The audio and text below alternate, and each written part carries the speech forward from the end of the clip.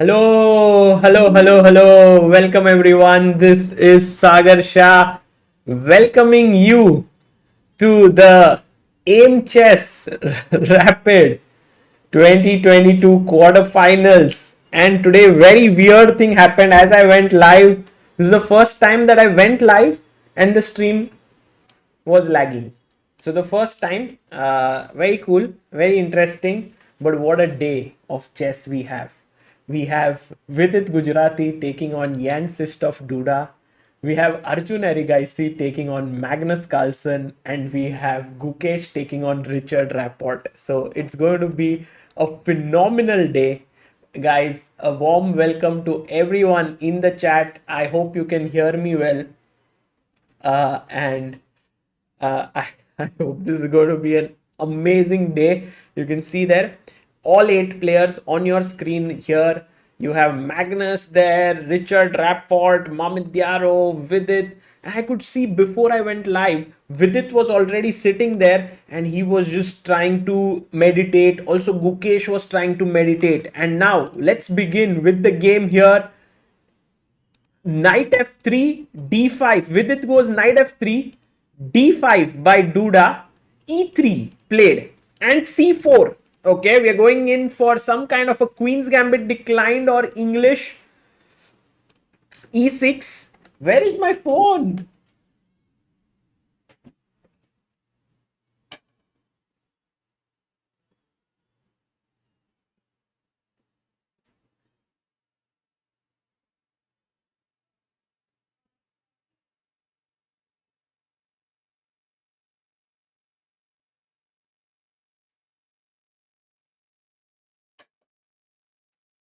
I can't find.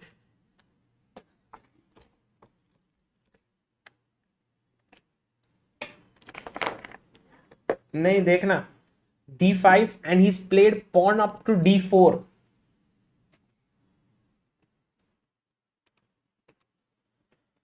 Rook c1. Let's go to Magnus Carlsen versus Arjun Erigaisi. e4 by Arjun, c5, knight f3, e6, d4, cd, knight d4, knight c6. We have the Taimanov on the board by Magnus Carlsen. He's played his queen to c7.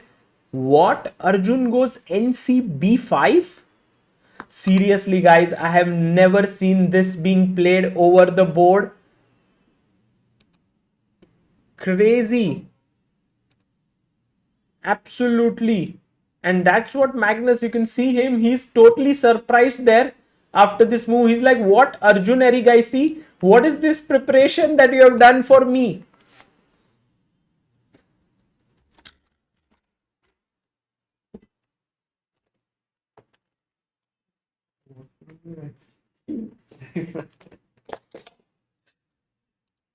Guys, let's have a look at the reference board once to see if this has been played before.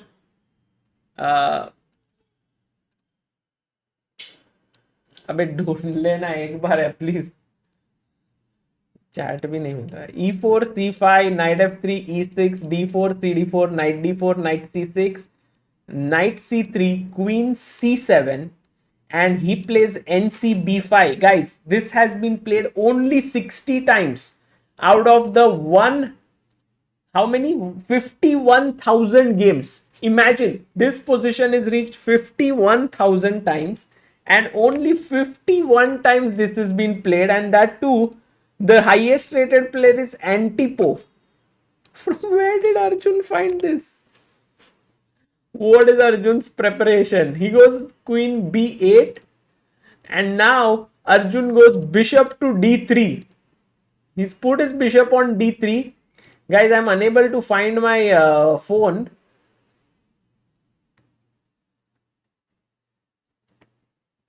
So I cannot see the chat.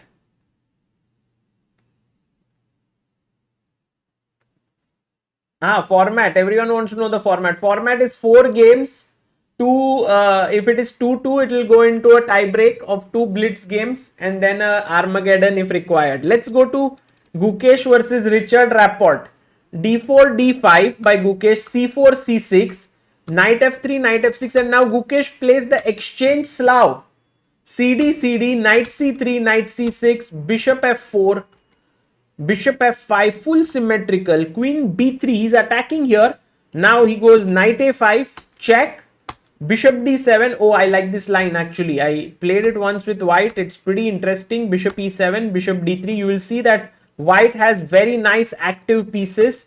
He goes back. Now he's threatening something. What would you play? What's the threat here, guys?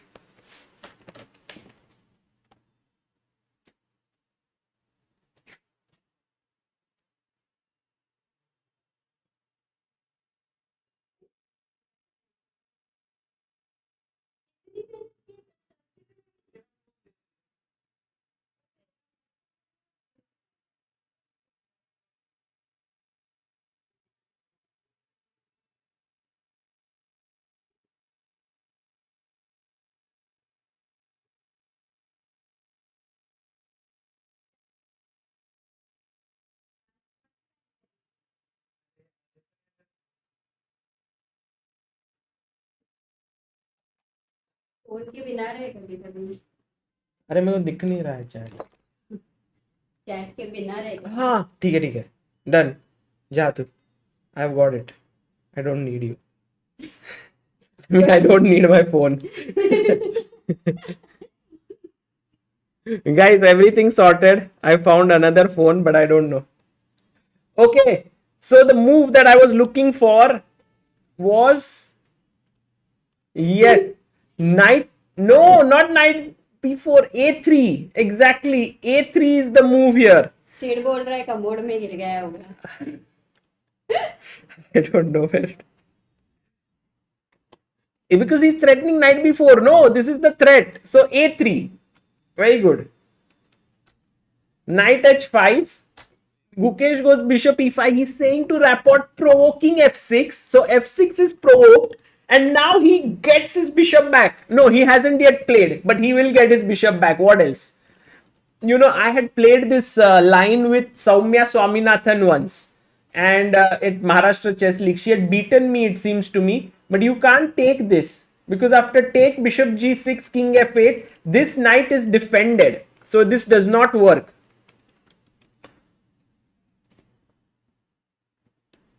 You asked what is the threat. Acha. Sorry guys. Sorry. I asked what is the threat and you guys said knight b4 and so a3.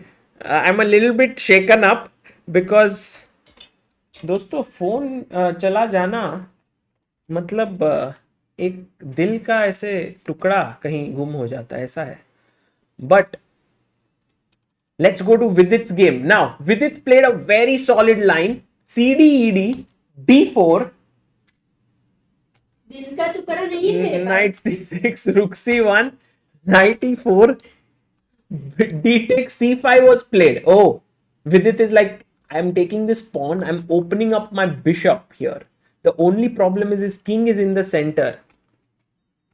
Bishop F6, A3 played.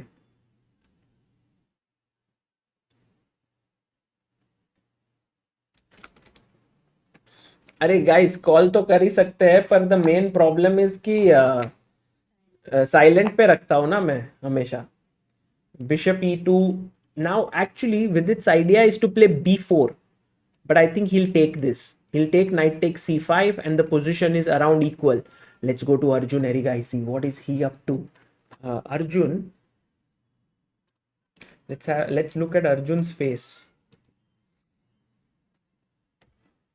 Arjun on the top right has actually shaved today. It seems he's looking very fresh, very cool. Knight b5. His opponent Carlsen played queen b8, bishop d3, knight f6, castles, a6, knight takes c6, d takes c6 played, and now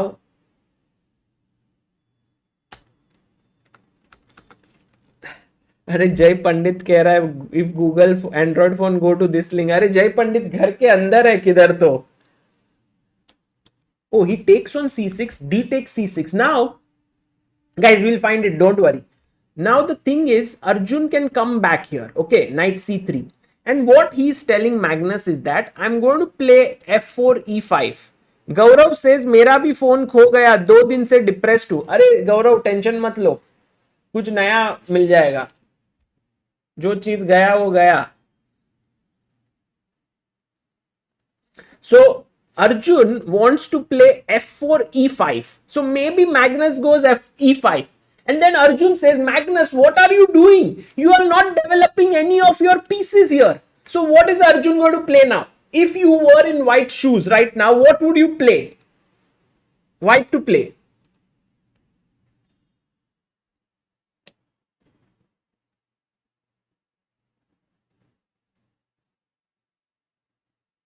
exactly दोस्तों, बढ़िया बढ़िया. F4, well done. Aman Kumar, Sahil Malik, Prashant Tiwari, Alok Raj, Rahul, Aryan, Alvin, Kiran, Tanish, PL Kanti Ghosh, well done. So Arjun did not play knight c3, he went knight d4. Okay, and he's like, Magnus, अगर तू e5 खेलेगा तो then I'll go to f5. Okay, Magnus says, I'll go bishop d6, I'll threaten your pawn here. And look at Arjun's move, knight f3. He's just moving. ये knight कौन सा वाला knight है? It went from here to here to here to here to here.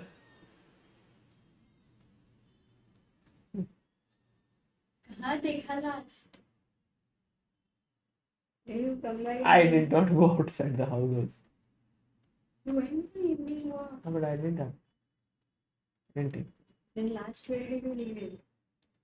Here only somewhere. Did Oh, you- got it.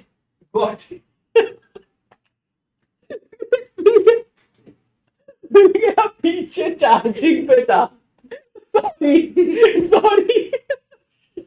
It was so near. Yet. Okay. You have to compensate. You have to... Sorry. Sorry is a word. You have to compensate. Oh. दोस्तों, जैसे वो रहता है ना, बगल में बच्चा पे पर गांव में ढिंढोरा, ऐसे हो गया. Like it was here behind, but I made Amruta find it throughout the house. So sorry, Amruta. And Amruta now wants compensation, but guys, compensation on the chessboard has to be found, not in life. Bishop g5 by Arjun. Oh, now Arjun has a great position against Magnus. Guys, full focus करते हैं chess के ऊपर. Sorry is an understatement बोल रहे हैं लोग. Okay, he wants to take on f6, gf6. Maybe that's what he will do. Guys, ये देखो क्या ही. अरे bishop h4 नहीं. मारेंगे knight h4, queen will come here and then he will sit on the light squares. Wow, बढ़िया position for Arjun Erigaisi. Meanwhile, Vidit has the type of position he loves. ठीक है, he loves playing positional chess. Duda loves to attack. Duda loves to play crazy chess. But Vidit is like, look, I have the d4 square, you have an isolated pawn, I'll put my knight in front of the pawn and I will just grind you. Okay, but Duda is creating all sorts of threats here, and the problem for Vidit's knight on a4 c3 is that it cannot move easily. The b2 bishop is hanging. So can Vidit now do this move? Oh, this is such an interesting move, because see, first of all, if you take here, I will take on g4. Okay, and if you take here, now guys, you tell me, with which knight will you take? With this knight or with this knight? Or with the queen? I mean, you have few options, but of course, taking with the queen looks horrible.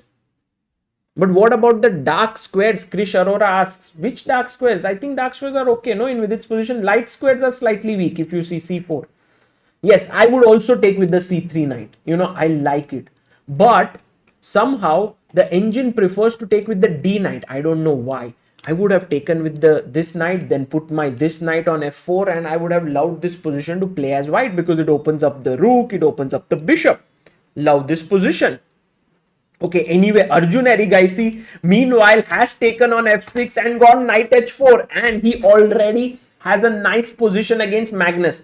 What I like about Arjun's play here is that when you face Magnus Carlsen, okay, you generally, Magnus is the one who is trying to trick you with his opening play. But here it's Arjun who's doing it, you know, with NC b5. Okay, queen f3 played. Now Arjun is saying, Magnus, take care of your f6 pawn. It's hanging there. What are you going to do? Magnus is thinking, oh, what should I do? Should I play king e7? But that doesn't look great. Should I go queen e7? Put my queen here. But then Arjun will anyway go rook d1, knight f5. I don't know. What about my king? Should I place it here? Should I place it here? Tuck it in on h8. Lot of questions for Magnus. Also at the same time, he's a little bit below on time. Bishop e7 played, but already I love Arjun's position if he goes to f5. Let's see what Arjun does. Meanwhile, Vidit drops his bishop back to a1. Nice position here for Vidit. Let's go to Gukesh's game. Now, bishop e5, we saw till here. No, we didn't. We saw till, ये देखो, ये bishop है, ठीक है? This bishop is a person who is a little bit confused in life or is very smart. He goes here and he says, क्या करना है? चलो निकलो यहाँ से. He's like, okay. क्या करना है? Goes back and sits here. And the thing is that every time he moves back and comes forward, black has compromised his position a bit. So now if you take here, he will take with the knight and the knight sits on a beautiful square. He can also take with the pawn, by the way. The pawn will then prevent the knight from coming back. So that's the reason why Rapid goes back to f6 and he's like, okay, now I'm going to take your bishop. So he's like, अरे मार देते, चलो दे देते. Now bishop f6, castles. So remember this saying, it's not about what remains on the board. It's about what, no, sorry. It's not about what goes outside the board. It's what remains on it. Yes, you lost a very important bishop by taking them, but your remaining pieces are in harmony. They are nicely positioned. So Gukesh now after rook c8 goes rook a c1, castles, a b4 played on the board. Bishop e8, he wants to activate his bishop from this side. Gukesh goes queen d2. Now I don't really understand the point of queen to d2. Bishop h5 and he goes bishop e2. So you can sense it. You know, chess is a game where you can sense who has the initiative. If Rapid goes like this and activates his bishop, while Gukesh is making moves like queen d2 and bishop e2, you already know that the initiative is being transferred. But Richard goes, takes here. Maybe better was to start with f4 so that if you take here, he can take now and take this pawn. This would have been very nice, but he goes f4. Instead of f4, he takes. And I think Gukesh already is okay. Like Gukesh is doing pretty well in this position. I don't think he will lose this. It looks around equal for now, maybe slightly better for white. We can also quickly look at Nodirbek versus Mamedyarov. It's around equal. This is the only game in which an Indian is not playing. Now, my question to everyone in the chat, and I'm going to put this poll and all of you have to answer this because by the night, we will know how many of you are right. How many Indians do you think will reach the semi-finals of the Aimchess Rapid 2022? Okay. The answer, the questions, options are 0, 1, 2, and 3. Okay. And I've asked you the question. I have a feeling, guys, just between you and me. Okay. 3. I have this feeling today. But anyway, with its position now, look what has happened. It's something has transformed after bishop a1. What? He just took on b4 and he's like, oh, Vidit, if you take back, I'm taking your piece because you are defending it only twice. I'm attacking it thrice. Okay, Vidit said, no worries. I'm taking your knight because now this knight is hanging. Also, this knight I have taken. He takes and he says, if you take here, I'll take here. So it's full maramari mode. Everyone's hitting each other.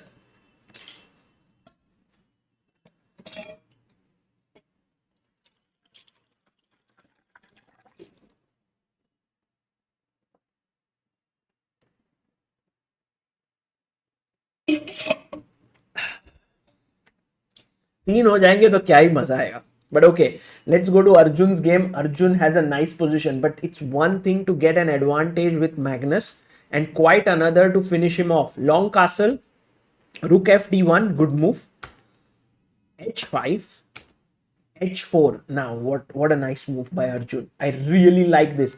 Many times we are told don't move the pawn in front of your king, okay, especially if your opponent has castled on the other side. But Arjun realizes that with his knight on f5 his king is pretty solid. With h4 he has actually fixed this h5 pawn as a weakness. Bishop c5, and now this is the position on the board right now. Himang says in CB India Twitter poll, 38% people say 2 Indians, 38% people say 1 Indian, and 23% people say all 3.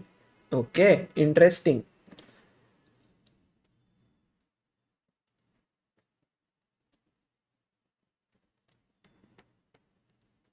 B3 played by Arjun. I don't know what is the point of this. Is he planning to go bishop c4? Because let's imagine that he goes rook g8, just as a thought. Yeah, this pawn is hanging, but I'm just trying to explain to you this point. Even if this pawn structure is ruined, that's okay for white, because it means his knight is permanently perched on that outpost forever.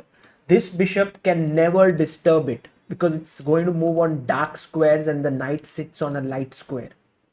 So this way white would get a big advantage. So after b3 he goes king b8, and meanwhile Vidit has taken on c8.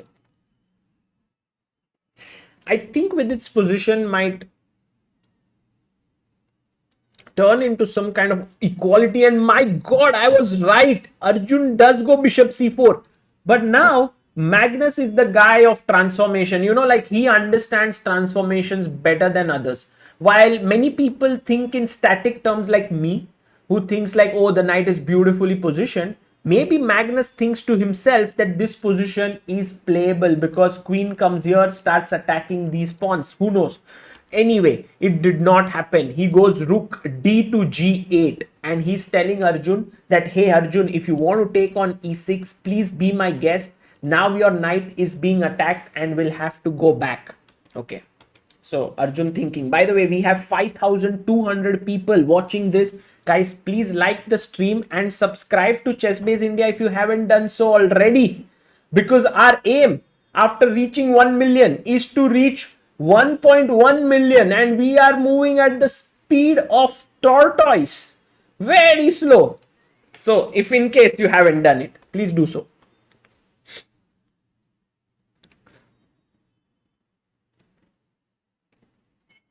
Yes, Chris Kane says Gukesh was signed by Fair Play Sports Athlete Management Company. Exactly. I'm going to talk a bit more about it, which is actually a great development. I think Gukesh becomes maybe the first ever Indian chess player to be signed by a sports management company, perhaps, or has there been anyone before?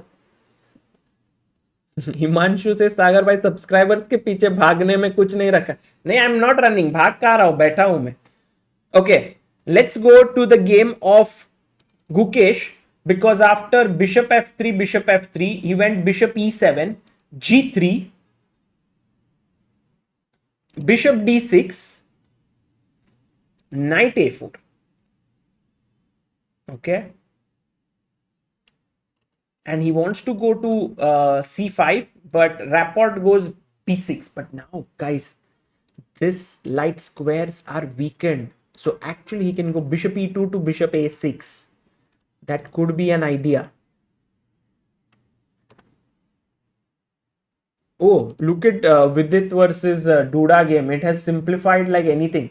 So he went rook c8, bishop c8, queen d8, okay, rook d8, bishop f6, gf6, ab, takes. And I like Vidit's position very slightly, because look, I mean, it's equal pawns, but you can go rook c1, g3, king g2. ST Pali, thank you so much for your super chat. Vidit managing his time well, as he mentioned yesterday. Himanshu says, yeah, he's up on time, and I think that's one of the things that he would like to do. Now, such are the positions where not much is happening. It's kind of drawish in nature. But if there's someone who's pushing, it's white. The reason is that he can go rook c1, maybe h3 or g3. I'm a bit confused. I think I would like h3 because then the bishop cannot come and sit here. If I went g3, it could do that. So h3, king h2, rook c1, rook c7. There is some pull. You can keep pressing in this position as white. But I think like a player like Duda, it might not be easy to get the full point here. Meanwhile, after Arjun has gone king f1, Magnus Carlsen is still thinking. He's like, what should I do here? Okay, I have a few options. See, if you are in Magnus's shoes, you have option to take the bishop. You have an option to take the knight. You have an option to ignore. You have an option to go rook g4 and double down the g5. You have so many options. Which one should you choose? Okay, let's try to think. First, let's eliminate this option. That is a horrible option. Yes, it's an opposite colored bishop position, but this bishop much superior. This rook coming in, the queen here, it looks like a great position. But now, so he can't take here. He can take here, but as we discussed, this knight is smiling. The knight is like, thank you so much. I'm going to be really very comfortable on the f5 square. Okay, can't take there. Then you think to yourself, let me go rook g4. At least that is good. But then the little pawn comes up and laughs at the rook and says, what's your plan? Because you can double. You're putting 10 points. Two rooks are worth 10 points behind one little pawn, which is actually protected by another pawn. So, doesn't look that great. Oh, by the way, this has happened. Arjun plays g3, rook g4 by Magnus. And he goes g3 and the pawns are very happy. They are like all cheering for each other. And black is trying to find a way to get in to the position. By the way, I have a super chat by Shrikar who says Rapid tournament this weekend. This is of great help. Shrikar, you are learning from the masters here, from the greatest players. It's going to be a lot of fun. By the way, Vidit here has gone rook a1. No, what happened was Vidit went rook c1. Bishop went here. Now Vidit could have taken this pawn, but he did not like rook b6 and then this pawn is hanging. So he played rook a1, rook b6. He takes here, takes here, takes here, or takes here. Oh my goodness, what a decision by Duda. It's just crazy decision making. Because, Duda didn't need to do this. He could have played something else. But what? His pawns were hanging. He could have gone b6 maybe. But then takes here, rook d2, coming here, taking here. Maybe not. Maybe he didn't like that. He played rook b6, Vidit took here. And now Vidit is actually a pawn up with some chances here. But Duda seems confident. He's like, this is just a draw with it. He's sitting in his chair, relaxed. He's like, no problem. I've studied this when I was a 10-year-old boy. But has he?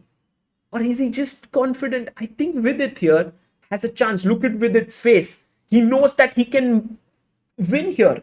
The Duda has just given him a very nice advantage. And he's bringing his king in now. Okay, White's king is better. He has an extra pawn. This is something that Vidit should try and just press. Like, just पूरा निचोड़ लो पानी को. ऐसा position है. But objectively, I don't know what's the result of the. Maybe it's a draw. Maybe. Let's see. Meanwhile, Richard Rapport is going for Gukesh's king or what? Because all the pieces are on the queen side. How are you attacking on the king side? We had looked up till a5 here. I think b6, knight b2, a5. Gukesh went knight d3, queen e7, rook b1, rook c7. Here, bishop e2, g5. Okay, this is the position.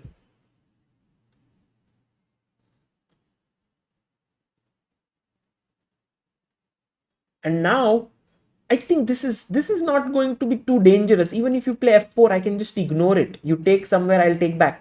I think what he can do now is to double down the c5.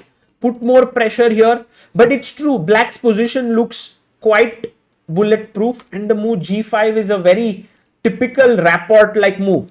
What has Magnus Carlsen done? Now Magnus here, after king f1, rook g4, g3, went rook d8. And he's telling Arjun, do you want to exchange rooks? Arjun says, yes, I'm okay, but I will gain more space here. I'm going to play a4. My God, Arjun is actually positionally outplaying the world champion. And I can tell you guys, that is not easy. You are playing a very, very strong positional player who understands what's happening, and you have an advantage for quite some moves. Arjun is keeping on grinding it. 4 minutes 44 seconds, 4 minutes 20 seconds for Magnus. King to a7. Magnus also playing that waiting game, he's trying to lure a mistake from Arjun. He's like, okay, Arjun, what do you want to play? Maybe you want to go a5, but then, hey, I take here, and then I win this pawn. So, he's waiting. Ki Arjun kya karega? And this is what Magnus does with players whom he knows. He studied them, and he knows that, okay, if I can make them give the move to them, maybe they do something very, very silly, they do something very aggressive, and maybe he studied Arjun's style, he's trying to play that way. But anyway, his position is bad. It's not easy to break free. Okay, meanwhile, Vidit has played after bishop here, bishop f5, e4, bishop d7. Now, a very simple question to you.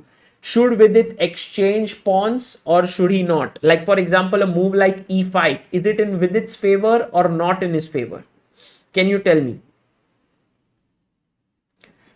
Yes, Pudge is saying H is the wrong color pawn in Vidit versus Duda. Maybe that's why. Yes, that is true. That's because now these 3 pawns, if he can actually exchange these 3 pawns, then the final pawn would be very strong. Yes, it's not, I mean, it would be not very strong because it doesn't have the same color as the bishop controlling it. Now, e5 takes. This could be good in one way because you've gained control of you've gained space. See, it's one thing is about exchanges, but the other thing is that you're gaining in space. So it could not be such a bad idea to do it. What did Vidit do? He's waiting here. It's his move. He's thinking.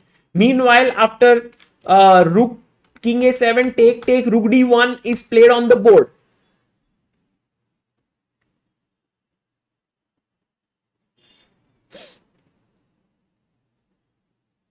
Oh, and now knight to d8 has been played.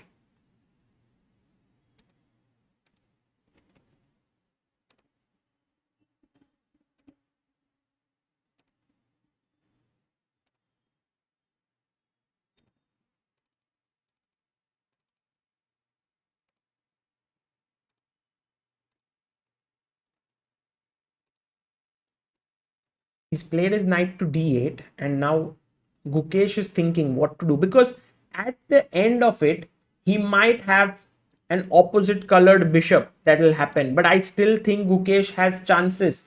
Black's what? He plays knight to c5. Look at Gukesh there. He's there sitting there. He wants to, if you take, I'll take back, and your bishop is trapped. So that's the reason why he sacrificed this. Meanwhile, Vidit moving back and forth, he's trying to tire out Duda in some way, but Duda's speed, this is the thing about Duda. He's psychologically really strong. Once he got this position, he just played super quick, and he kind of made Vidit doubt whether he was winning or not. And he's got this position now. It seems like he's improved himself, because I think this was the moment where Vidit could have or should have taken this chance of pushing e5. Maybe he would not have taken here, he would have waited, but still, this could have been a better way to do it. And now, here, finally, after rook d1, Magnus sort of blinks, he takes, and goes queen b6.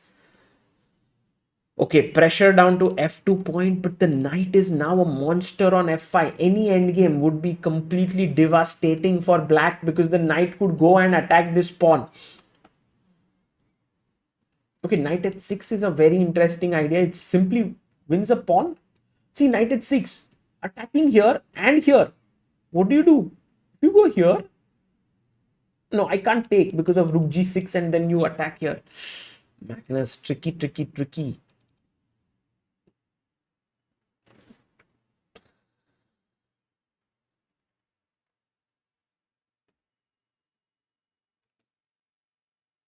Oh, okay. King g2 played by Arjun.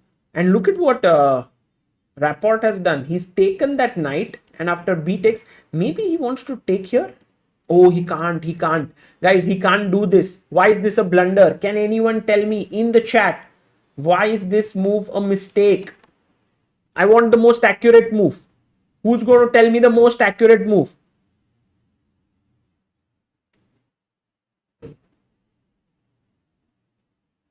Look, you guys got fooled. You guys got fooled. Everyone was very aggressively trying for queen d4. 150 people here want queen d4, but queen d4 is met with e5.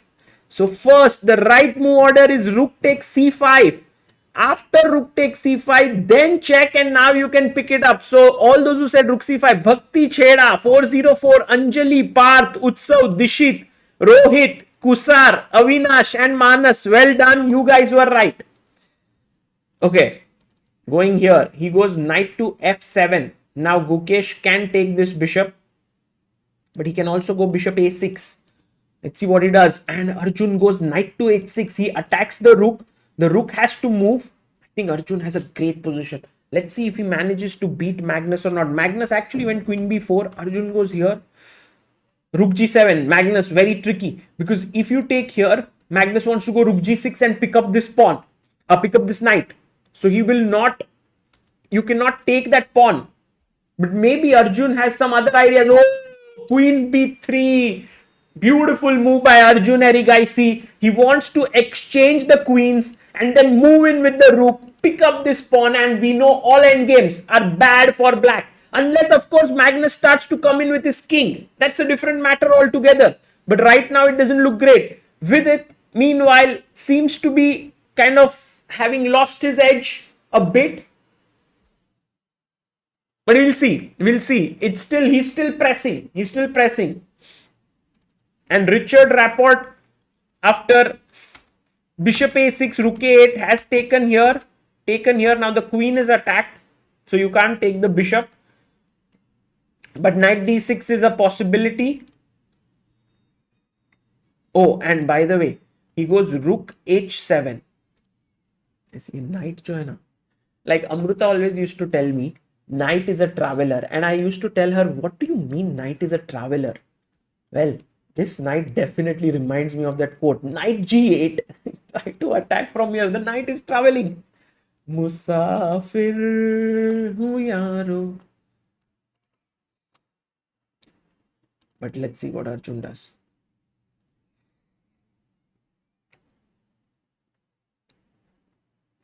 Okay. He's taken the queen. Bishop takes. And I think now he'll go knight g8. Arjun will go knight g8. Will he do that? Yes, he plays knight g8. Good move, Arjun Erigaisi. And Arjun, very cool, calm, collected in the position. Attacks the f6 pawn. Okay, what to do?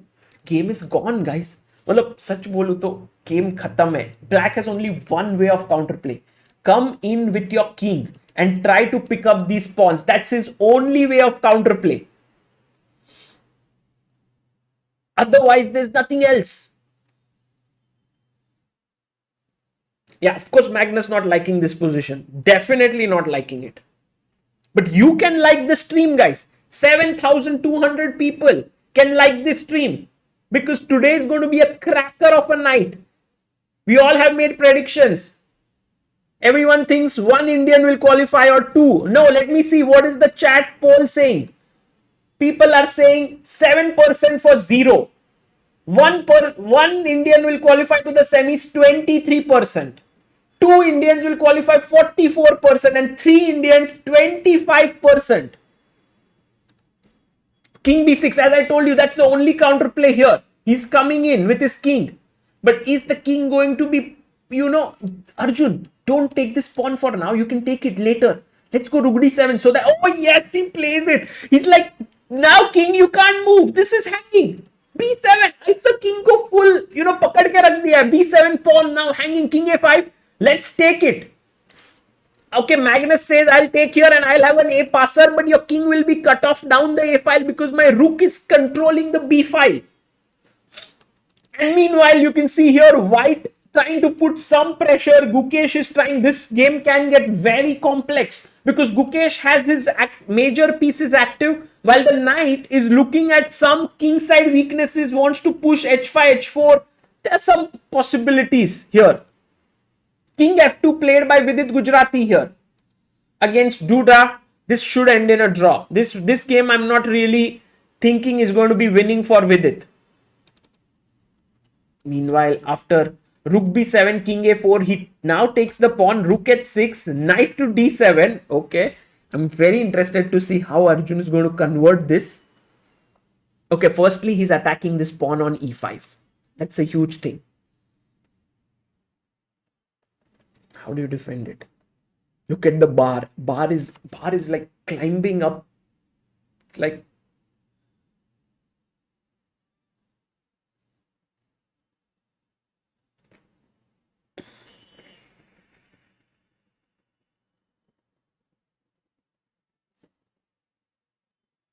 a5, push the pawn. Okay, guys, look at this move. Oh, क्या ही सुंदर move है, क्या ही सुंदर.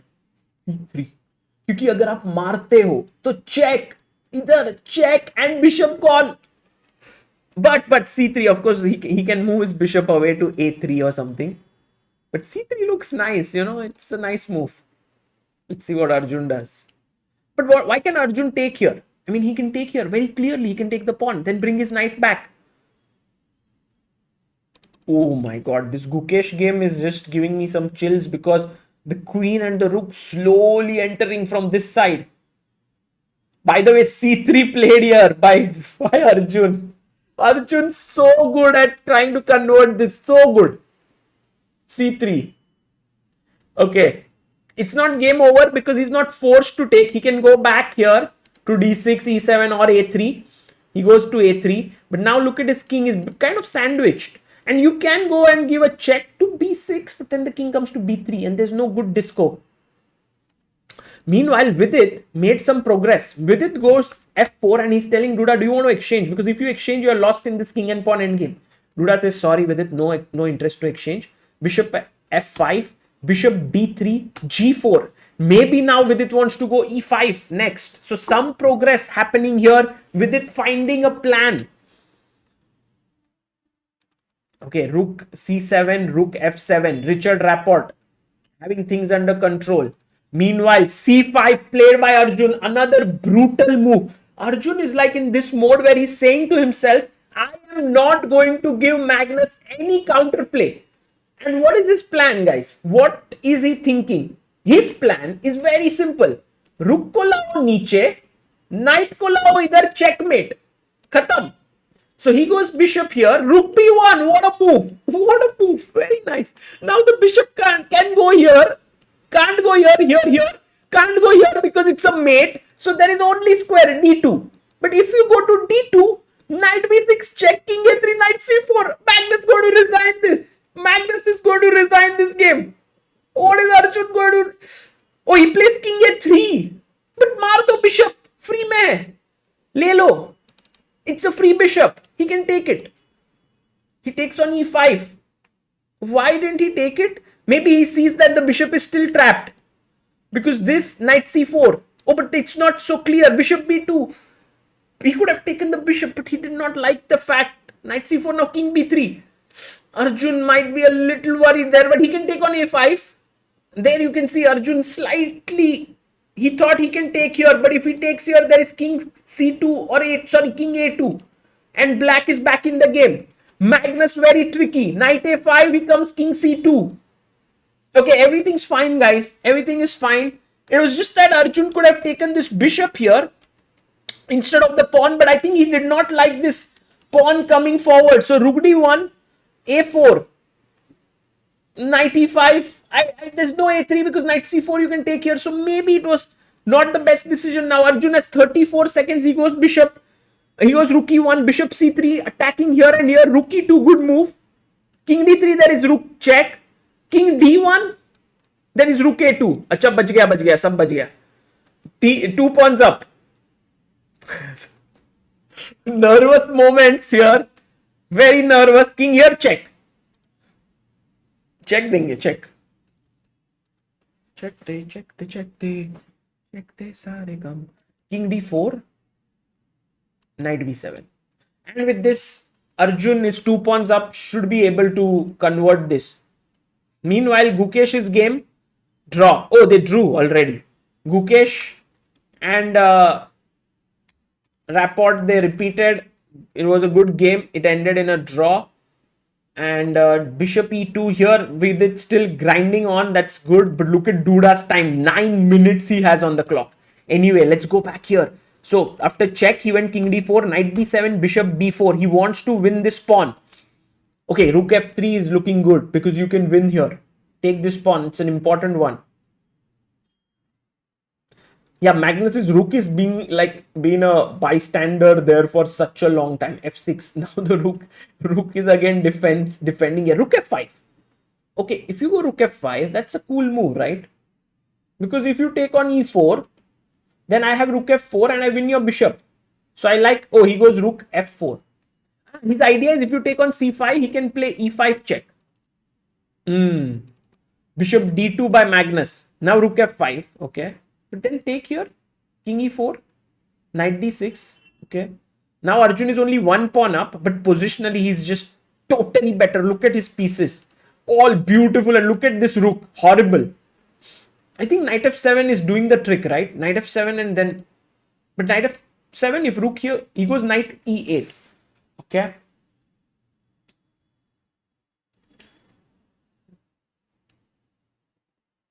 He's attacking the f6 pawn. Rook h8. Take on f6. Let's go. Let's take this pawn. It's a free pawn. And then you can take even here. I think what Magnus is banking on is the fact that he will win this c5 pawn and then use his c pawn down the board. Takes on f6. Good move. Rook f8. Rook goes back to f3. Threatening to win this. Magnus on the defensive there. Plays rook h8.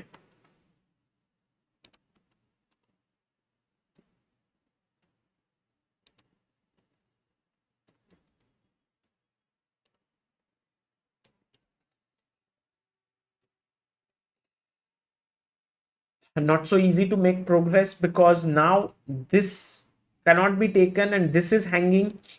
So rook f5. You know, Magnus puts in the strongest resistance. He goes rook f5. Good move. He'll go back rook f8, not allowing him to take this pawn. Goes king f3. He goes king f3.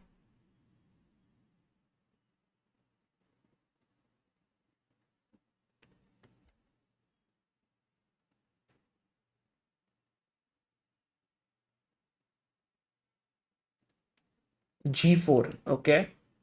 And this is the thing about Arjun. He doesn't care about, like, you know, his pawn integrity. He wants all pawns together. That doesn't matter. You have now passed pawn. Now this is defended. It's a nice idea to go king f3 and g4. Very good. Very nice. And with it, okay, he goes g5. He's just, I think, exchanging a few pawns. And this should be a draw here. I don't think he can win this. Rook f7. Rook g7, maybe king h5.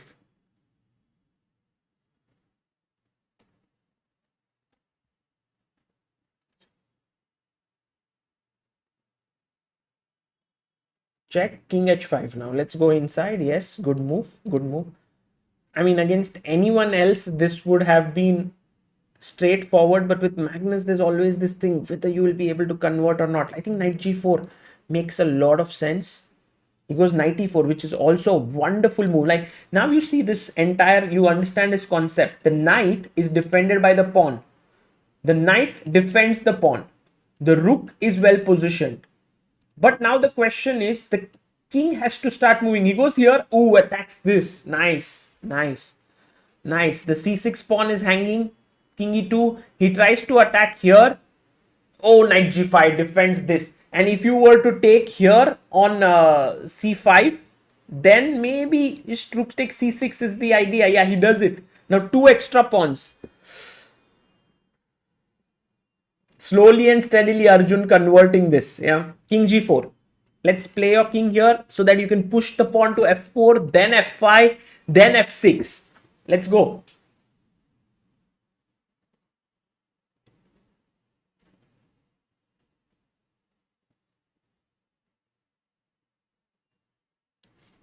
We have close to 10,000 people now joining in.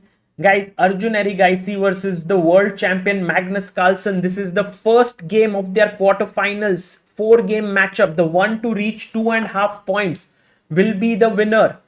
He goes rook e6, king d3. Let's push the pawn to f4. Because then if you try to attack from here, I can go rook f6, defend it, and then my h pawn starts to roll. Oh, he pushes anyway. Now rook comes from here, from behind. Little careful, because he's threatening this, and to win the knight. f4 played. Check, king f5. Attack 6, h6. Let's push. Killing है ना h6 या नहीं? He's thinking. Arjun has 1 minute. Time wise, no problems, guys, because they made a lot of quick moves. They've gained time. Meanwhile, Duda has been thinking for a long time after Vidit's g5. Seems to have thrown him off a bit. He's trying to assess this position, which seems like drawn, but okay, it's not so simple.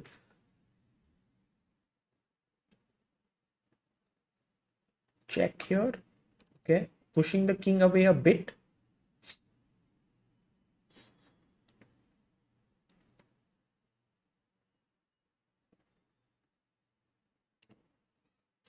King has to move away. King can go to e2 as well. Then h6. A bit stressed out.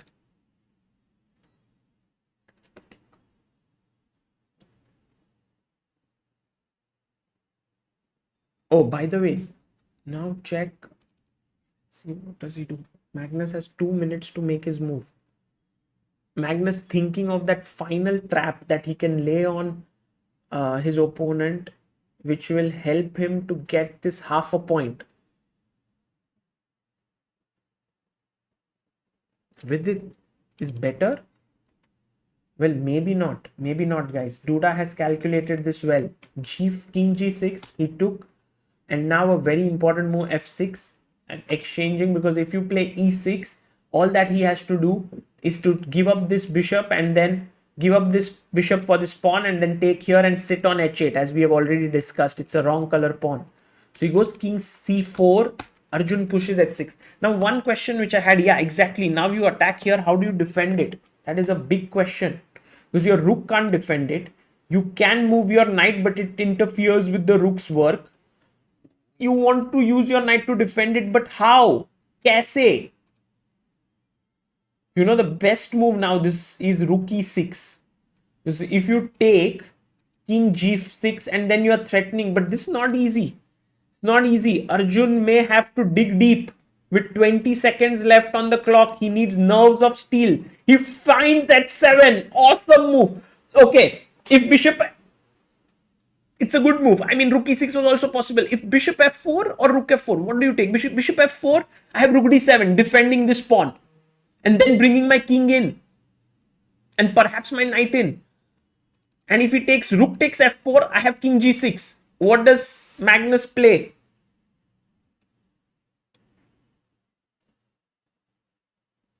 Rook d7, good move, good move. Defending here. It's only one pawn, but the pawn is just one square away from queening. Now, if the bishop can come from here and sit here, wouldn't it stop the pawn from queening? Isn't this very difficult to win? Let's say, for example, bishop d2. Oops, sorry, that's a free bishop. Bishop c1. Oops, that's another free bishop. Oh my god, is the bishop dominated? Bishop e3. King g6. Bishop d4. Knight f3, attacking here. The knight is such a tricky monster. He's not letting these tactics are just coming. It's like the rook and knight are dominating the bishop. If somehow you can get the bishop on this diagonal, it can end in a draw.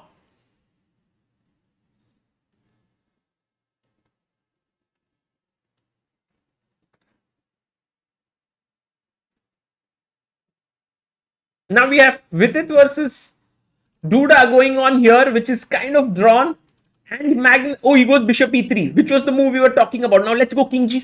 There is also this classy move, knight f7. No, he goes king g6. Okay. If bishop d4, bishop d4, rook d4 wins, right? Because if rook d4 queen, and if king d4 knight f3 check. Wow. Oh, wow. Nice. Nice. So bishop d4 impossible.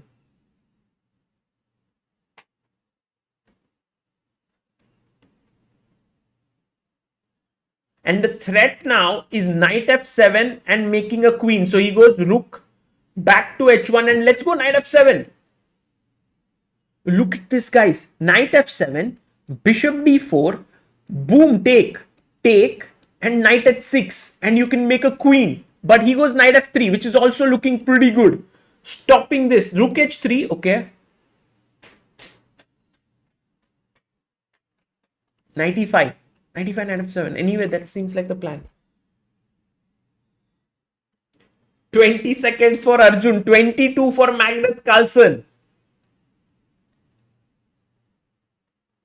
Manasvi Mishra says waiting for Arjun's smile after he wins. Yeah, everyone's waiting for it. Check to the king. Check to the king. King c5.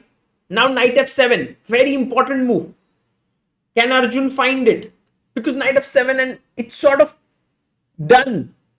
No, he goes rook d8. But now bishop d4.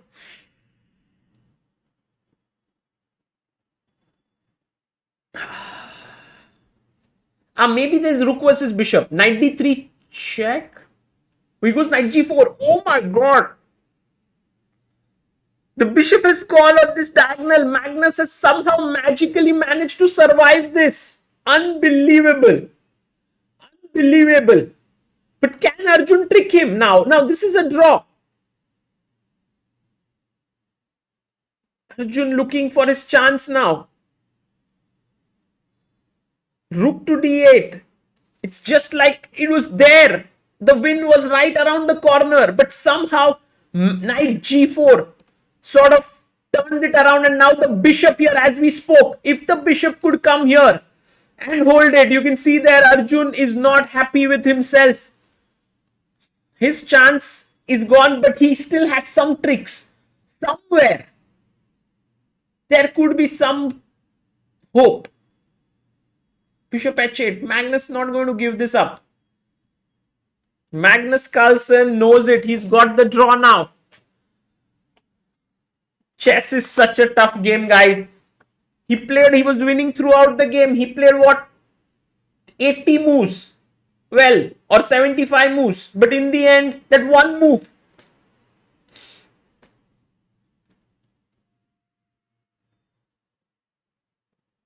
Okay, rook d8. He's set a trap now. If you take here, king h5. Oh, rook g7. And now rook c7. But this is a draw, which Magnus may have to find. It's not easy. It's not easy. So Magnus goes bishop a1, which is also fine for him. King g5. No, but rook knight versus bishop. I mean, if he queens at some point and gets this bishop for the rook, for the pawn, and then rook knight versus, that would be a draw.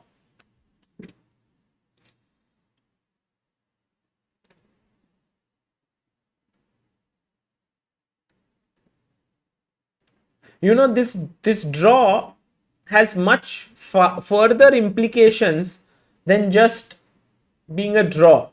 You know, it's like for Arjun, it's like he was there, and it could very much lead to some sort of a collapse in the next games. It's quite possible. He's trying his best here, but this is all part of the sort of a growth of a chess player.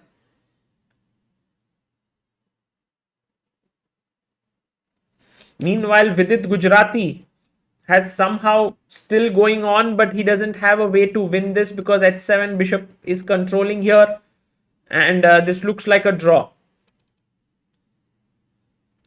We are all hoping that maybe there's some miracle around the corner somewhere, but I don't see it.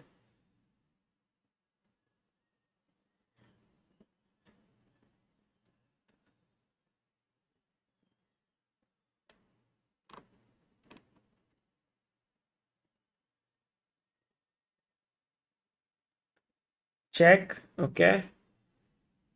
King h5. He's checking there.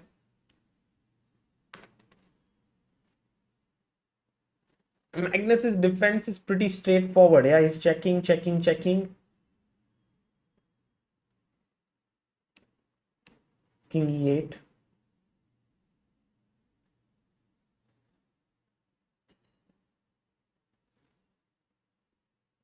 Goes king e7, check.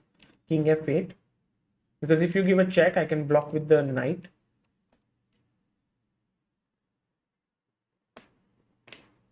What is Arjun trying?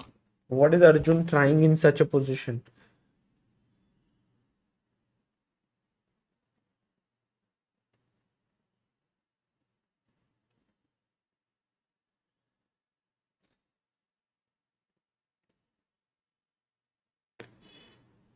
King c8. Okay. Now rook h1. Just, I think he'll just sort of.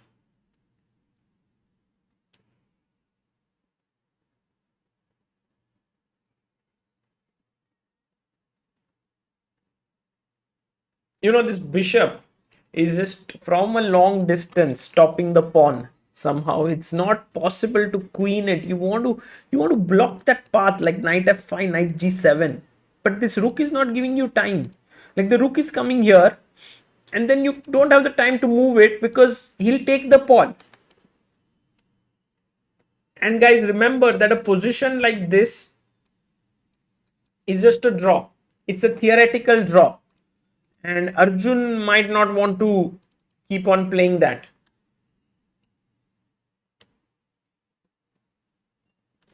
Now, thank you, Soumyaranjan Mishra, for your super chat.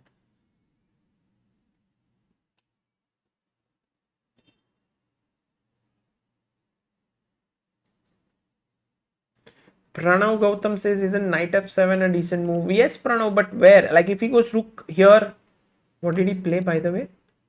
Oops, sorry. What was his last move after king c8? No, he played rook h1. Okay. I don't think he'll queen. He went rook here. King d5.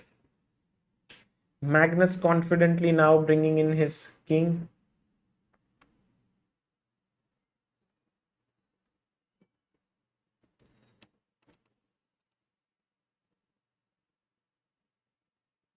Yeah, Gukesh versus Rapport second game has already begun. This is the position on the board right now. Around even. One has to actually also give credit to Vidit.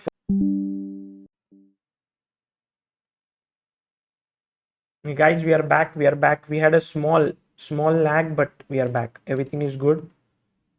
Rook g5.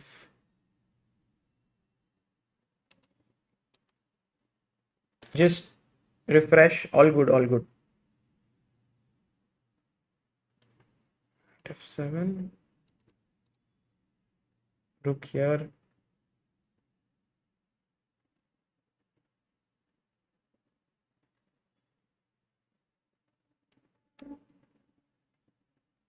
Oh, maybe he can't take.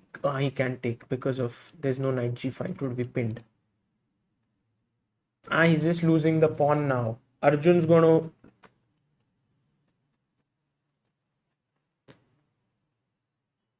And Magnus can now just take this pawn.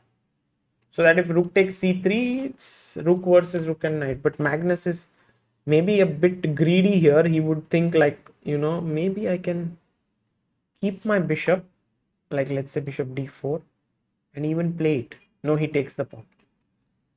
Okay, now this I think Arjun, it's maybe not a good idea to try playing this.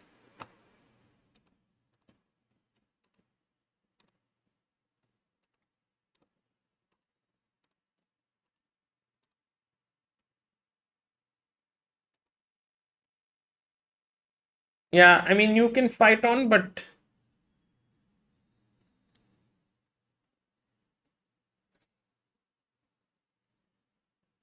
this should be a draw.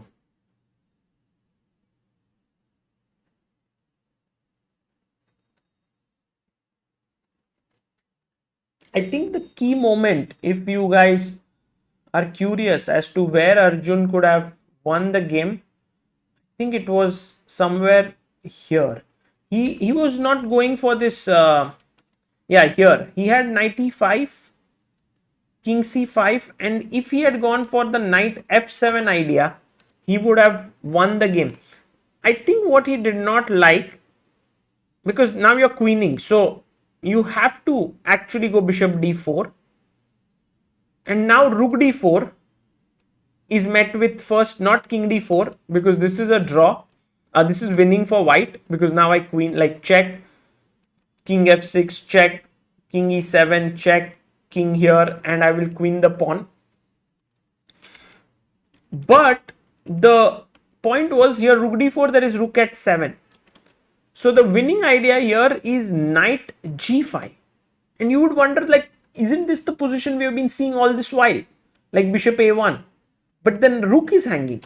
So you may go back here, rook h1. But then there is knight e6. So it was like a tricky line. But even before this, if Arjun here, after take rook d7, bishop e3, had found this move, he was totally winning. Because threat is if you play rook h7, knight e5 check and you lose the rook. And if you play bishop d4, then knight e5 check, king c5, and knight f3, attacking this and this. It was slightly tricky, you know, like with this knight, you had to move around a bit. And this is where it was missed.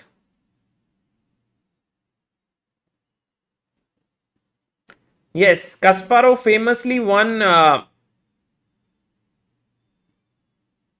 rook versus knight versus rook against Judith. But yes, I agree that it's worth playing in this time control, but I don't see that Magnus would lose this.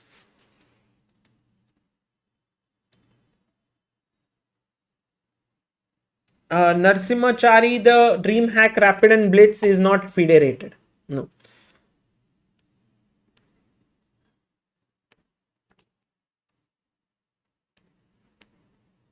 And here, okay, Gukesh versus Richard Rapport game. Game number 2. Let's update the scorecard because the results have come in.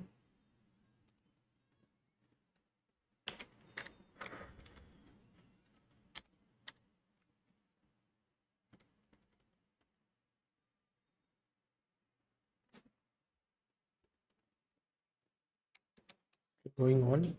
Vidit drew with Duda. And Mamedyarov actually beat Nadirbek, right? If I'm not mistaken. I think 0-1.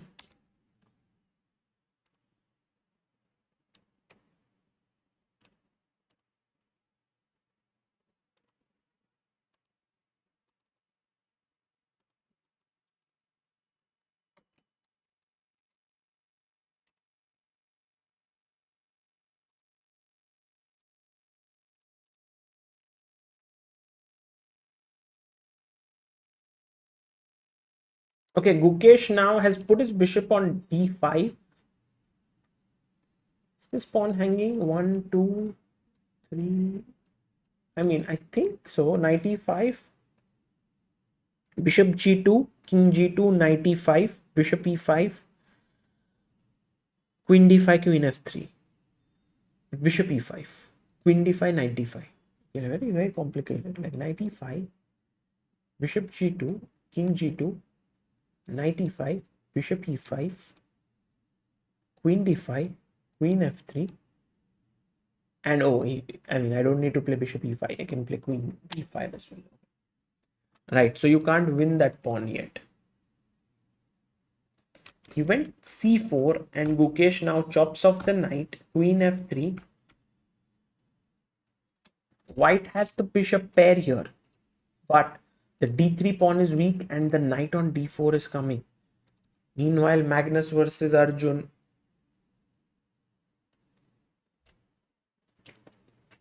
I think for Arjun, who is just 19 years old, this is already a big learning experience.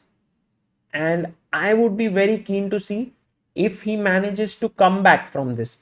because generally when you have had such a tough result, when you're so close to winning, then mentally you start to sort of feel like, I missed it and so on.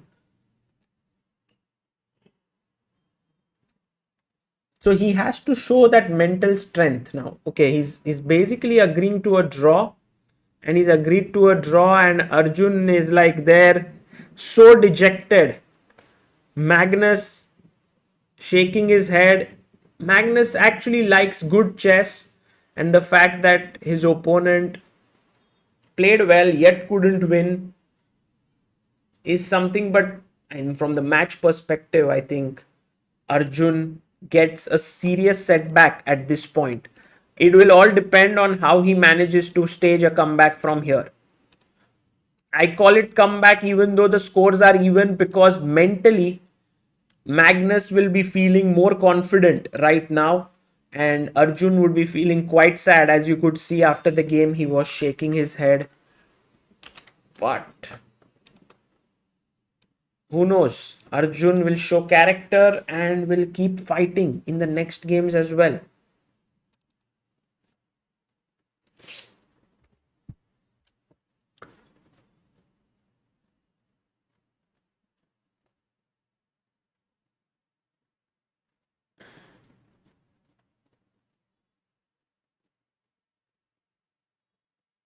Okay, rook d1 played.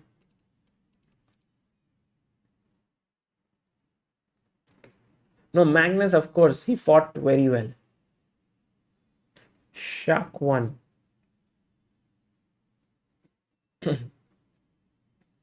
It also shows, guys, that overall the toughest thing in chess always is to win a winning game. It's been said for years and years, even like since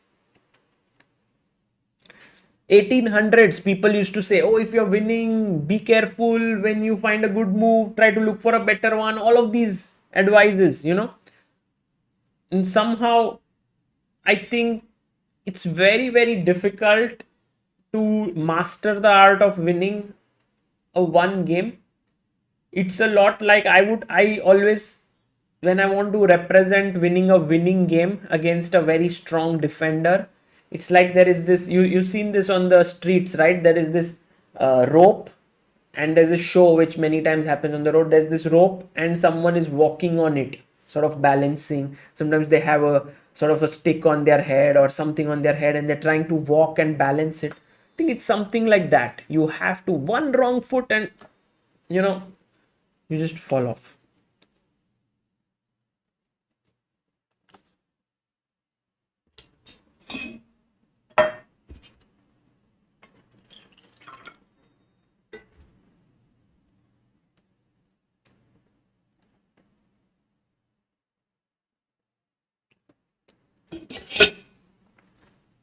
Rakshit Singh again revealing his girlfriend on stream, saying, my girlfriend who's new to chess also watching this. Happy to know that, Rakshit, and also glad that girlfriend is watching. Hello, girlfriend. We don't know your name. Okay. Let's go to knight c8 played by Gukesh. Now, this is the kind of position where I'm a bit scared for Gukesh, because look, Rapport has two bishops which are really strong, monstrous. The knight is well positioned.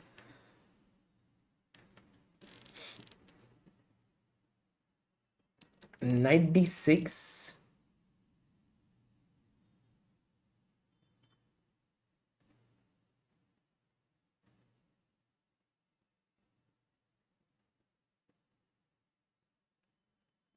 Okay, let's see what happens next. Here, by the way, Nodirbek versus Shakhriyar Mamedyarov, they've played a Benoni with a lot of theory. This is all theory, by the way. Very famous line.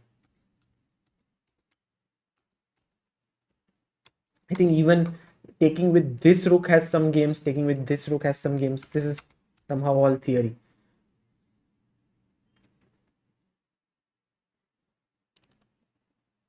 And Vidit and Duda haven't started yet. Let's take a breather for a few seconds here because the first round was itself so intense and very, very interesting game. King h2. I think he wants to play bishop h3.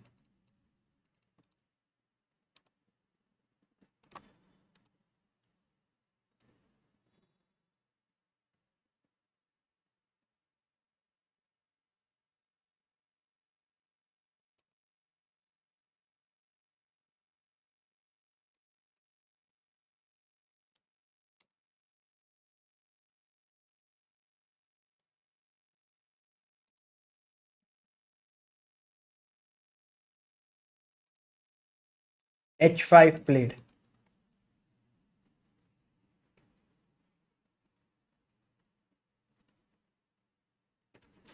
Meanwhile, Vidit and Duda are back. I think for Vidit, it was a nice, pleasant experience playing that game because he was slightly better. He was pushing, and then game ended in a draw.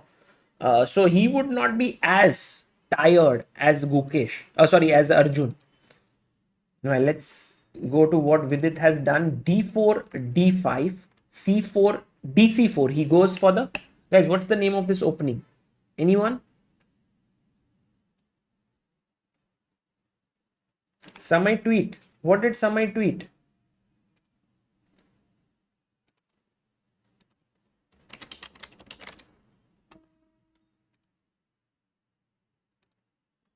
Samay says Arjun outplaying the world champion. 3 Indians playing the quarterfinals of a chess tournament that has all the best players of the world. What a time to be an Indian chess fan, says Samay. Very nice. Yes, Queen's Gambit accepted. Absolutely right. E4, E5. Very, very important move, by the way, guys. So if you take here, just trying to win the pawn, then after queen trade and maybe bishop e6 defending the pawn, but even knight c6 attacking this pawn, black is doing very well in this position. So knight f3 played, bishop b4 check, bishop d2 takes, queen takes, e takes d4, queen takes d4 played. And now the thing is that if you take here, the point is that I have slight advantage and I'm going to take here. I'll get my knight out. I'll castle, I'll long castle. Somehow white will have that small nagging edge of development. Meanwhile, Gukesh has played his pawn to f5. I like this move because bishop attacked the queen and he's pushed. Yes, there are weaknesses, all sorts of weak squares in this position. Guys, can you name one weak square for white, one weak square for black? Like in black's camp, one weakness in white's camp. Ah, there was one more tweet. Okay. Missed, I just saw one tweet. Trying to win a drawish game which was earlier winning is like holding on to a toxic relationship in the hope it gets back as good as it was in the first 3 months. Deep, deep thoughts.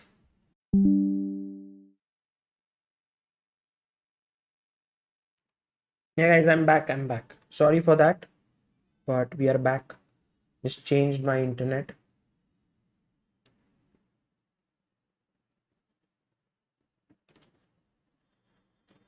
Shubh Chandra says, Sagar bhai, I remember I asked you in your live stream that I'm playing a chess tournament in Lucknow. It will be my first tournament. I scored 4 out of 7 and got 7th rank. Congrats, Shubh. It's very cool. Very good to know. Guys, please refresh the stream in case you haven't. Meanwhile, Vidit has played knight f6. Okay, very interesting move. So Vidit is happy to exchange this because he gets this pawn.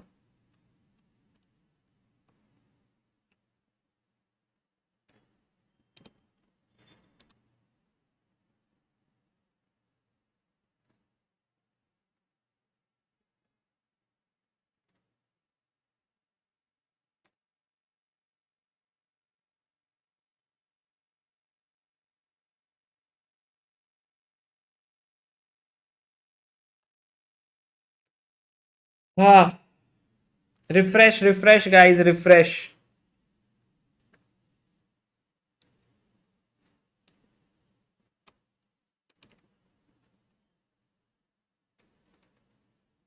Okay. So what happened in this game is after queen takes, king takes, he went knight c3 defending this, and Vidit went bishop e6 defending his pawn. So now Vidit is a pawn up.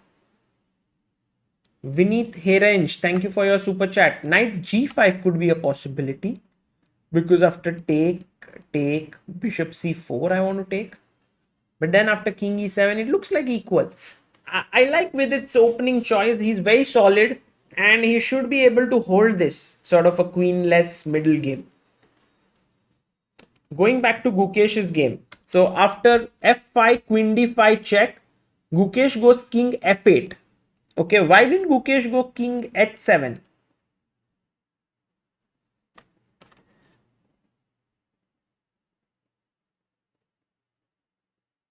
Not so sure.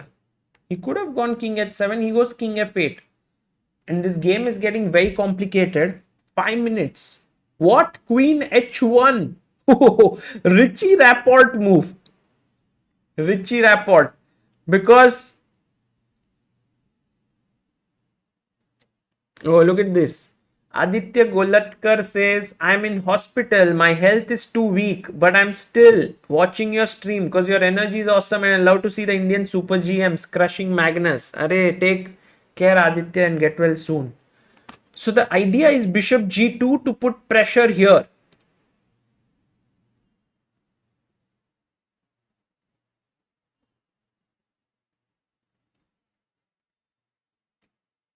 Naman says, no, Naman, now the list is updated, no? For DreamHack. There are 79 names. There might be still a few names missing because we haven't updated all, but it's definitely updated.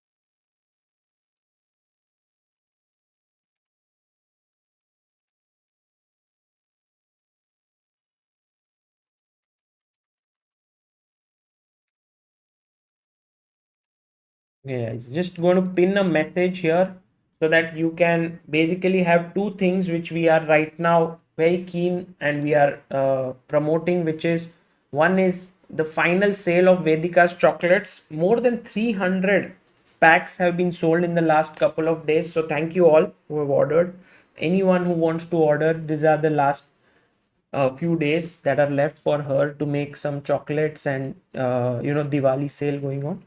And the other one is chess at DreamHack. If you want to take part in the Rapid and Blitz, already over 120 players have signed up. We are updating the list right now. It's up to 79 on chess results.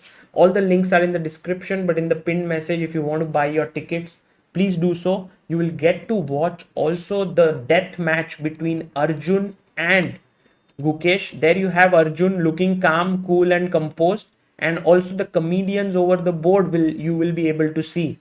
That will take place with comedians like Samay, Biswa, Vaibhav, Tanmay, Anirban, Joel, Manik, Sumit. It will be a great event. And there's also Life is Unfair Simul by Samay, which will be very exciting. Where Samay basically will be playing rook up. Everyone will have a rook less, and he'll have more time, but he'll be playing against very good players, and he'll have to walk fast. He'll lose a lot of weight. He'll have to run around. It will be a tough one. Rahul Mukherjee says, Sagar bhai, what's the capacity? For what? For DreamHack? 500 entries. Akshay Natuji says, so jealous. A 22 months member. Thank you, Akshay. So jealous of Hyderabad Janta. All the best, CBI. Arey, Akshay ji, please plan to come there. By the way, bishop f6 played here by Gukesh. He wants to bring his king up here. This is such a complicated position, no? It's like this strategic fight where both are fighting for some squares. You push f5, so g5 becomes weak, g6 is weak, maybe bishop comes here. Oh, knight c3, blunder. Blunder! Guys, blunder! He's blundered. Can you find the winning move here for black? Can Gukesh find it? Let's see if you can find it before Gukesh. He's blundered. It's a big mistake.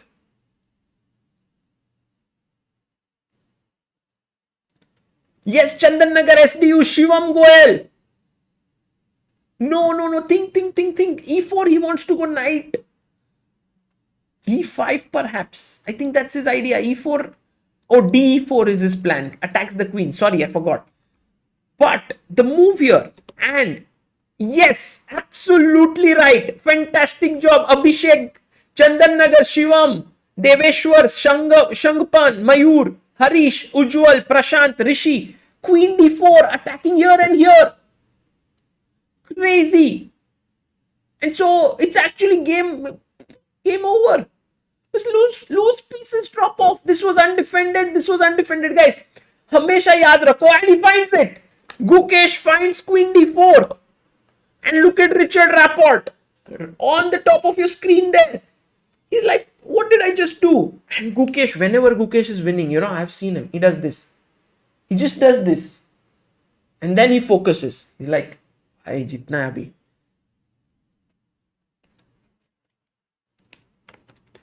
Also adjusts himself on the chair. And he knows he's going to win this now.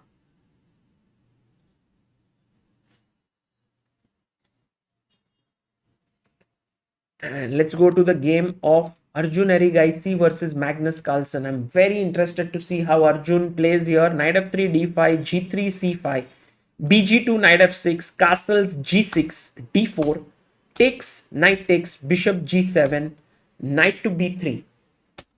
Okay, wheel castle. Knight to c6 played.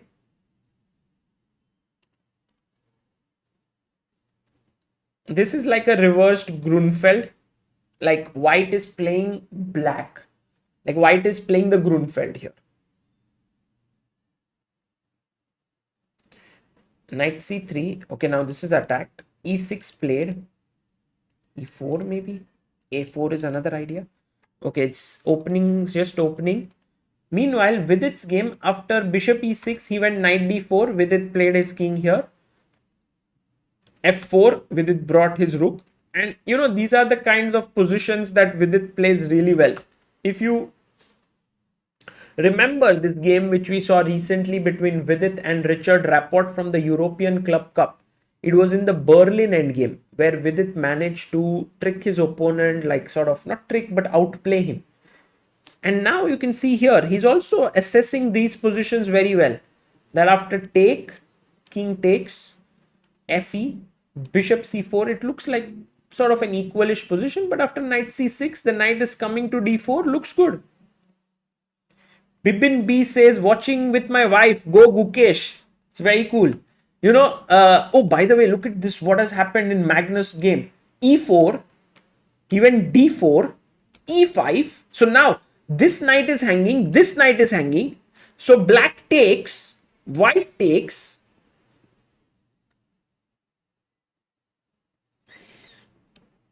Take here, maybe queen d1, rook d1, bishop f6. Or you can do like queen f6 here, take this pawn. So has this happened before? We should check. But here, I think Vidit will get small edge here in the position.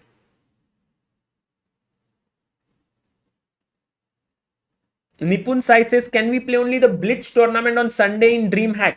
Nipun, if you play only Blitz, still the entry fee is the same. Unfortunately, there's no difference. You will still have to pay the same amount, $12.99. Okay, he took with the bishop here, and now Magnus takes here. Now, these are the kinds of things which we don't understand. Like, how does Magnus do it? See, I take here, you take here, I take this. Now, I've exchanged queens, I've given up I'm a pawn up as black. But even in such positions, engine says white is better. To Q. To समझिए Q. Because after rook b1, rook is on the open file. This rook is on the open file. This bishop is on the beautiful diagonal. The knight is coming here. The bishop can come to f4 or g5 or e3. And so with all this active, all these arrows, give white compensation for a pawn. Okay, that's why. And I think very good idea is not to take this pawn. Just castle it out. Let's go to Gukesh's game. After queen d4, knight b5, he takes on f2, queen g2. Gukesh is like, thank you so much. I'll trade the queens, no matter. Rook d7. Now he's defended his pawn. Now, one thing that Gukesh would love to do is move his knight away, like knight d8, and push this knight away with c6, I think.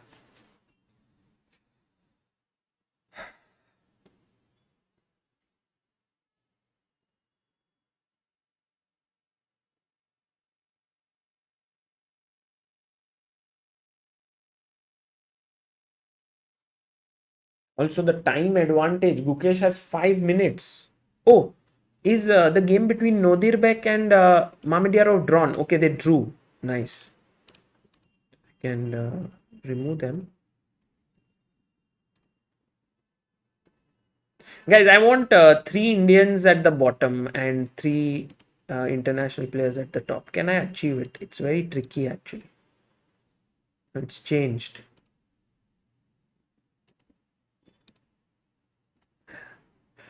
Whom should I unpin and then pin?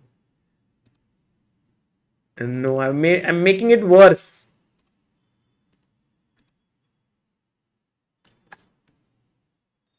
Yeah, it's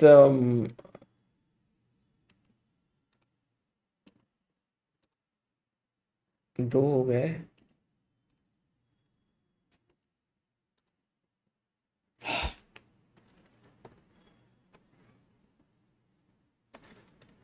I have no idea how to do it. This is like this puzzle.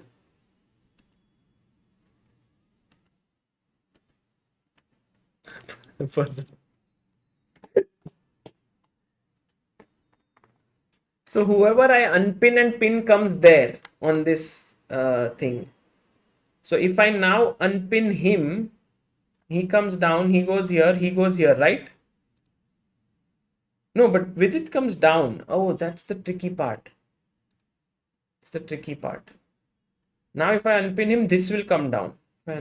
Oh.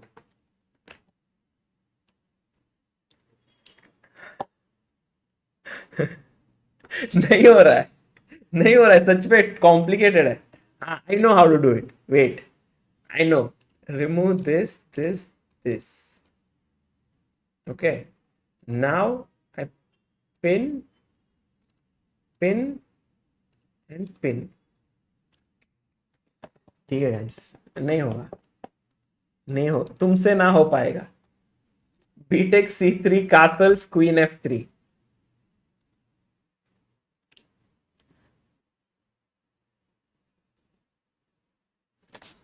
Okay, let's go. What? Gukesh won. Gukesh won. Unbelievable. I mean, we saw till here. Rook b1. I mean, unbelievable is not the word. We knew that he would win. But the point is, c6, knight c3.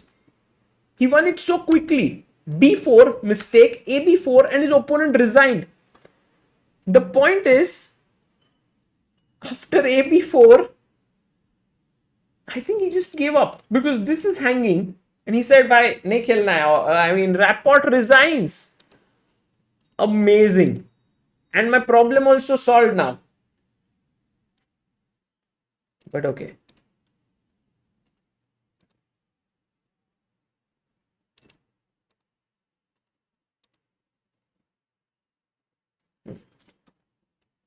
Fine. Let me update the score.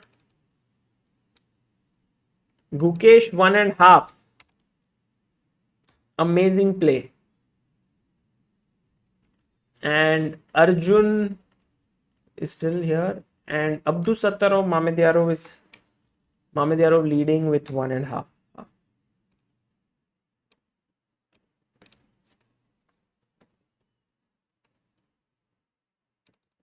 Okay, Rook E8 played. This looks really dangerous for Arjun, mainly because if you see, he goes Bishop G7 back, Bishop A3. There's a lot of activity here and here. Compensation. Oh, voila. Tak. Tak ये compensation. Compensation. Rook B1, putting pressure here. So, for his broken structure, what Magnus Carlsen has is a very powerful piece activity. Let's go to Vidit's game.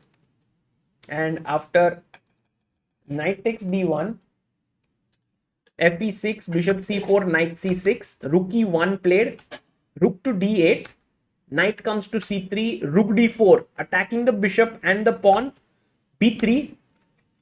Okay, it seems roundabout even here.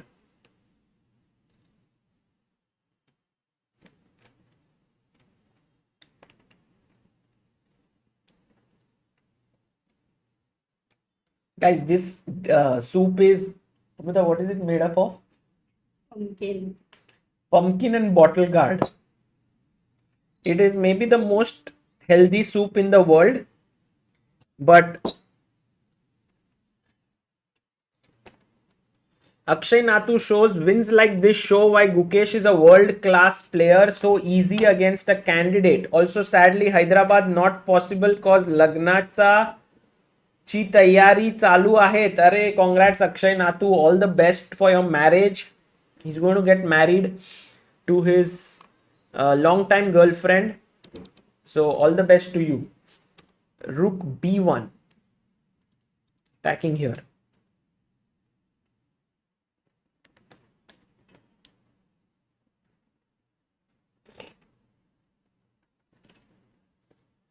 Yes, Kaddu and Loki, correct.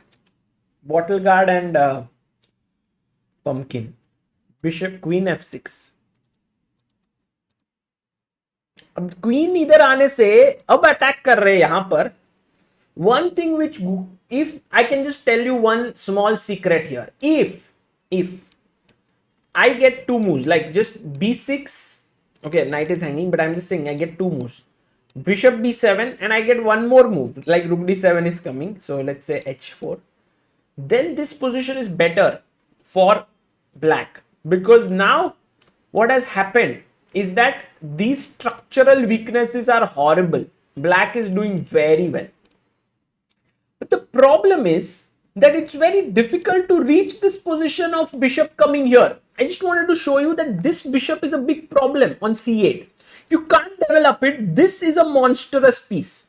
You call it the, with black, if you have such a piece, often you call it the dragon bishop because it's on g7. With white, you call it the, what's the name?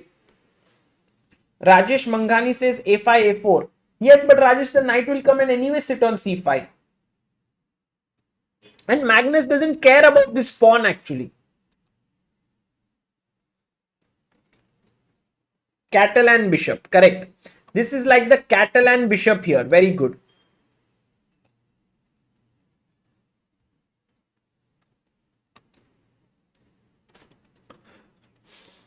Gautam Gundappu, thank you so much for your super chat.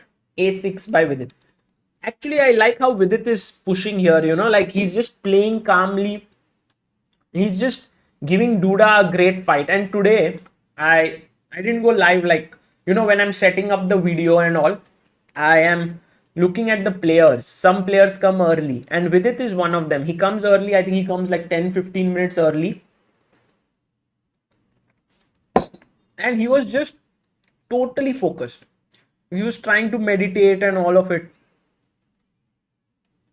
And while I think now it's, you could sense it that for him it's a very important match today.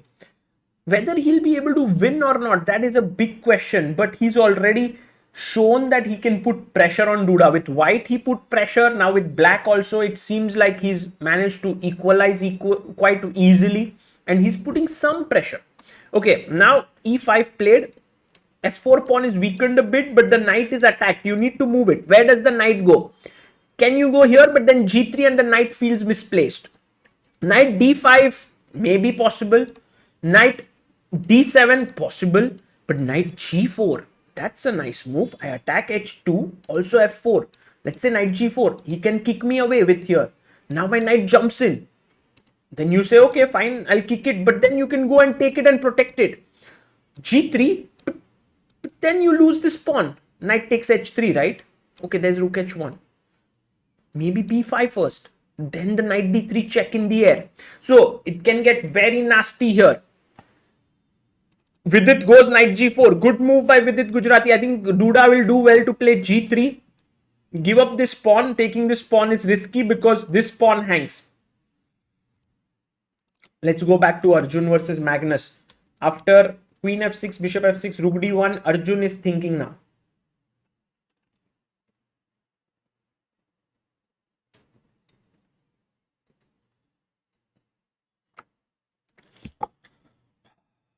Guys, I'll tell you one secret in life. जो चीज bore होती है, जो चीज पसंद नहीं आती, उसको खत्म करो पहले. Finish the soup. बस हो गया. फिर now you can enjoy in life. Like now I have buttermilk here and I can enjoy it.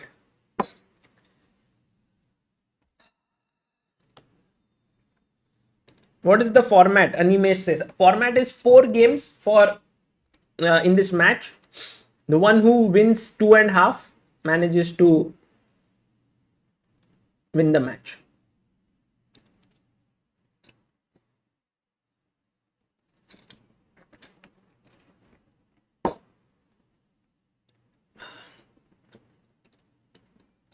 You know, Amruta sometimes secretly is listening to my commentary and she understands, oh, the soup is over now, so she'll go and get one more cup of it. Bishop c3. But I am not going to drink. Knight c5, putting pressure here now. This is an important moment in the game. Because you can't push the knight away. Your c6 knight will hang. And the other point is, how do you defend this? Because if you play rook b8, it's a huge blunder. You see it, guys. Why? You know it, right? White to play. It's a big mistake.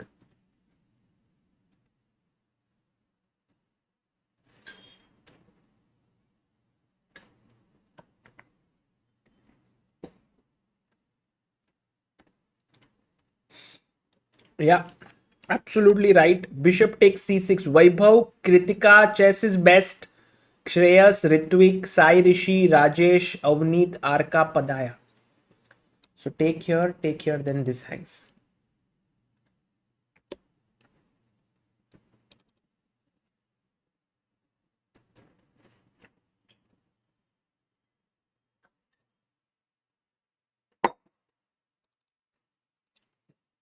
Knight g4, and he's played his knight to b4. Okay, with its knights moving from both sides, like. But imagine, what is this knight doing? It wants to go here or here. Which one should I kick? If I kick here, knight f2, then this knight looks here, this knight looks here. Okay, I don't want to kick it that way. I can kick this guy, but then this knight jumps here, this comes here.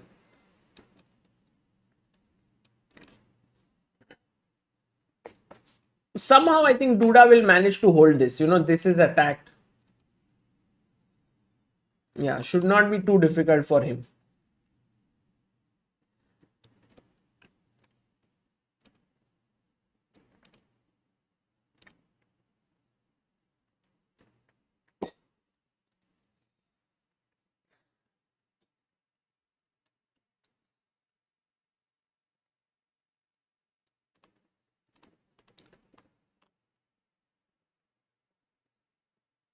So I think right now, guys, if we take stock of this entire quarterfinals that's going on, Gukesh seems to be in the driver's seat because he won with the black pieces. If he manages to win with white, he's already through to the semis.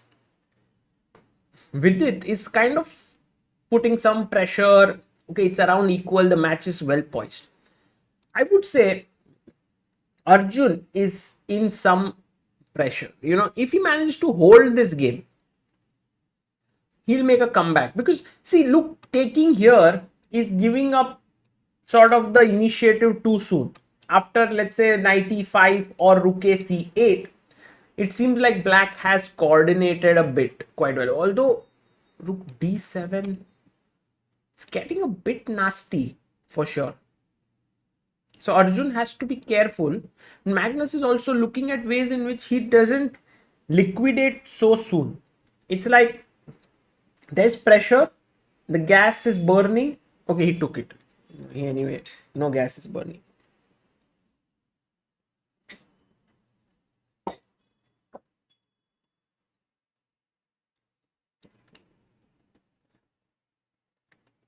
Mansi Mishra says Sagar is that little child who don't like to drink milk but his mother makes him do it. जल्दी से soup खत्म कर लेता.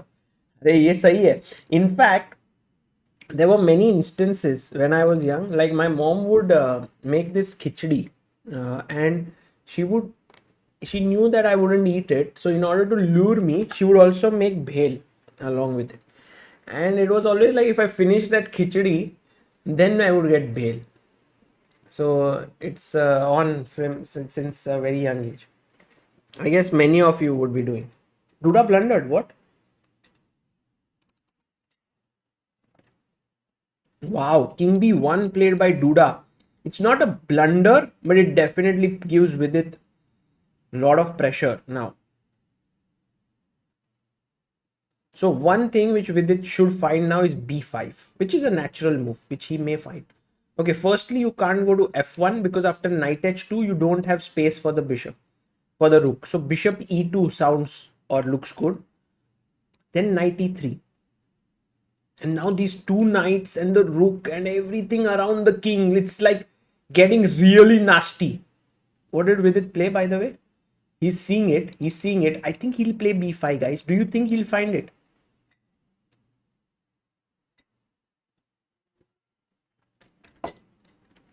Plays it. Good move.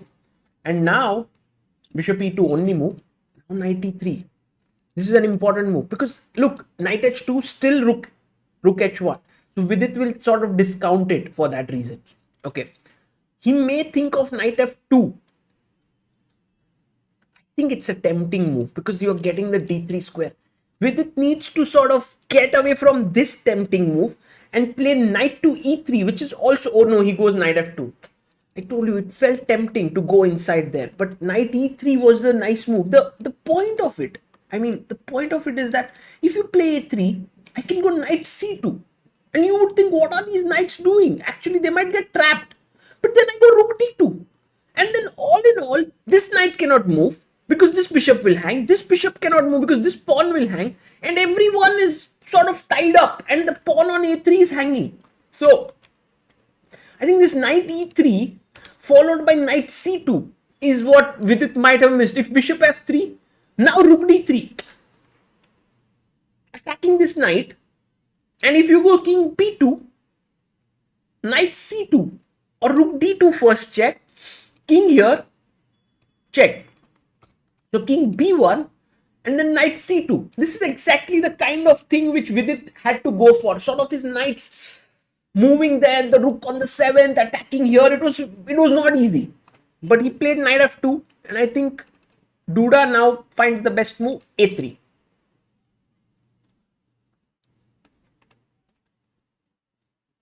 Okay, by the way, Arjun goes for take, knight D4. What is the knight doing on D4? It's attacking C2.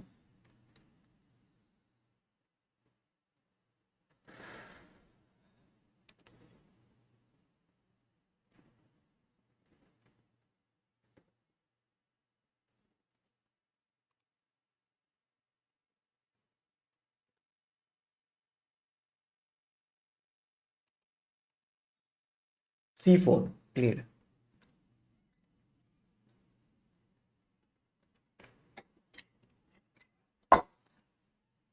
Arjun की दुविधा समझिए.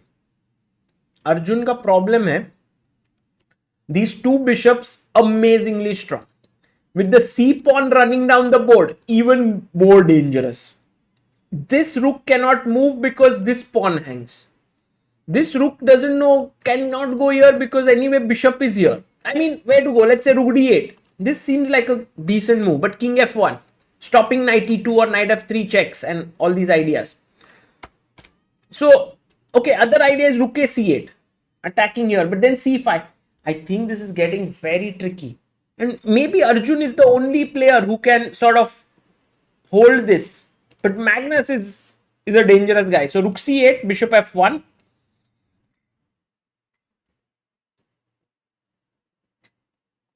Sahil says, why didn't Magnus give a disco? But Sahil, where? That is a question. Like if you go rook c7, then he will just move his rook away.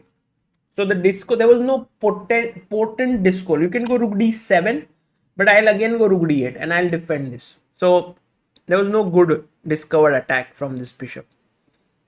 Meanwhile, Vidit now has started pushing.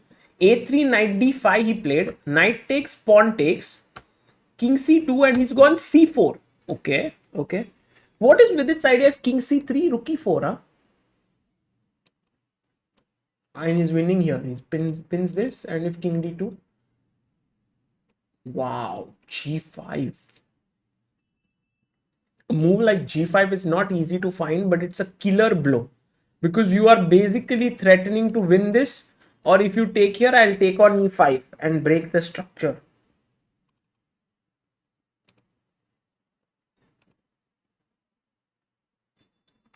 Oh, Gukesh's game already began. Bye. Very quickly. Let's have all our guys on the screen.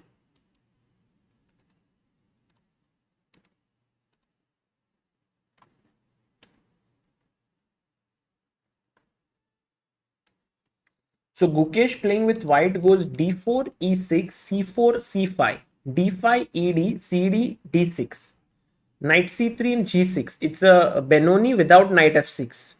This is known as the Benoni structure. Okay, e4, bg7, f4, check, g3, queen e7. Okay, already nice position for Gukesh. One question is, can you go knight f3? Because then he can take here. But I think Gukesh will be happy with this. Now, I have a question to all of you in the chat. Okay, guys, I want to see how many of you are smart. How many of you will play queen e2 and how many of you will play king f2? Please write the move in the chat.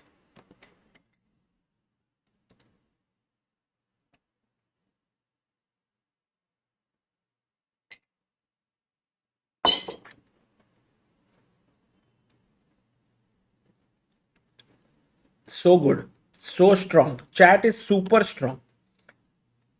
King f2. Mithun, Ramalingam, Avik, Raj, Pushkar, Prasad, Kumar, Yedan, Deepak, Harshit, Kausik. Well done.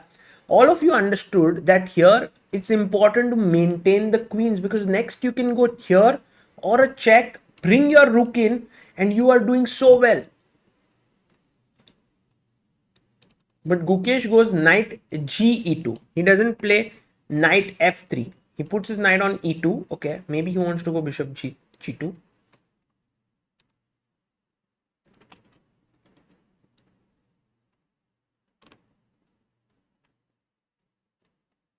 Okay, by the way, c5 on the board for Magnus. Actually, what happened was rook a c8, bishop f1, rook e d8, threatening some kind of a check and winning the rook. So Magnus came up to g2, a5, defending his pawn, and now pushing to c5. If you look at all Magnus's last few moves, they are the top engine moves. Like Magnus, when he gets a good position like this, he's so accurate. That's what makes him super dangerous. And if you want, can you go like knight c2? I'm thinking. Because you attack here, and if the bishop moves, you can try to take here. So take, I want to take with the bishop. Bishop b2, I'll take here with the pawn. Rook b8, I'll go rook d5, defending this. Bishop f6 at the end, and yeah, I'm losing material. I'll lose a piece. That's the problem. So Arjun now goes rook b8. This is getting very dangerous, guys. Very, very dangerous. If Arjun manages to hold this, I would be amazed. He goes rook b6. Now knight c2. Arjun is tricky. Let's see if he can find these things. Meanwhile, Vidit's game. Oh, he's losing. He's losing. We saw till b takes c4. D takes. Maybe b takes was better. He took here rook f1, knight e4, rook d1, takes. It's equal, but g5 turned out to be a mistake. I think Vidit simply underestimated that f5 ke baad he has no way to win these pawns. So if he had played g6, it was correct. It was around equal.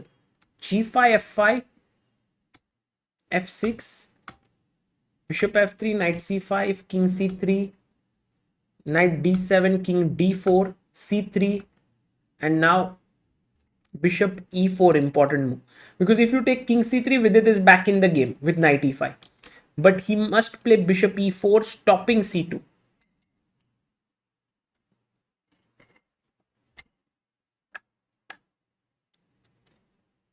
I don't think it was a mouse slip.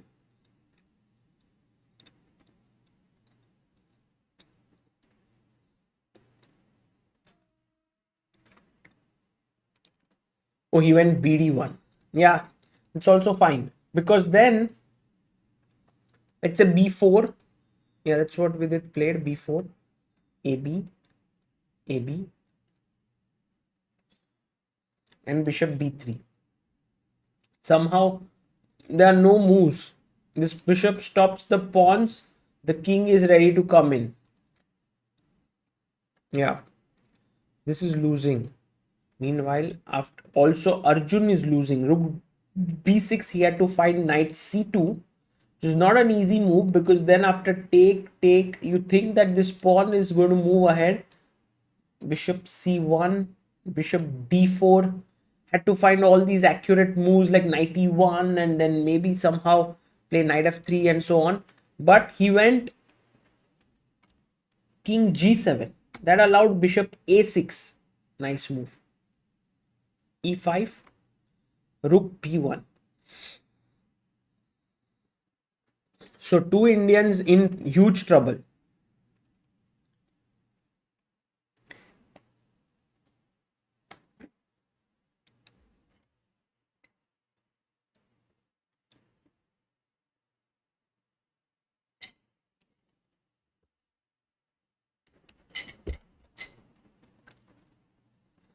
g4.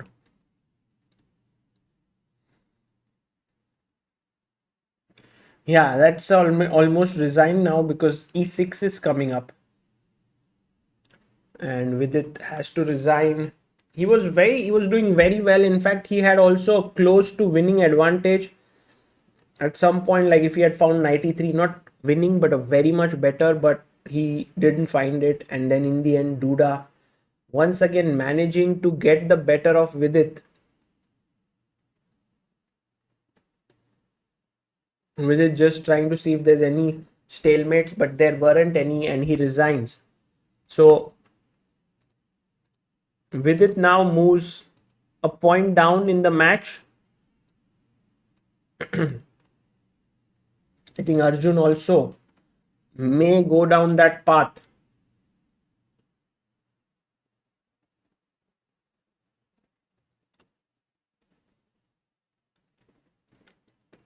Jaya Raju, your name will arrive soon. Don't worry. It doesn't update automatically very soon. It will take some time. We will fix it, but please don't worry. It will be there. And if any issues, if it doesn't come closer to the date, we'll fix it. You can write to us.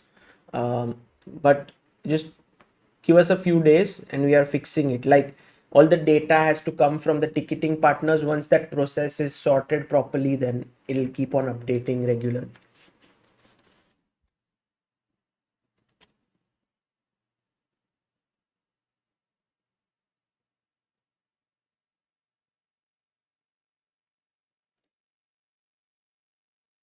e4. Now the main problem is with this pawn, bishop and rook. White is in the driver's seat. Let's look at Gukesh's game and see how this is going. Wow, Gukesh has a fine position. You know, he went bg2, castles, knight d7, a4, a6, a5, rook b8, h3, b5, takes. And this is the position. Guys, could anyone just look at maybe the tournament from somewhere and tell me who will meet each other in the semi-finals? Like, winners of which match will play whom? Is it like possible that which two Indians will face off each other if they qualify and so on?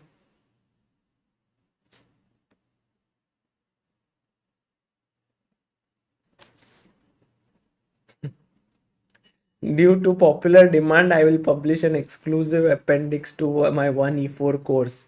On my exclusive YouTube channel, it will look at 1e4 g5, says Anish. You know this thing that happened, right, with Magnus Carlsen playing the title Tuesday against Rauf Mamedov, and Rauf playing e4, and Magnus responding with g5, and Rauf Mamedov resigning the game, and he's saying this is disrespect. I wouldn't play this sort of thing.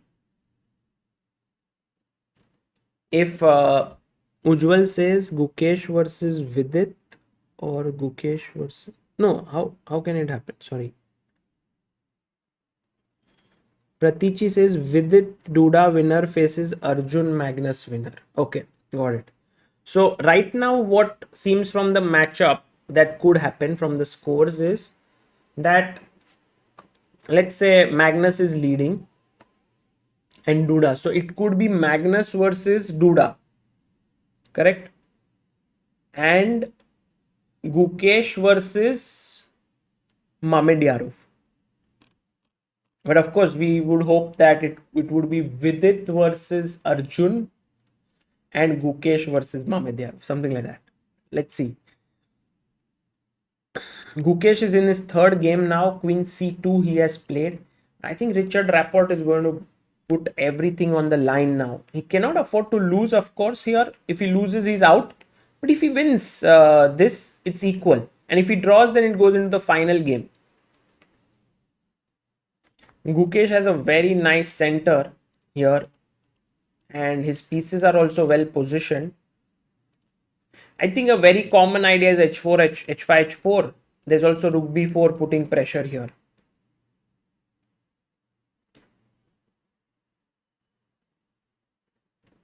Emissions World says, Sagaranna, can I meet Arjun in Hyderabad? Yes, for sure. All those who will come in Hyderabad, there will be a special meet and greet session with the players. There will be a special section, so you can actually bring your chess boards to get it signed, or maybe have selfies or something of that sort. That is also one of the main things there, that you get to spend time with your heroes.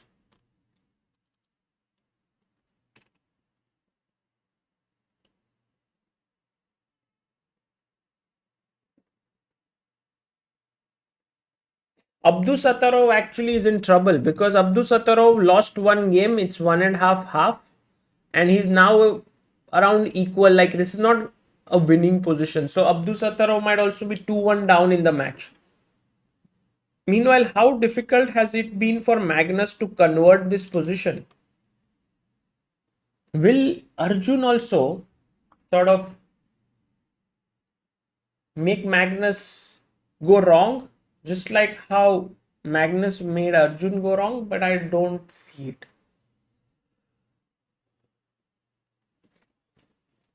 I don't see that happening. Also, Arjun down to 26 seconds now.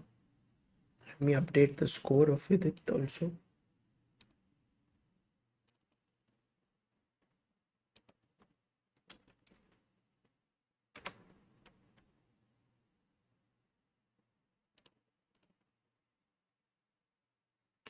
Yes, he keeps the bishops.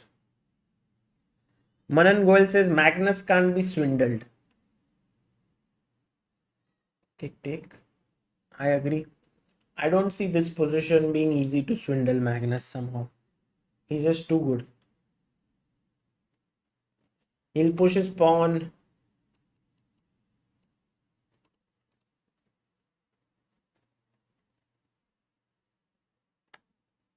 Nipun Sai says, what will be an exhibition on Sunday?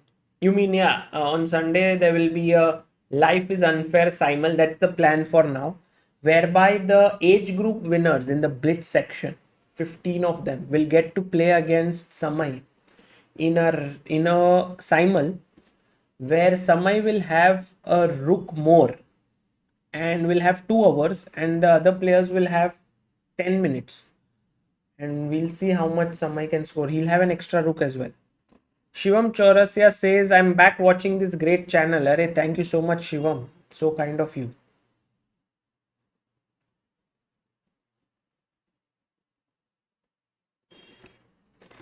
Ayan says, how many hours did you study to become a CA? You know, one of the things which I have learned from these great chess players, and you ask any good chess player, how many hours does it take to become a good chess player or a grandmaster or whatever? And they will say that if you are thinking in these terms, then it's not a good thing, because you should practice as much as you like. It should be good practice. You should enjoy it. You should not be counting hours that, oh, okay, 6 hours, let me do 2 now, 2 later. Like sometimes it can be 10, you are enjoying it, sometimes it can be 2, you're not enjoying. And I think it's the same for anything. You have to enjoy what you're doing. Of course, you can't enjoy everything you do. Some of the things might be boring, tedious, some subjects you may not like, and so on, but still you have to get out from that mindset of these number of hours or these numbers and so on.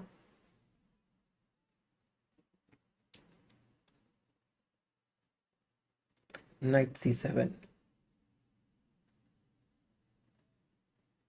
bishop d6, attacking the knight. And okay, now you need to move. There's this very interesting thing that I was reading. There's this book by Angela Duckworth, or I think the name, and it's called Grit.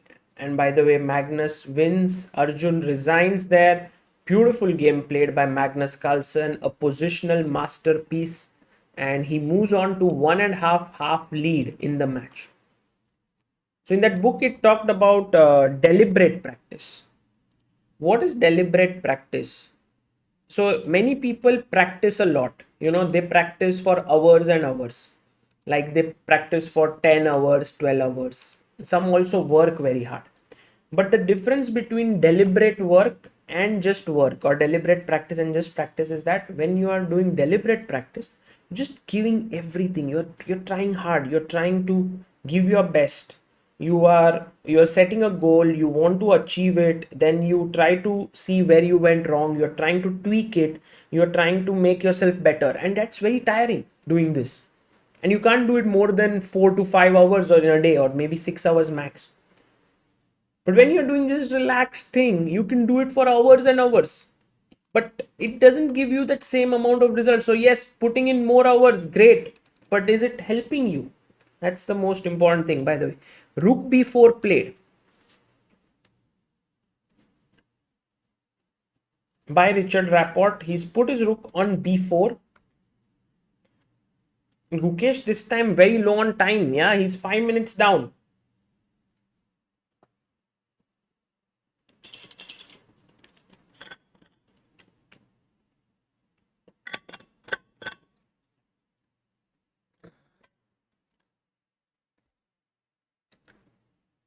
Arjun will have white in the next game, and this will be a crucial one for him. And also for Vidit, I would say. Both of them have to do well.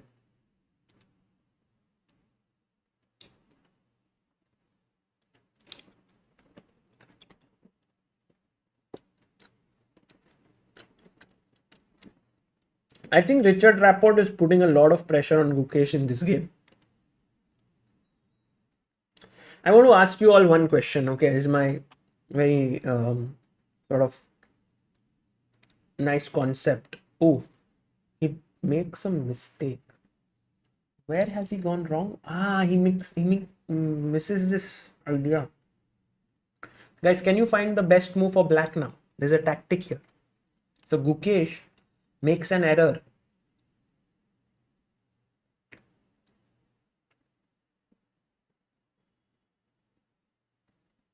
Can you find it? Find the move.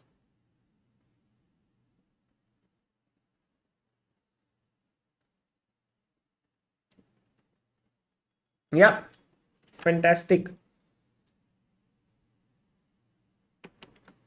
The move is knight e4. Fantastic job done by Jainil, Guru, Anda Burger, Parth, Saurabh, DCS, Himanshu, Amog, Ishan, Thickskin. The point is, when you take with the knight, in comes the move f5. And if the knight moves, the bishop hangs. And if you take with the bishop, it's the same thing. Anyway, f5. If Rapport misses this move, I don't think he will have chance to win this match.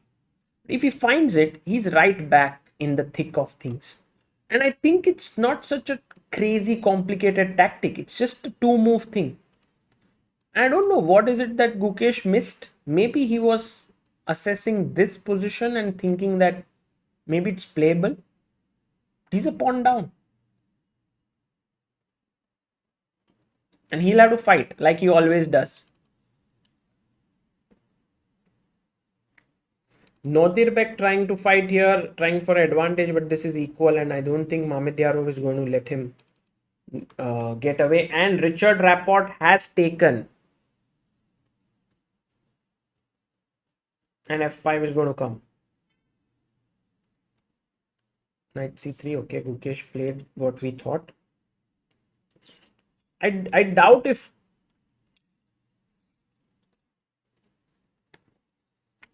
Gukesh really believes that this is a nice position for him. I mean, you just gave up a pawn.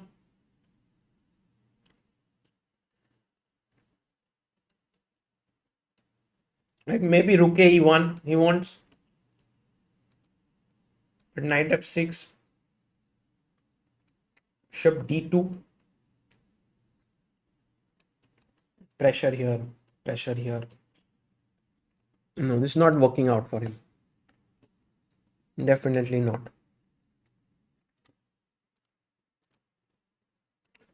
Vidit is back now. You can see him there looking for his revenge. Duda not yet back.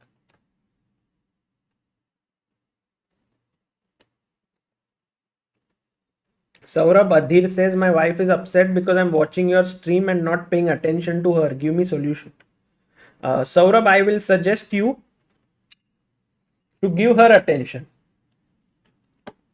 That is my solution. But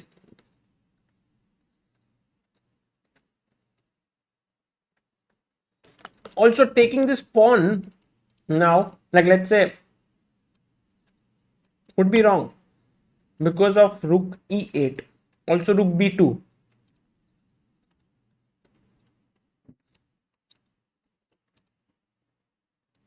Rook e8, knight can't move e3 hangs. Otherwise, rook takes e4 is coming.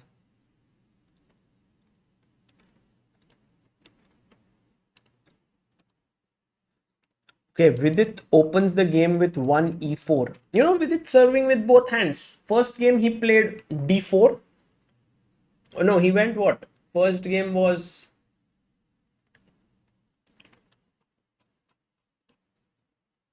What did he play? Knight f3, e3. Okay. Knight f3, e3 he played. This time he's going e4. E4, e5. Knight f3, knight c6. We have the Italian on the board. d3, knight f6, castles. Castles, h3.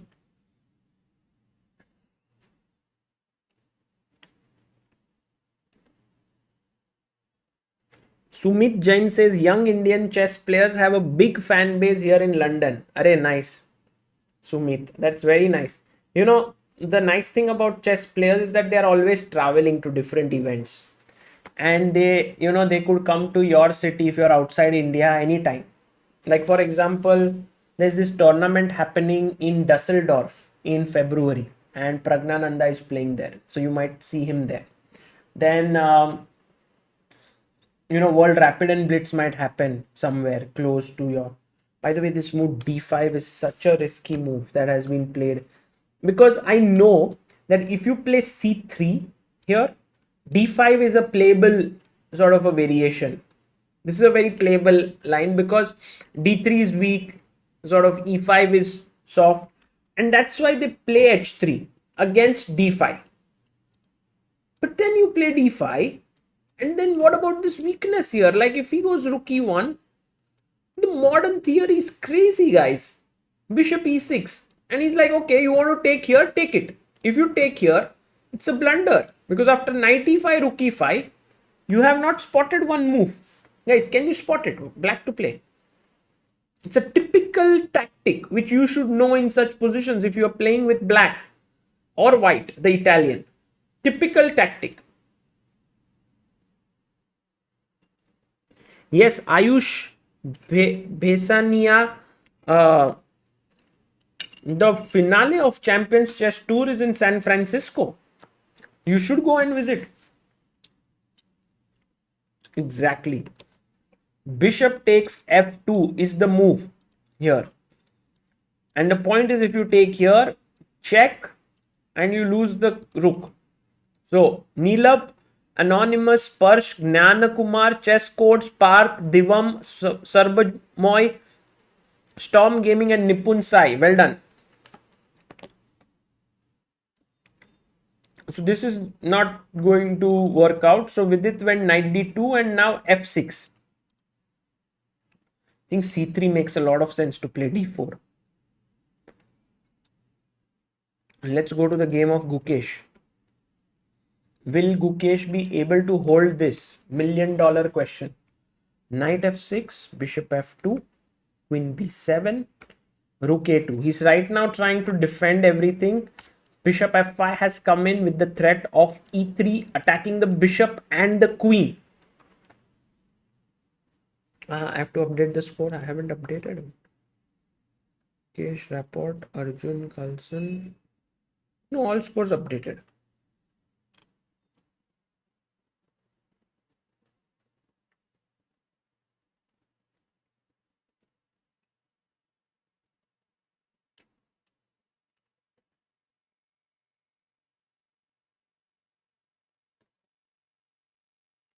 Queen e2.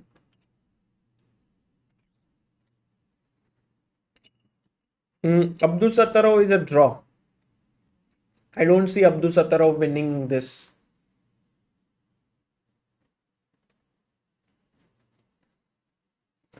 Although with these pawns on light squares, is there some way? No, Abdul Sattarov is a big fighter. He might go bishop a4, bishop c6, bishop d. King and pawn endgame is lost. Is it true? Maybe a4, a5. Okay, and he can try, but it's around equal. Meanwhile, Vidit has got a huge advantage out of the opening. This is his chance, guys. This is his chance. Knight d2, f6. He goes knight b3, attacking the bishop. Bishop goes back, and he plays d4. And now a bad error, king h8, very quickly played. Just trying to understand all the implications of this. But he played it like super quick, Duda. He had to play bishop f7. Because the point is, if you take here, I take with the knight. You take here, pawn takes, bishop takes, bishop takes. And this is weak. If you don't take with the bishop, you play rook e5. There is bishop f2 check, king f2, and queen f6, as we've already seen. So he had to do this. But he went king h8. And he said to Vidit, look, if you take here, my rook is opened up. I have the same idea, and my king is on the side. So that's good for me. But Vidit here now finds a tremendous move very quickly. Bishop f1, and he tells Duda, buddy, did you just miss that I can push my pawn and push, and you will lose material? Look at Duda there. sitting like this. He's like, oh my god, what have I just done? He's so upset. And he's like, my god. Oh my god. And Vidit is very calm.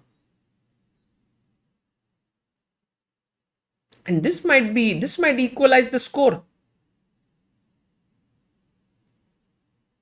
Duda drinks his coffee there, or black tea, I don't know what it is. Yeah, bishop f1 was a very cool move by Vidit. Because take here, he expected that. Vidit was like, I'll go here and now c4.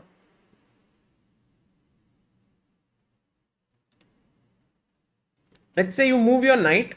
Where? Knight e7 maybe. c4 anyway. And you can't take because your bishop is hanging. And this is coming. This is over. This is huge.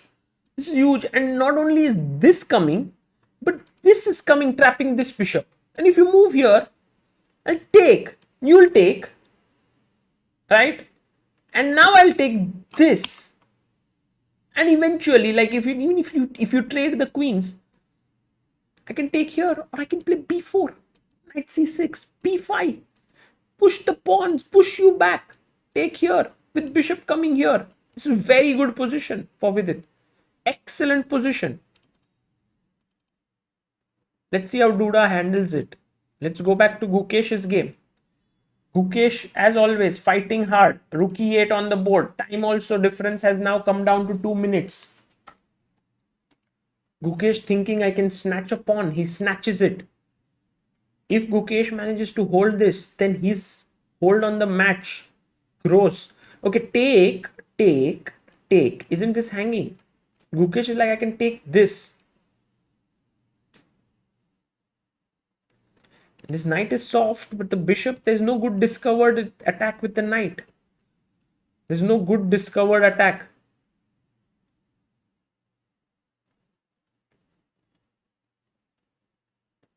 No, by the way, this Gukesh is fighting back, yeah? Gukesh is fighting back. Rook b2 played. He didn't take and play. He first played Rook b2. It's a good move because with take, the Rook is no longer on a6 to attack here.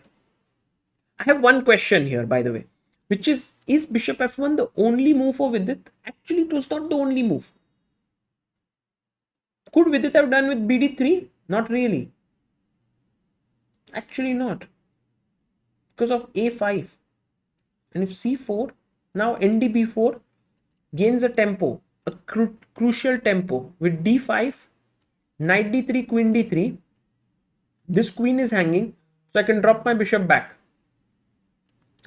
So bishop d3 was not good. Bishop b5 was possible, was a good move. But bishop f1 is important. If you go bishop e2, then this bishop is no longer hanging. So ed4 is possible. So bishop f1, this is the key idea. Very nice. By the way, Magnus Carlsen and Arjun Erigaisi have arrived for their third game. Magnus opens, now Arjun opens with e4, c5, knight f3, e6, d4 takes, knight c6, knight c3, queen c7. Last game we saw nc-b5, this time g3, a6, bishop g2, the fianchetto variation, knight d4, queen d4, bishop c5. And now guys, what did Arjun play here? Very important move. Try to know this because, okay, you can move your queen, that's fine. But white has a very nice counter-attacking move. Amok Askegar, Sagar's commentary more entertaining than cricket. Arey Amok, thank you so much.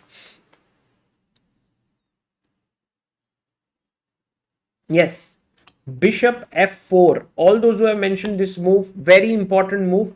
And remember this, that in a position like this, white is doing excellently. Even if you double my pawns, it's almost lost position for black because of the dark squared weaknesses here. So, all those who said bishop f4, kudos to you. And in fact, a lot of you have said it. Arjun, Anonymous, Kritika, Ishprit, Harshit, Ishan, Rudra, Hetush, Abhinav and Harshit. Okay, by the way, all theory by bishop f4, d6. He plays queen d2, h6 very important move, because if you play e5 directly here, then bishop g5, I'll take this and get the control of the d5 square. So you first play h6, stopping bishop g5. Then he brings his rook in, putting pressure here. So you play e5. Now he goes bishop e3. So you take, queen takes. And this is the famous Fischer-Taimanov game, where I think the continuation is bishop e6. Now knight, I think knight, actually it was, I think bishop e3 is not the move. What I had prepared when I was playing was bishop e6, I think. And after take, knight d5, bishop d5, e d5, queen d6. This was my prep. But I think this is now no longer good. You know, the engines, suddenly when they used to give equal before, they might give an advantage now for white. So the new line, it seems, is bishop e3, queen e3, bishop e6. Okay, rook d2 played by Arjun. He wants to double and put pressure here. The position is around equal. Meanwhile, Gukesh is definitely under some pressure. After queen b7, rook b7, he went g4, rook b3, good move by Richie. Rook e3, bishop c8, rook a8. And now a good move could be knight g4, hg, rook c3, rook c3, bishop c3. When you have lost another pawn and you are 2 pawns down, even this pawn is weak. There can be 1 pawn recovered, because if you take here, I'll take here.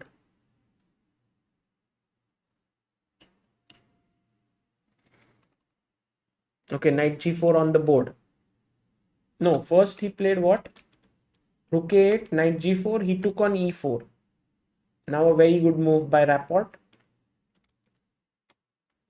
So Rapport playing a great game here. Chess Gambit says, Sagarbai, is it okay to quit sometimes? But what Chess Gambit? That is the question. It's an important question. What? Oh, Vidit blunders, huh?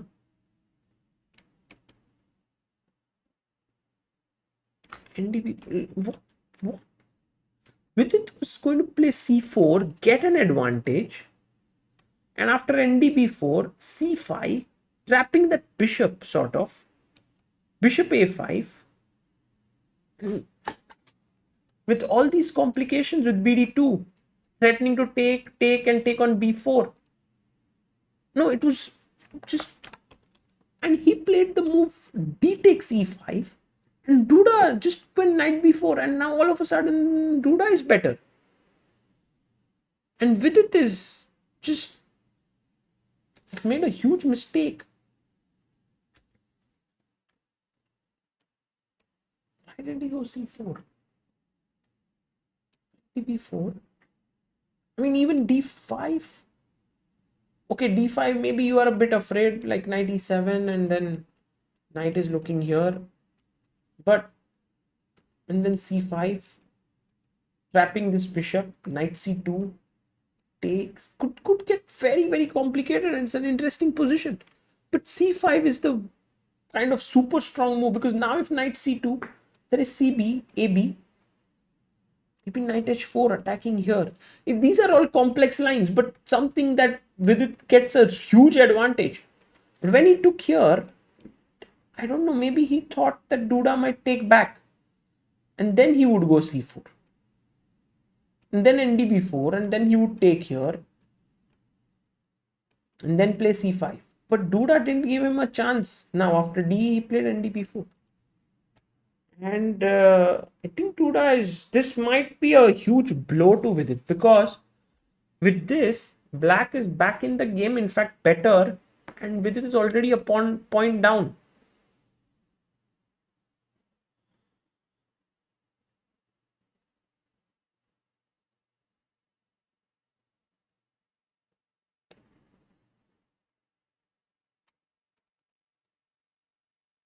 Okay, this is looking really dangerous now. FG, HG, rook e6, bishop a6. Yeah, he's losing a piece, basically. He's going to lose a piece. So Rook f1, king g2, and maybe bishop moves away, like bishop c4. So Vidit, here Duda is, Gukesh is lost. So it will be one and a half, one and a half. Meanwhile, Mamediaro has managed to hold Nadir back to another draw.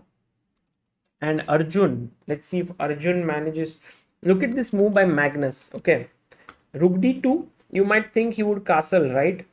Castles Rook d1 and put Rook f d8.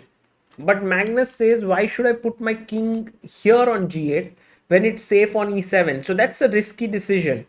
And in fact, now Arjun played this, but he could have changed his idea here and played something else which was more aggressive. Could you guys find what was that move that Arjun could have played? Slightly more aggressive.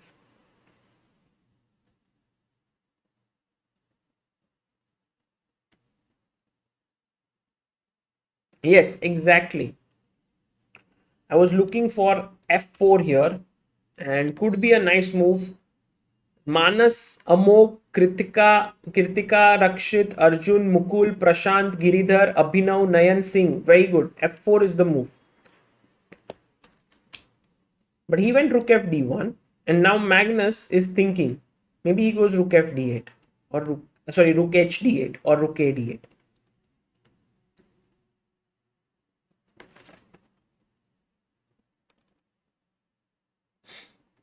Okay, Gukesh is lost. Let's go to Vidit's game. Is there any more? Are there any more twists left in Vidit's game? Because now after d, knight db4, ef. Okay, one question is what happens here? Fg, and somehow the king opens up. Why to do that? That's true. So queen f6. Yeah, this position has become too sharp now. Too sharp, and knight c2 is hanging. This is getting very tough.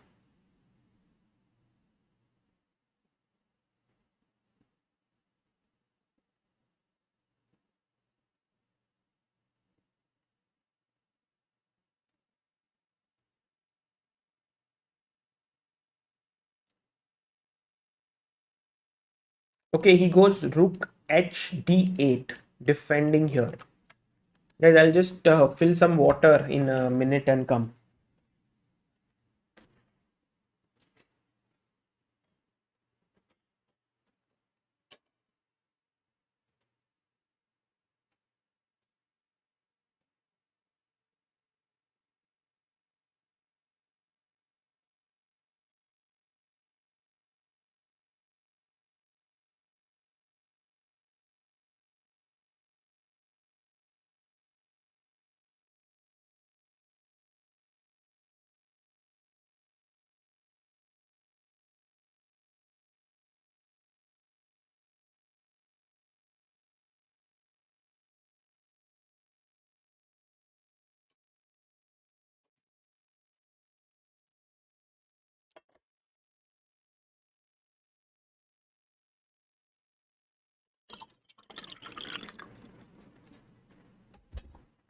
Now Arjun goes f4. Okay. In order to beat Magnus, you have to go like slowly and you have to put pressure on him. And there are a lot of different things that you have to do. So it's not going to be easy for Arjun, but he must try. He must try. Must give it his all. Meanwhile, Gukesh.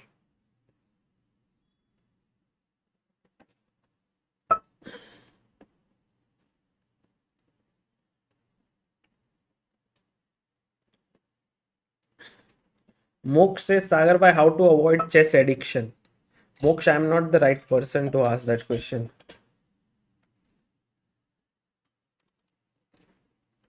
Queen f6.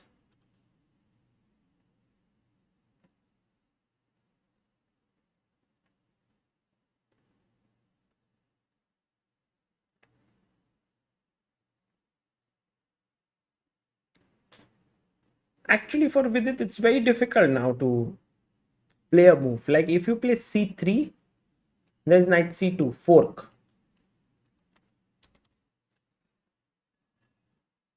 I mean, these are the kinds of position where you feel like, oh my god, what should I do? Because this is hanging, rook is coming in the center. I don't know what to play.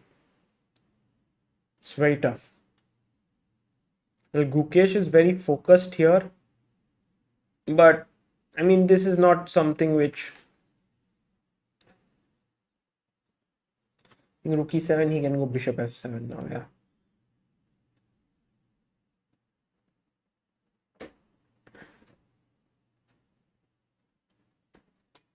He goes rook e2, defending here, but now after rook a d8, attacking the queen. Queen e1, that is knight c2, correct? So there's bishop d2, but still knight c2 because the rook is blocked. Yeah, he just plays rook a d8, and I think Vidit is lost. This is game over, match over.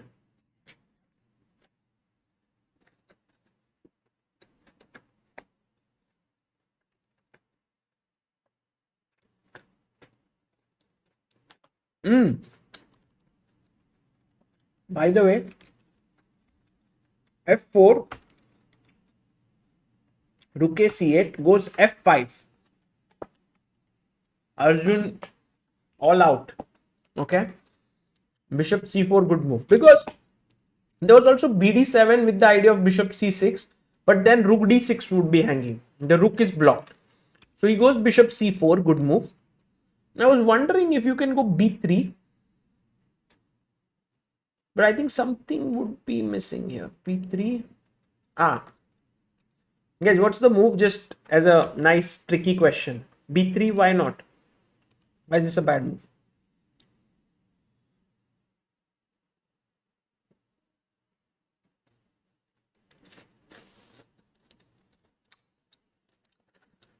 Exactly. Bishop takes b3, and then c3 is hanging. So well done all of you who found this, and this hangs. So now after bishop c4, I think one of the main ideas here is to go h3, g4 and slowly try to push this knight away. Or bishop f3, g4, h4, g5. This is the plan in the position. Okay, Richard Rapport, by the way, has just won his game against Gukesh, and we are now equal in the match. So good fight back by Richard Rapport with the black pieces. It's really fantastic by him.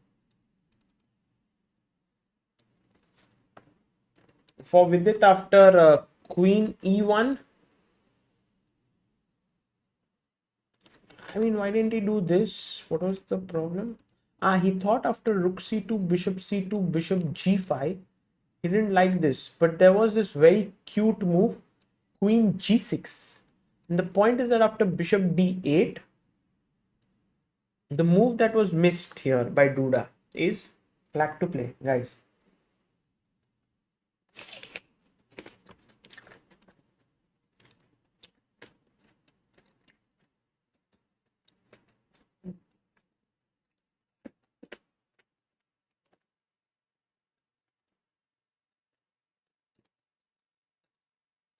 Rook takes f3.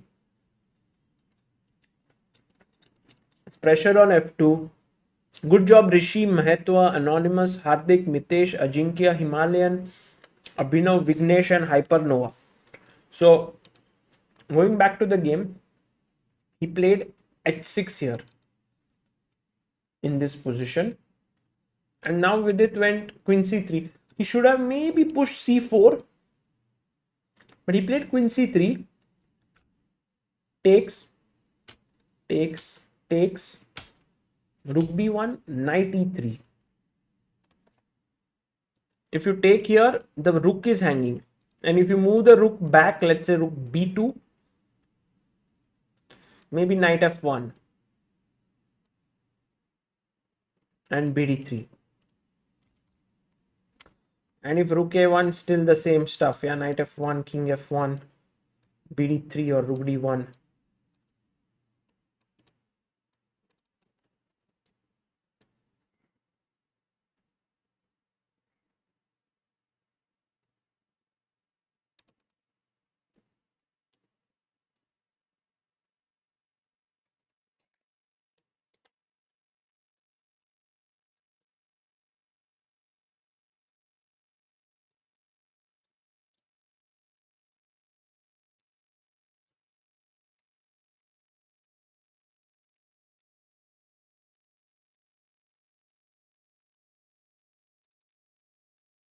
Meanwhile, Arjun pushed on the back foot by Magnus.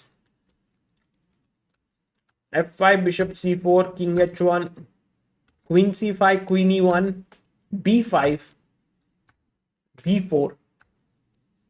Oof. Magnus just dominating this game. I think he might finish off the match in this third game itself. While Vidit also seems to be losing in the third game. So I think, yeah, Vidit they're just not happy. It seems like only Gukesh will be fighting for the fourth game.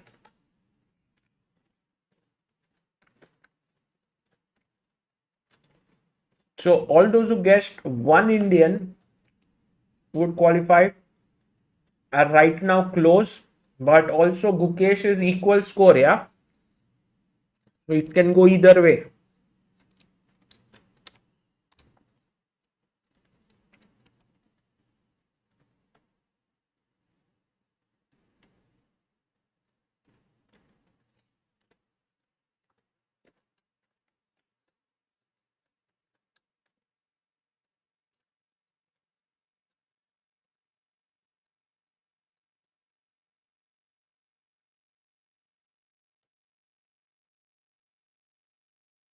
But for Arjun, I mean his plan was, I think, with f5 perhaps a little shaky. Queen c5, and now with this rook c1 already it was. And I think Magnus will even go and take this pawn, because if you try to trap it, I'll just take this is pinned. It doesn't work. Otherwise, the knight is coming here, but I mean, I'll just take this pawn.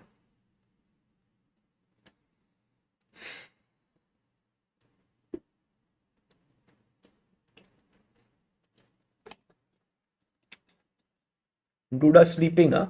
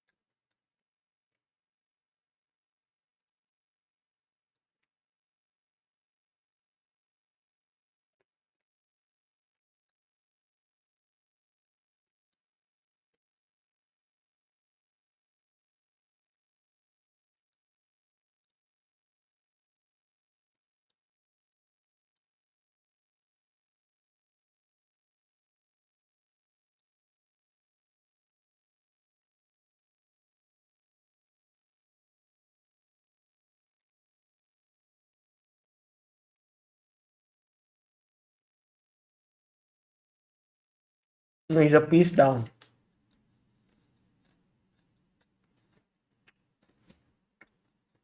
Rook e1, just take and get the knight out.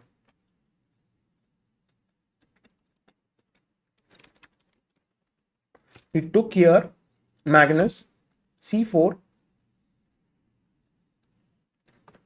His point is, if you take here, he wants to play knight c3, and then knight d5 is a threat. But instead he went bishop b3, good move. Knight e3, bishop a4. Yeah, Magnus is now up a pawn.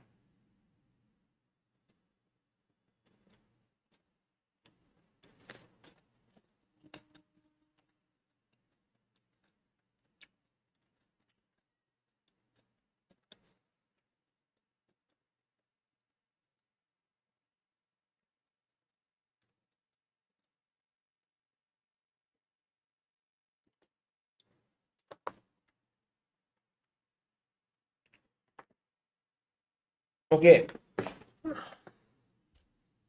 let's see now.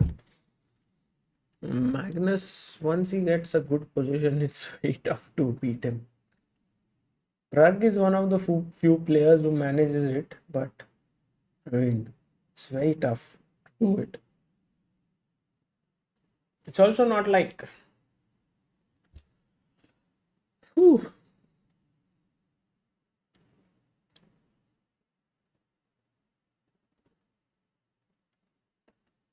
Of course, I mean, Arjun is getting the best practice of his life. I mean, playing Magnus is something that is always an amazing thing. And you guys will not imagine that for players like, uh, let's think about it from some players who were in the 2000s or so on in this year, who were really India's top players. By the way, Vidit has resigned the game. Duda has won, which means that Vidit has qualified. Duda has qualified to the semi-finals. First player to qualify to the semi-finals. And what I was trying to say is that let's imagine these players who were the best in India at some point, where let's say Shashi Kiran, Hari Krishna. I mean, Hari Krishna is still the best, but even sort of 20 years ago, or 15 years ago, Surya Ganguly, for all of them to play against the world champion at that point would have helped their game a lot. And I think with this Champions Chess Tour, it gives these youngsters a chance to play the best player out there, in the world. And you get to sort of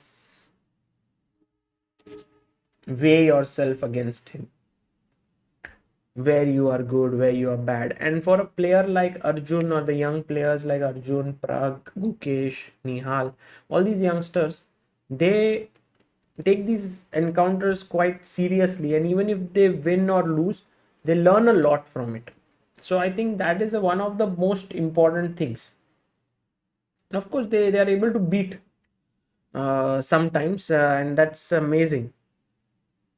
I mean, both Arjun and Gukesh beat Magnus, but today Magnus showing that he is the boss. Duda, yeah, amazing. I mean, he's one of those players who's very, very sharp. I would say Duda and Arjun have somewhat similar style of play, don't you think? Like, they're all tactically very, very alert, very alert. And I think with it, that's why faces very big troubles against a player like Duda, who is sort of tactically very sharp. And when Vidit is in his best form, he's able to do well against Duda, let's say. But when he's not, Duda is just too strong.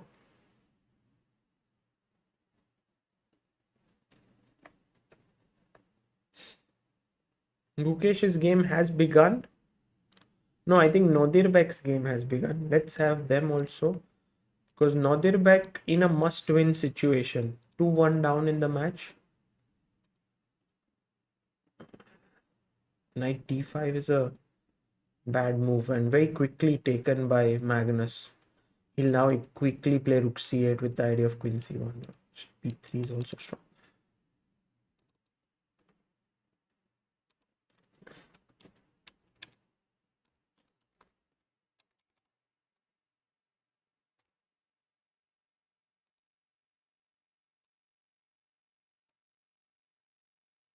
Yeah, rook c8 played. Now queen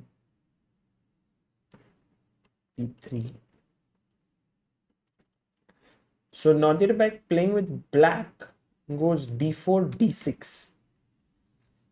And Nodirbek is a very good player in must-win situations. Yeah, let's see how he plays.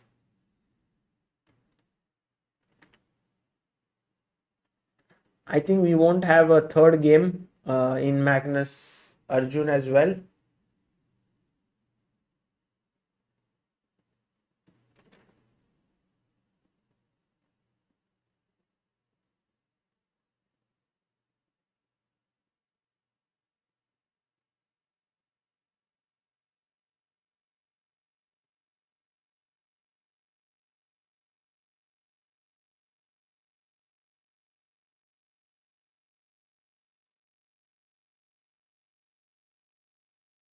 Queen b4 with the idea of rook c2, where if you take, your queen would hang. And if you play queen e2, I believe this is also winning. No. Oof. If we reach here, maybe Arjun has some chance. Queen f2. Take, take. This is a draw.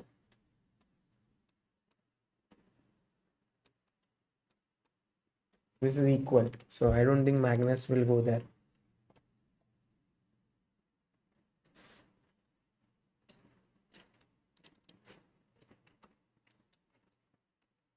Now rook c2.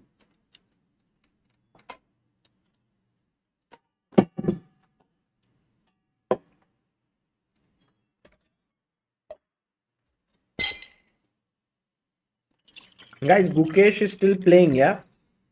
And he will start his game very soon. So please stay back for him. Here he is, ready.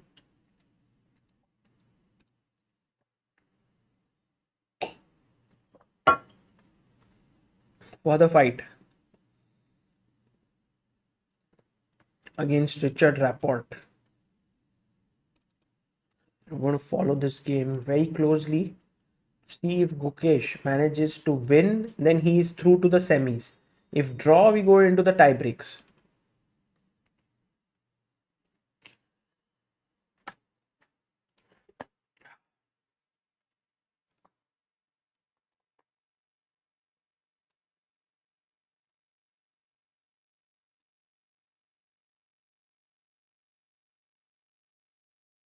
When I see Magnus converting, like he's so smooth.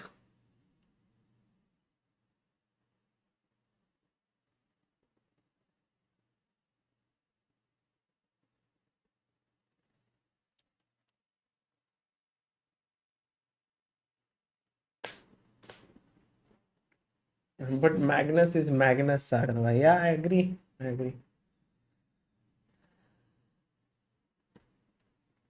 Richard Rapport still to arrive. Gukesh sitting on his chair, focused.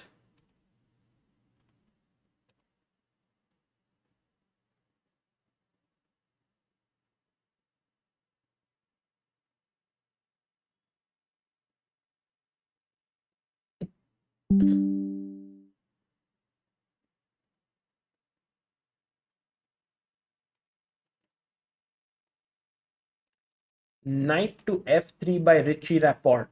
d5 by Gukesh. He plays it in the center. b3. Okay, let's see Gukesh, because he had played g6 last time. Rapport wants to sort of make it difficult for Gukesh to play g6. So what does Gukesh do now? Knight f6 maybe. Just develop the piece. Or does he go something like crazy knight c6 line? He can also play c5 on the board.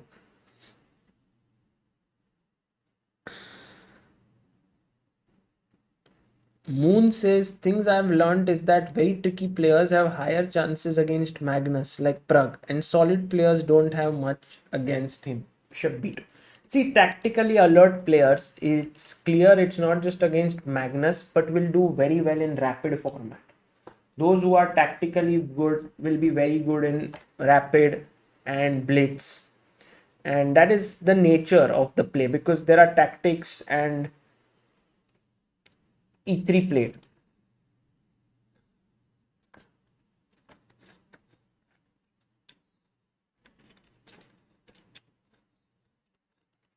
g6.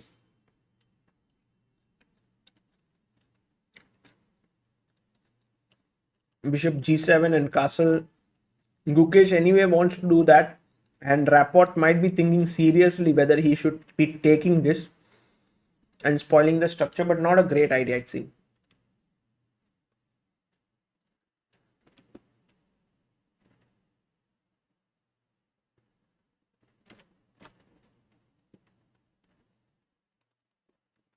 Castles. So he went g3, bishop g7, bishop g2, castles, castles. By the way, this is both are on equal score, 1.5, 1.5, while Nodirbek is trailing with 2-1. And already Mamediaro seems to have a nice position out of the opening. Magnus, meanwhile, taking a lot of time to convert this, but is surely doing it slowly and steadily. Knight d7, he wants to put his knight on e5, beautiful square, maybe to c5. Rook is well placed with his pawn. Arjun actually has no real chances here. Maybe bishop d1. But look at this, bishop d1. Don't even move the rook, you play d3.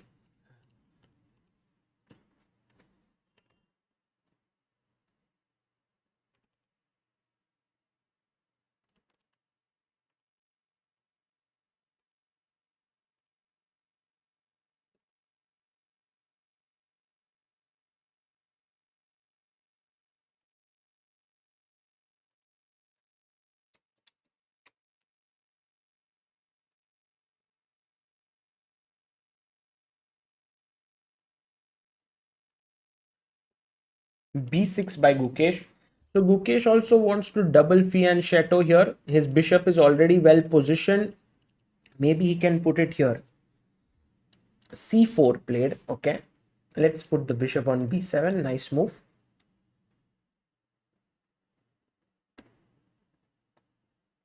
And now maybe take queen takes is possible.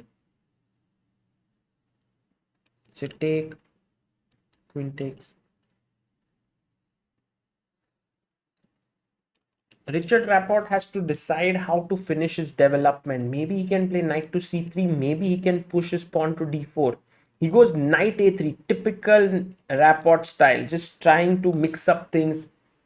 You know, guys, if one had to guess few of the most creative players in the world of chess, one of them would be Rapport. And the way in which he played chess, I think his favorite move was 1 b3 at some point. And the way in which he's become one of the best in the world, also qualifying for the candidates, it's just amazing. He's a big sort of star in the chess world. To play unusual chess and yet reach a rating of 2750 plus and so on. But Gukesh being very solid, Gukesh is classically very solid. He is just putting all the pieces nicely in the center. Yeah, Dubov, of course. Dubov is, I would say, I think there's a difference between Rapport and Dubov, I think. So Dubov doesn't have, like, he's creative in the sense like middle games. In the openings, he has excellent preparation and new ideas. But Rapport would be creative in the openings with on the board. Like he would play some ideas which he's finding it over the board. P3 systems and stuff like that. So they are creative, but in their own ways, different ways.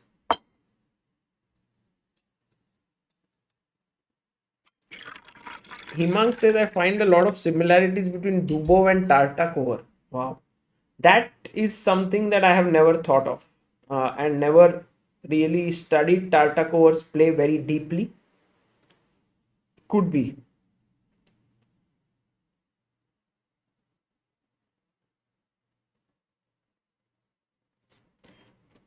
Let's look at the final moments of Arjun Carlson.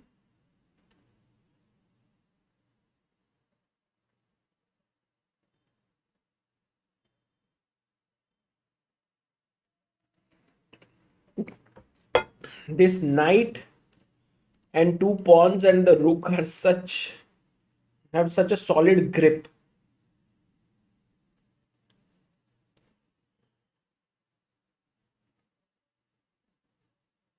I think king e3 just finishes.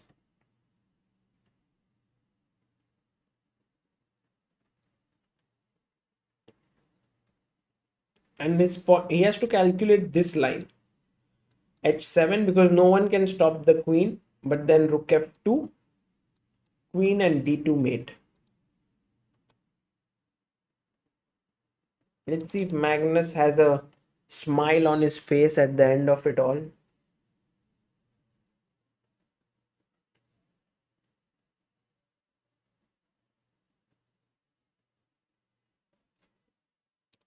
He goes g6, rook d2, gf, rook f2. This is Magnus will find.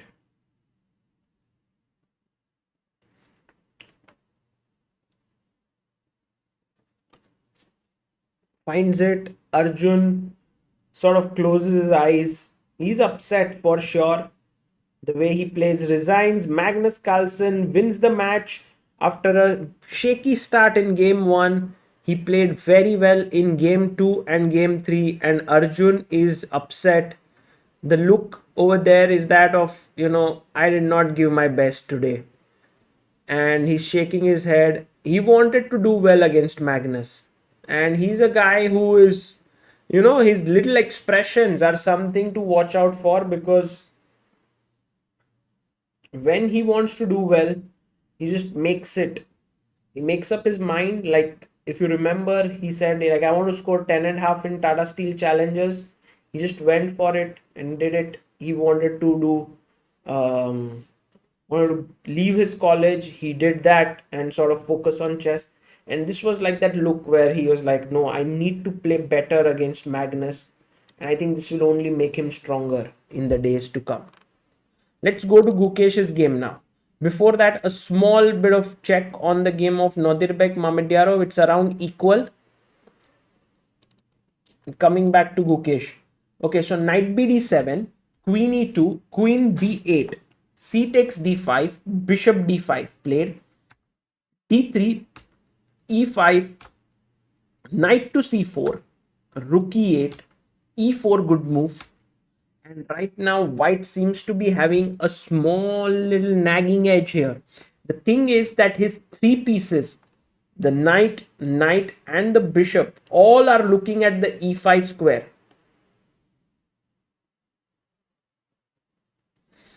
Bishop c6,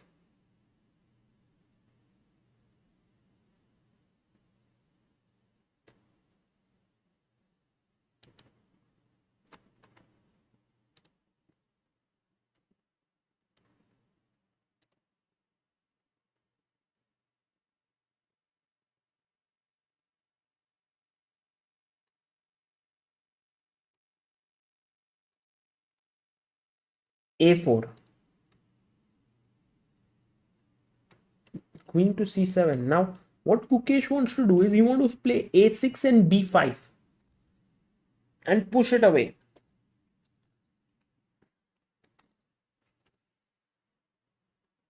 Maybe Richard can go like bishop c3, a6, and queen b2. Looking here. And now maybe here rook a8, bishop a8, knight c5 is a mistake because there are defenders. There are three defenders here, but the main move is b4. And after take here, maybe just b takes c3, knight f6, g f6, bishop f6, and queen. Black is better here. Queen c7 played by Gukesh. Chris Kane says Gukesh camera not too clear. Yeah, it's some kind of a lighting issue from behind, sort of.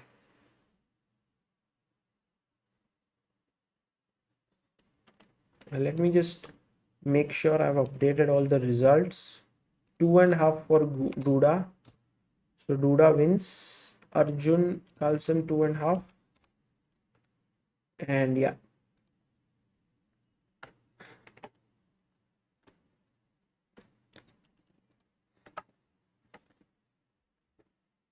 Nitesh Jain says stream was awesome in start, but somehow losses are bitter. Well, let's see if it can end on a high. Today's stream, will Gukesh end it on a high? How many of you think so, guys? Let's have the poll. In this one, we had 16,000 votes for the last one.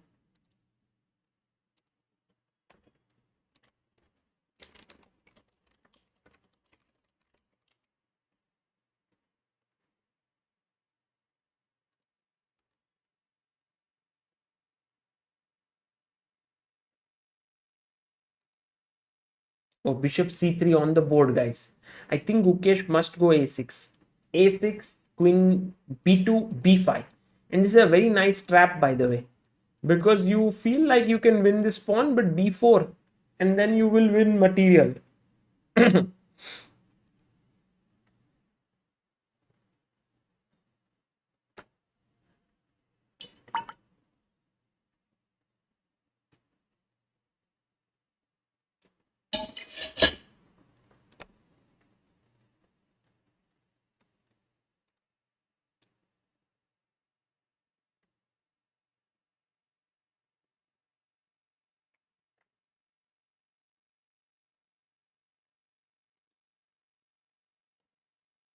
Both players have 11 minutes on the clock.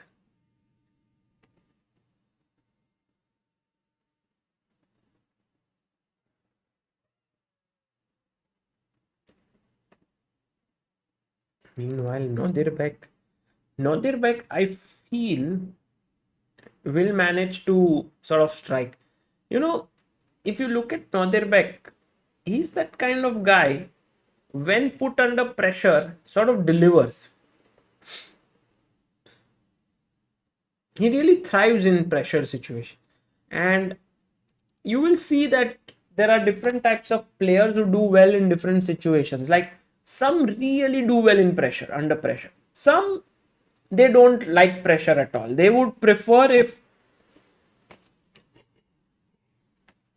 no one was sort of pushing them, the result is not needed. The best chess comes out at that point for them. And you will also see that the players who do well under pressure are the ones who progress much faster, because events like the World Cup, the candidates, the World Championship, and all are all very high pressure events. One move here and there can change everything. So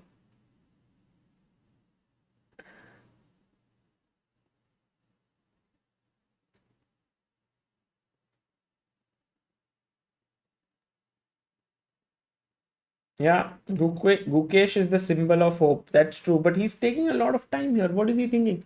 What are the other possibilities here, guys? I mean, this knight doesn't look well placed on f6. I want to move it, but where? Yeah, a6 finally played. Good move.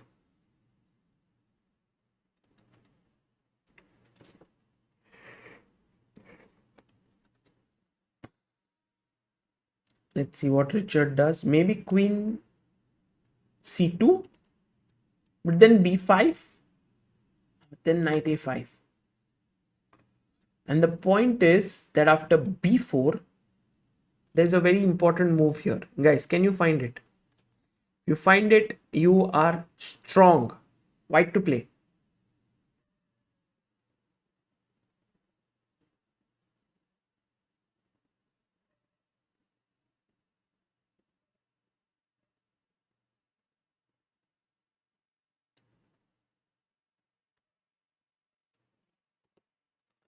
Yes, bishop takes b4 with this bishop hanging here.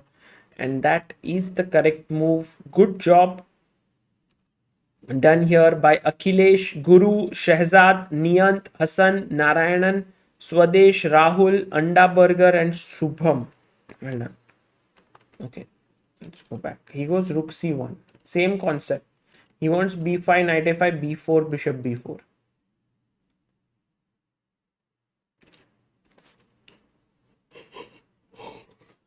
Very good move by Rapport. I like this move a lot.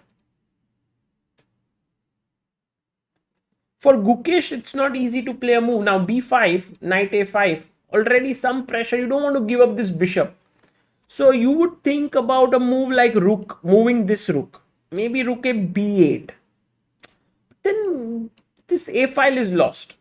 So there's no perfect move here right now. Maybe bishop h6, provoking the rook to come to c2. And then let's say rook moves away, then we have b5. But if he plays rook here,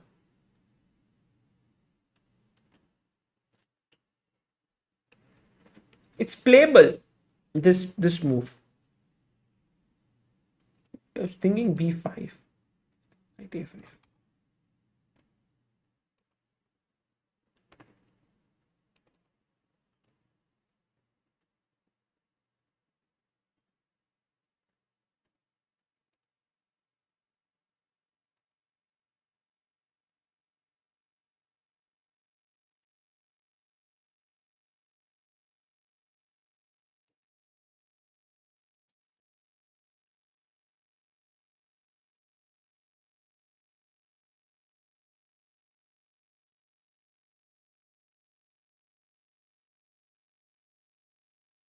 Oh, he plays b5. What about knight a5? I don't know. What about knight a5? I don't know what is Gukesh's plan. Does he want to give up like this? Take, take, take, take. Maybe yes.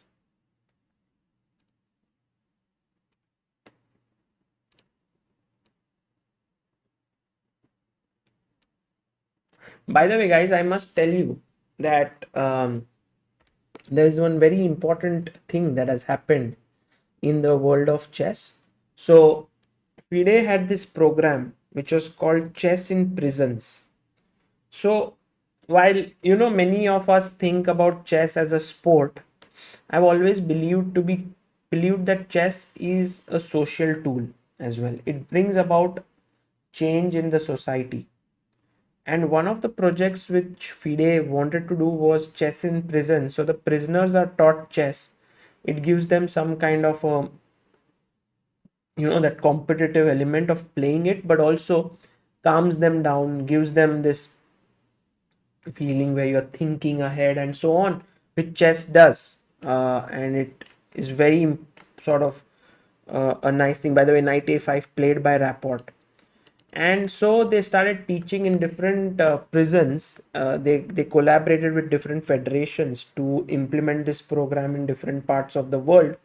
And then online they did this intercontinental prisoners tournament, and one of the prisons in India finished third. And I'm going to try and interview the coach of the coach who taught the prisoners. And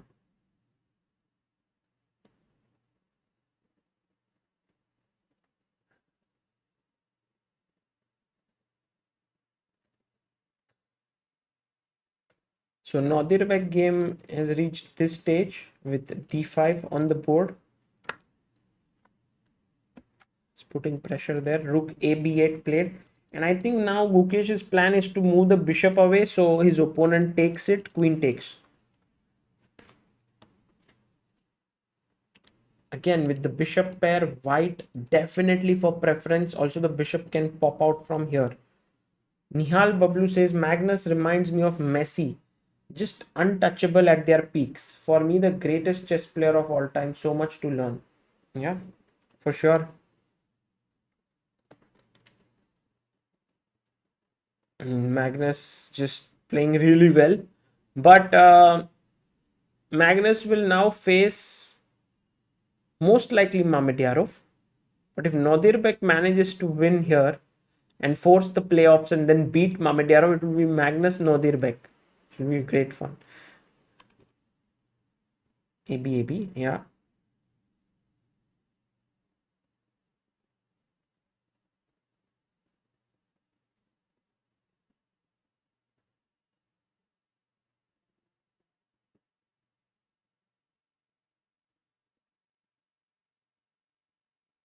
Acha, Magnus versus Duda. Yeah, Magnus will take on Duda now in the semis. Swahil, thank you so much for your membership and becoming a pillar of Indian chess. Thanks a lot. B4 played by Rapport. Nice move.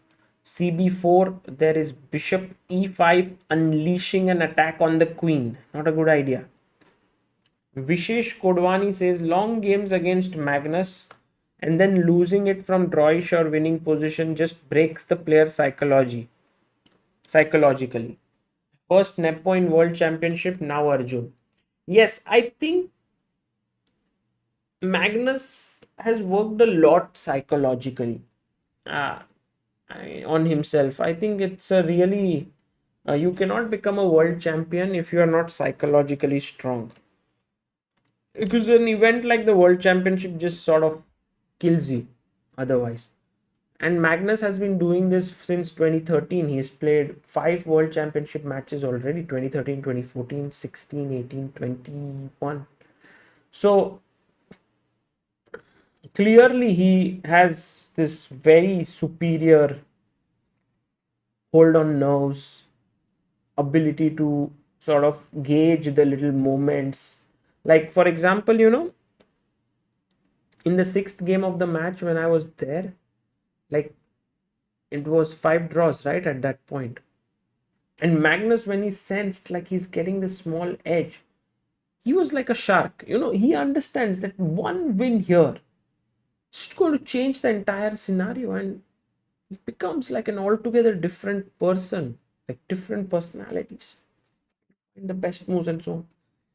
This all comes from experience.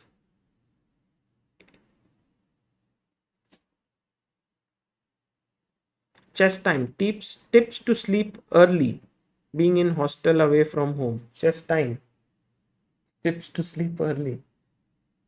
I don't know. I am right now commentating since once a month, always 10 days, sleeping at around 1:32.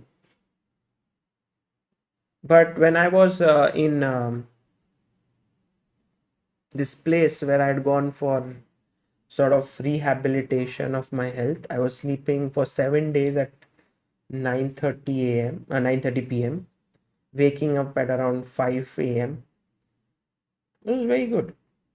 I think the best thing to do is to have a nice day where you sort of work hard. And by the way, Queen d6 played by Gukesh, which was a good move. Coming out of this pin, defending the e5 pawn. So if you take here, he is ready to take. And if you play bishop b4, take queen d3. You can't take here because the queen is hanging.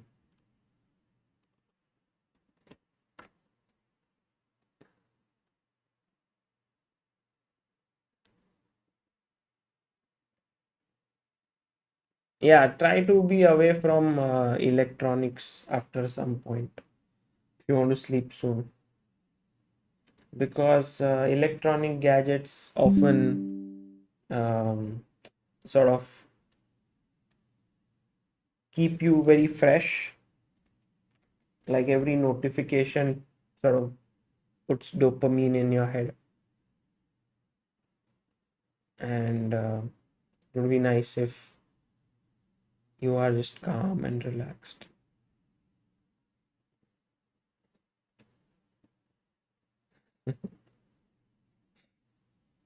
Ramit says, read your engineering textbooks. Yeah, I mean, I used to do that. There was this one chess trainer who would speak in a very different way, and like it made some chess videos. And so I would switch it on when I wouldn't be sleepy, and I would get very nice sleep.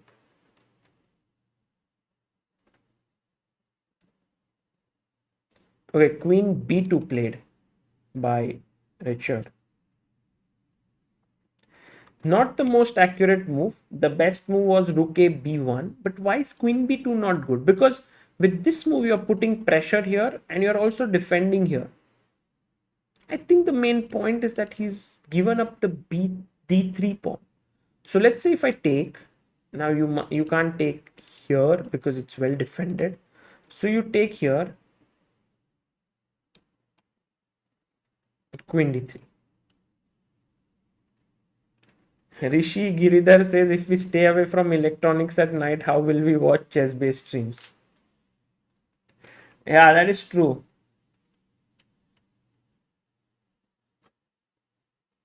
Life is a sort of a constant struggle between what is good for you and what you want to do. So when both meet, I guess life is sorted.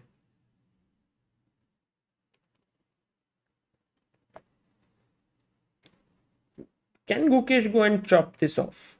Queen B, D3.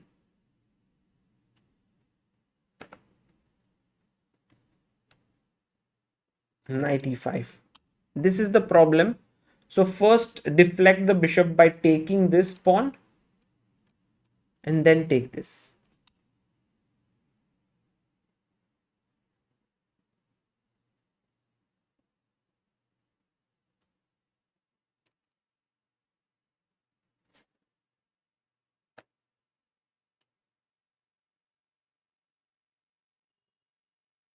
Yeah, Gukesh is right now on 3 minutes, 6 minutes 38 for rapport.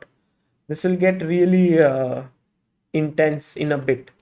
What about Nodirbek? Still equal, but My guess is that this game can get crazy because this queen is looking here. The white king is exposed.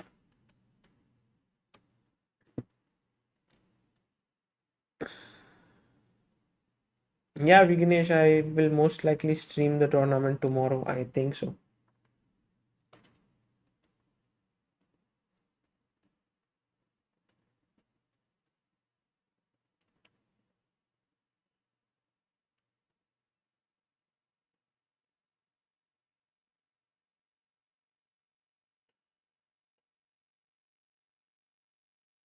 Yes, yes, Tanmay Vidit did get his visa and he will play in the Fall Classic from 1st of November.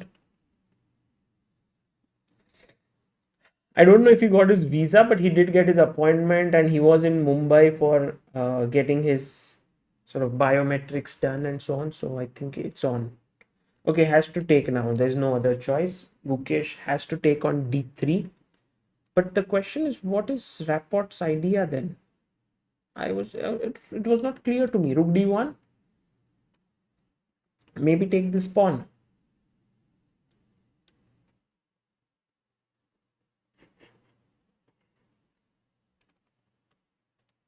Okay, come on, Gukesh. You need to speed up. 1 minute 38 seconds for Gukesh.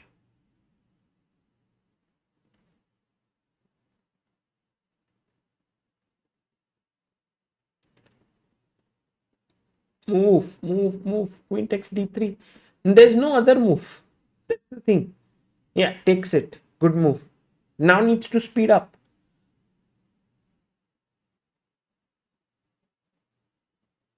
Knight to g5 played. Okay.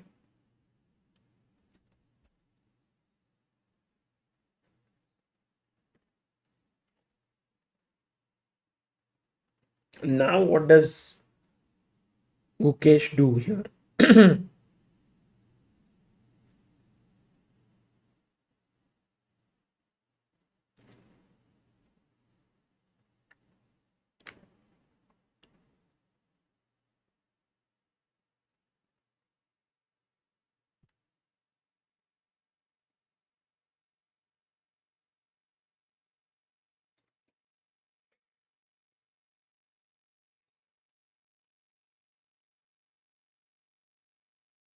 Look at Gukesh's time, guys. He's on down to 30 seconds on the clock. He needs to play quickly. Needs to find his next move. He goes bishop f8, best move. But how many best moves can you find when you have just 30 seconds on the clock? This is going to be a huge challenge for Gukesh, but he's found a great move. Now, meanwhile, this is going to end in a draw. So Mamedyarov is going to go ahead in this. Bishop f8. Richard Rapport now. Will he take his time and play accurate chess, or will he try to sort of play on Gukesh's time?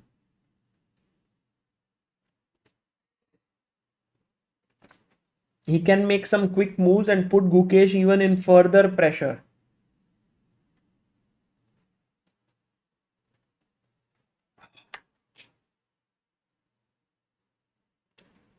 Tarun Mantri says, why not bishop h6? That's a good question, Tarun. Because you are sort of pinning the knight here, but then the rook would come out anyway with a tempo. And yeah, the problem is kind of solved here. Also, the queen is kind of trapped in such a position. So that's why bishop f8 makes sense, because when you attack and you come here, now this is hanging. So if you play this, say rook f8, rook c1, now the queen has the a4 square. So very good sequence of moves by Gukesh. And now Richard Rapport has to decide what to do.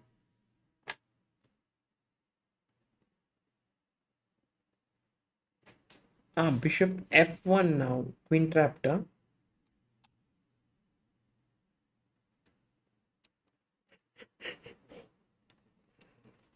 There is queen d4. Bishop c3, queen d6.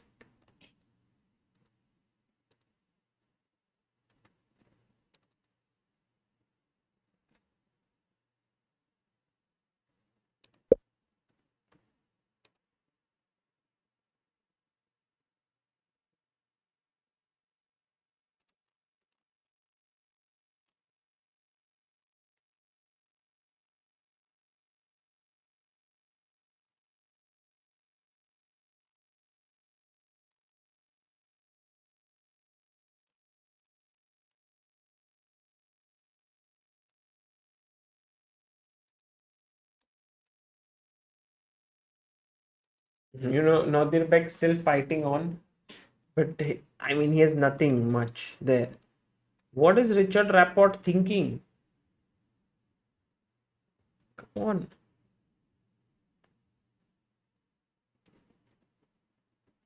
Richard Rapport is thinking about bishop f1 to attack the queen, or rook d1 to attack the queen. There are many possibilities.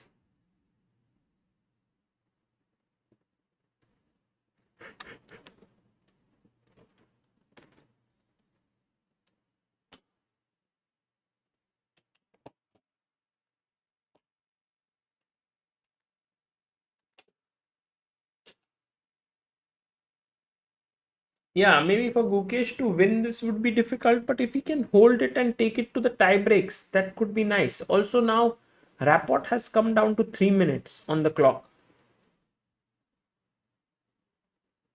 I'm an Indian engineer says, which according to you or most top rated players is the best time control, especially in professional chess?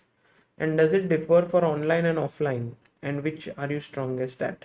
I think me personally, I was the best at classical chess because that was the way in which I played. I like to take time to think and so on. No, I don't think there is. Earlier, everyone thought classical chess is the main thing, and the blitz and rapid is uh, to be played on the side and so on. But as the prize fund started to grow, as more and more events started to happen in rapid and blitz, it started to become important. And the same thing happened with online chess. As the prizes started to grow, more events started happening like this Champions Chess Tour, the events by chess.com. There are events that also Chess Base India organize and so on. It became clear that this is actually it's not just here the queen has come back 26. So I think more and more players have now need to become versatile to play well in all formats rather than just being limited by, oh, I'm a classical player now. Doesn't work. So I think, yeah, queen e7 now forced to play.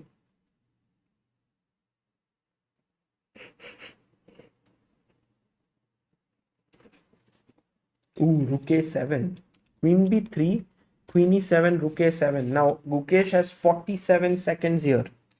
Firstly, a very nice move here would be a surprising move, knight c5, because then the rook is attacked, also the queen is attacked. So let's say knight c5, rook e7, knight b3 attacking the rook.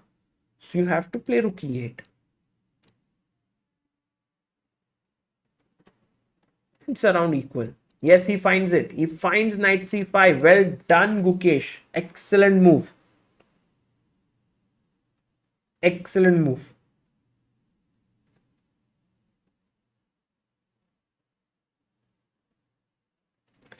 Gukesh with 30 seconds on the clock, finding some great moves to keep Rapport under pressure. Now, 3 ideas. One is queen a2 possible. There's rook b7 and you trade. The other one is to take here, take here, take here. But bishop h6 is very strong. So here take here and knight e4. That's the point. Let's see what Rapport does now. He's also down to 1 minute 30 seconds.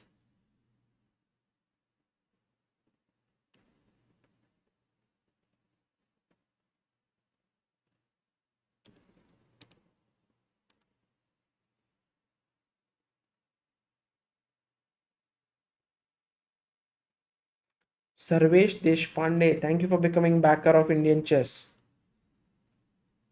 Aditya Bhopale, did you have a chance to see our Instagram today on Chess Base India?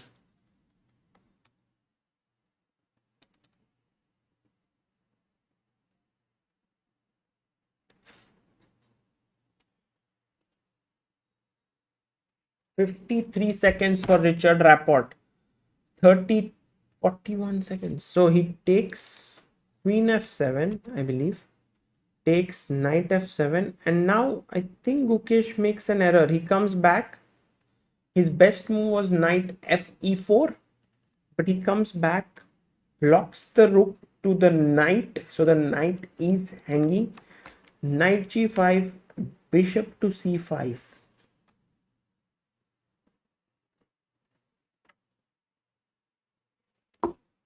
Rook a5, attacking here. Let's push knight f3, push one on e.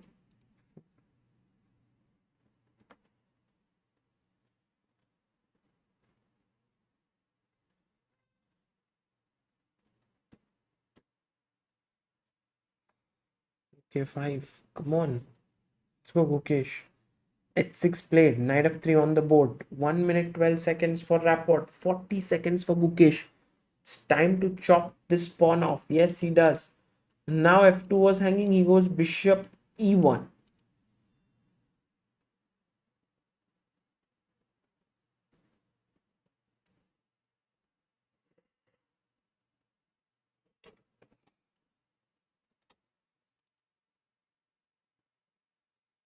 Knight d6, bishop h3, attacking here.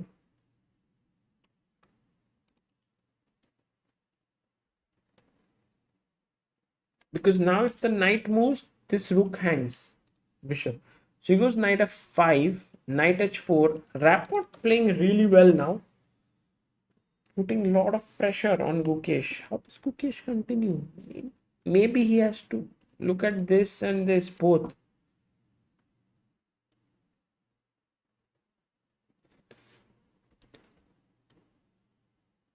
If you go rook f8 trying to defend this, then knight takes g6. So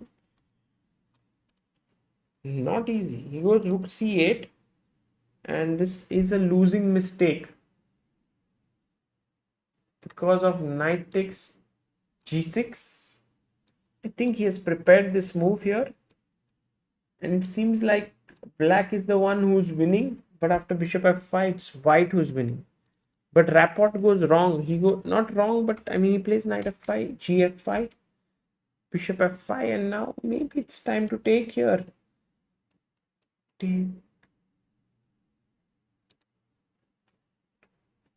Yeah, because if he doesn't do bishop f2, he's just a piece down. He's just a pawn down. So he takes.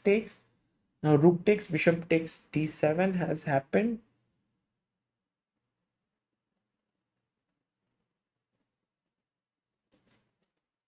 Two rooks.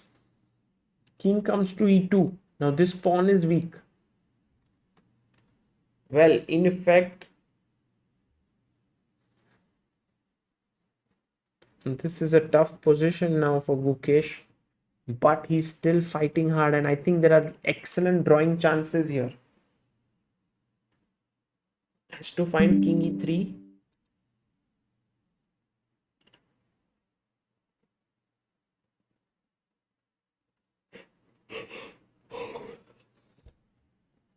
One minute 28 seconds for Richard Rapport. There's a check here. He wants to win this pawn. King e3. The best move in the position is played by Richie.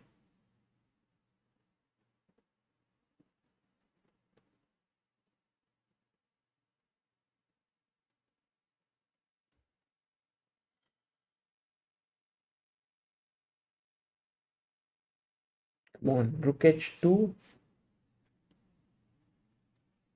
How to continue now as white? Bishop c3 is very powerful. I think if he can manage to win this, it's very difficult for white to win. Okay, he makes a mistake with rook takes b5. Bishop c3 was better. Now Gukesh must find rook c2, stopping bishop c3 and stopping all the activity on the c5.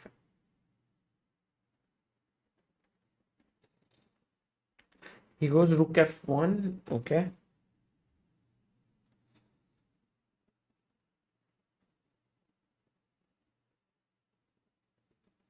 Bishop c3, attacking the pawn here on e5. 10 seconds for Gukesh. How does he continue now? King f7. He brings his king up. there are still very good drawing chances here for Gukesh because the material is so less. So he can hope to transpose it into rook versus rook bishop position. All he has to do is sacrifice his rook for a pawn and the bishop. Should be good for him. But Rapport will try to stop that from happening.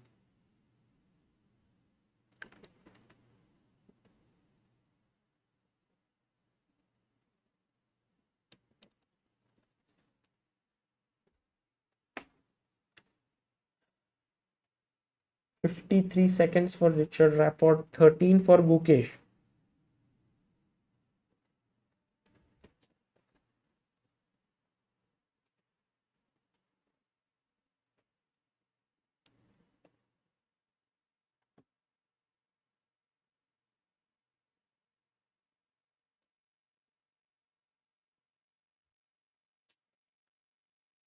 Rapport needs to find his next move. His best move is bishop takes e5, but he goes bishop to c6. And now rook c1, good move. Here, putting pressure, check. King f6, important. Good move. Gukesh finding good move after good move. Check. King g5. Yep. King is coming in. Bishop b4. King g4.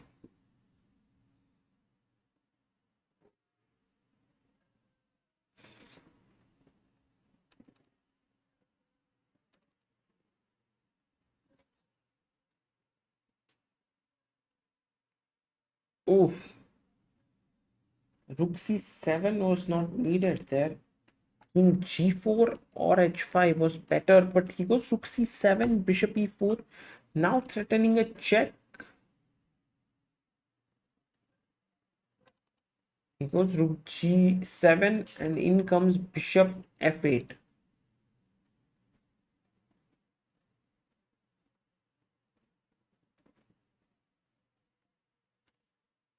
Ooh, makes a mistake.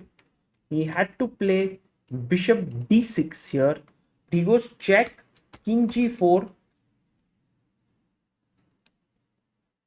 And now Gukesh back in the game. Guys, this match is not going to end soon. This is going to go down to the wire. Because Gukesh is going to win this pawn on g3 and then he's going to get a draw. And then we'll go into the tie breaks.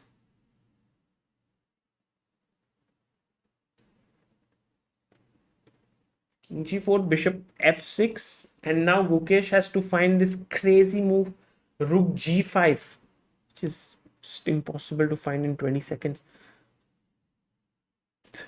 But Gukesh is Gukesh. Let's see what he plays. Rook e8 maybe. Does this work? Oh, he finds it, rook g5. What a move. Why not rook e8? Because of bishop c6 somehow. But this move, he found it in less than 25 seconds. What a move by Gukesh. Brilliant. Brilliant.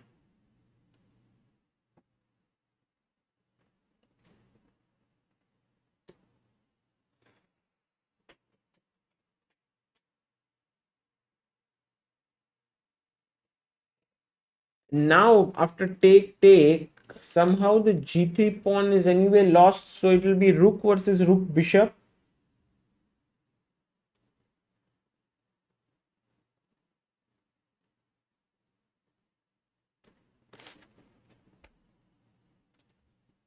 Rapport has less than 10 seconds on the clock. He goes rook g6. Now king takes g3 should be good.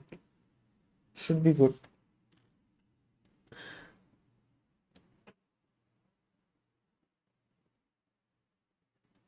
Oh, he goes rook h3. Nice. Nice. Maybe even more stable. So if this game ends in a draw, we go into the Armageddon. Not Armageddon. First Blitz tie breaks, then Armageddon. Okay, king back. Check, king up. I think Rapport will try to fight rook bishop versus rook to tire Gukesh out, but Gukesh might not get tired, and in fact, Rapport might in the pinch. But for now, it's clear that it's Gukesh who is on the back foot. Check king here, no draw. Rook takes g3.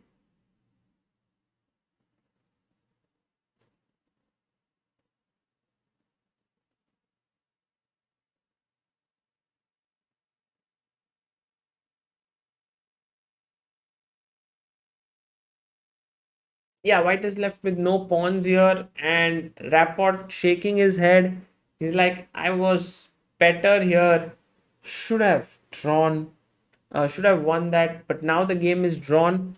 Meanwhile, Nodirbek versus Mamedyarov also drawn, so Mamedyarov goes through to the semis. We already have three players in the semis: Magnus, Duda, and Mamedyarov. Is it going to be Rapport, a world class GM, or is Gukesh going to be the only youngster?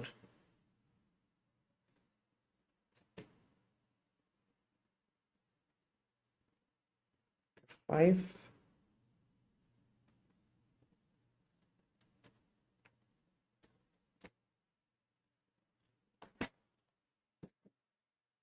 Rook takes g5. I think even if he loses both the pawns, it's a draw.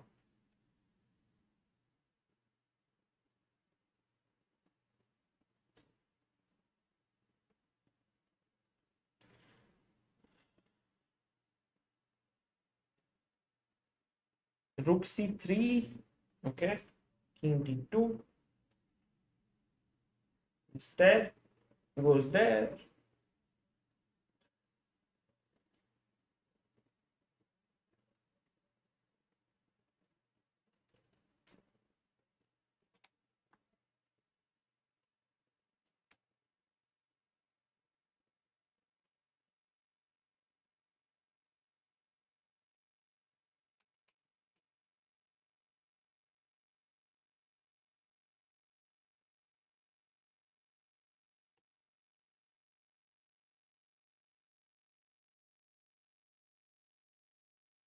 So white has now sort of cemented his bishop with his rook here.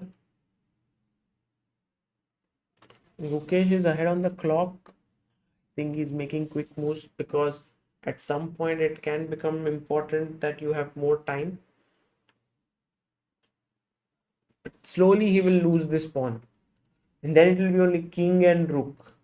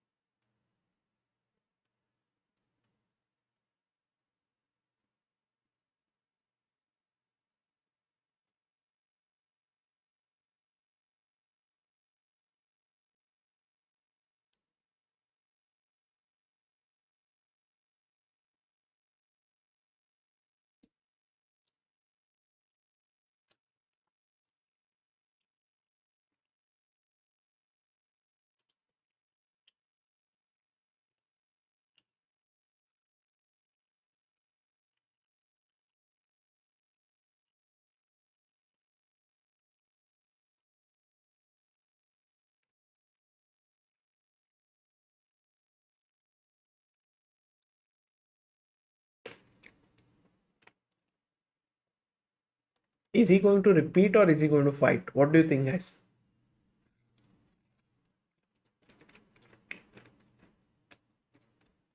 I mean, Richard Rapport. He wants to fight.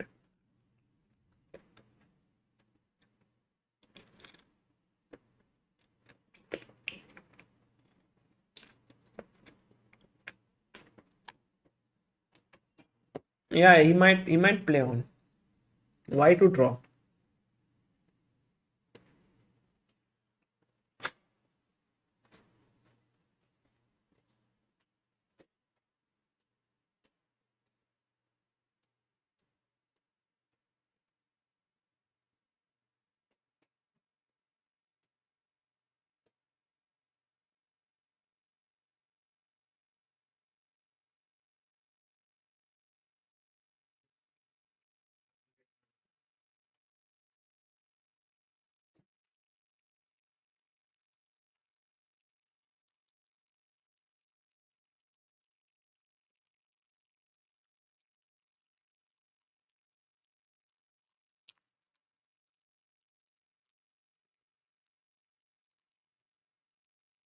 Okay, let's go. Guys, we are going to the tie breaks. Gukesh versus Rapport. I feel it's going to be tie breaks. I don't think Rapport will be able to beat Gukesh.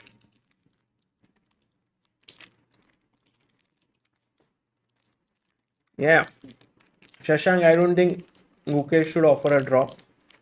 Generally, players who are here, it's white should be given sort of the right to decide whether he wants to play or not. So offering a draw would be a bit incorrect. If white offers a draw, yeah, then it's fine. But black offering a draw,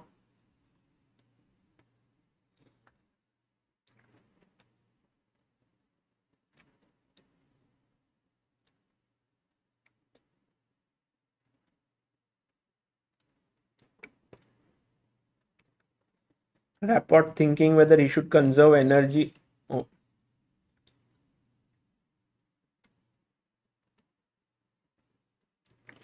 he's clear. He wants to fight. King d6 now.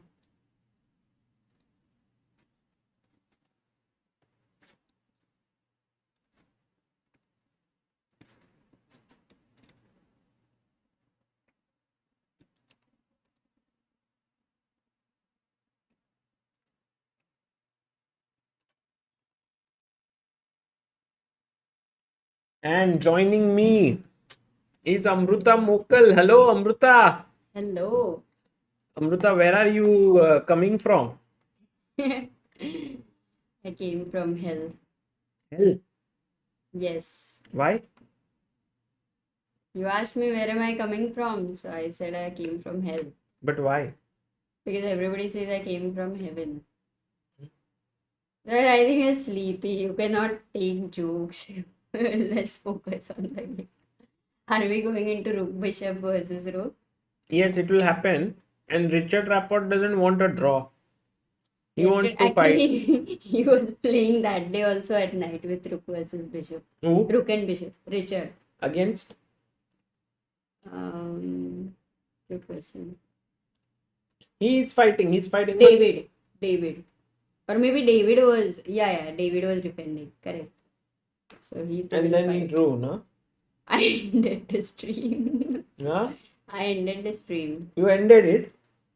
Yeah, before it went to Rook Bishop. Shall we end this now?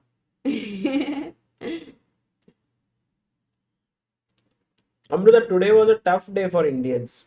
Acha. Vidit Yeah, lost to Duda 2.5 half. Arjun lost to Carlson 2.5 half. And Arjun was very close to beating Carlson in game 1. exactly. Then what happened? Like, And then he lost the track of the game and it drew. hmm, And once that game ended in a draw, somehow Magnus had that just didn't get, psychological yeah, edge. yeah. That is a little hard thing here. First round really matters today.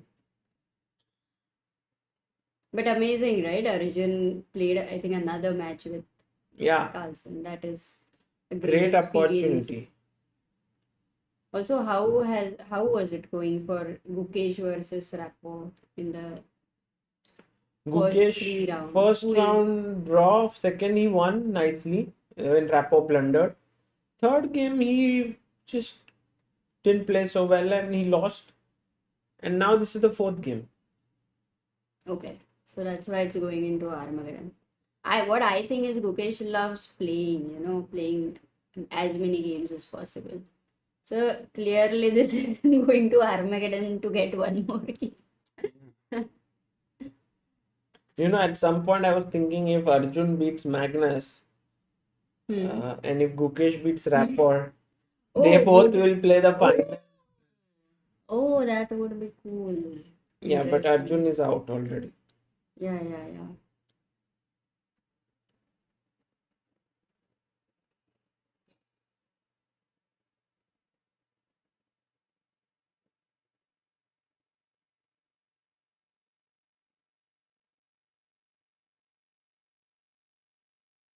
Okay, यहाँ पे King check. F2, King You F2. want to take some rest, 5-10 minutes before Armageddon?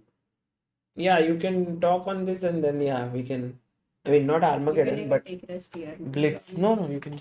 I'll call you. I should call you 60 seconds before, right? So Yes. that 10 steps to walk, 10 seconds. Yeah. 10 steps to get in the groove. Guys, he's gonna come back. Here I am telling you, I'm promising you that this is going to be a long game. Another 5 minutes. So as much as Richard is going to stretch here. Oh no, Gukesh, sorry, as much as Gukesh is black, right? Yeah, Richard is going to stretch here. Sagar will get to take a bit of rest. Okay. ये देखना, once this pawn is गायब, 50 moves after that. Please keep in mind.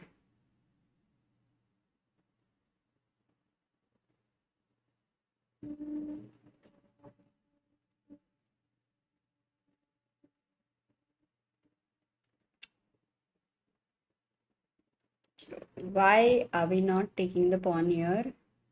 Any idea? He went king d6.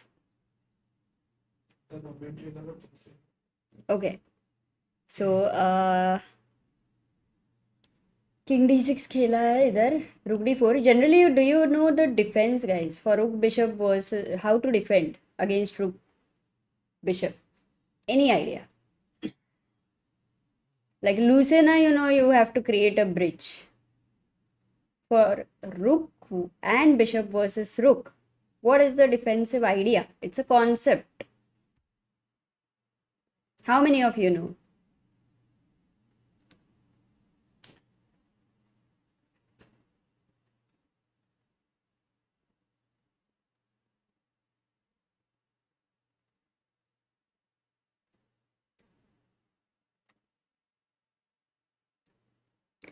Oh, quite a lot of people don't know, yeah.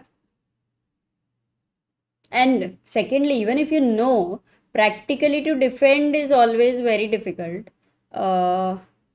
It is so tricky. It is so tricky that even if your opponent makes mistakes, and let's say you are the one with an extra bishop, to remember and recollect is a big task.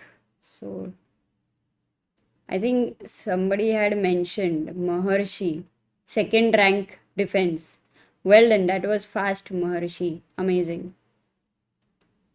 You have to remember this, guys. Second rank, generally क्या होता है, I'll tell you.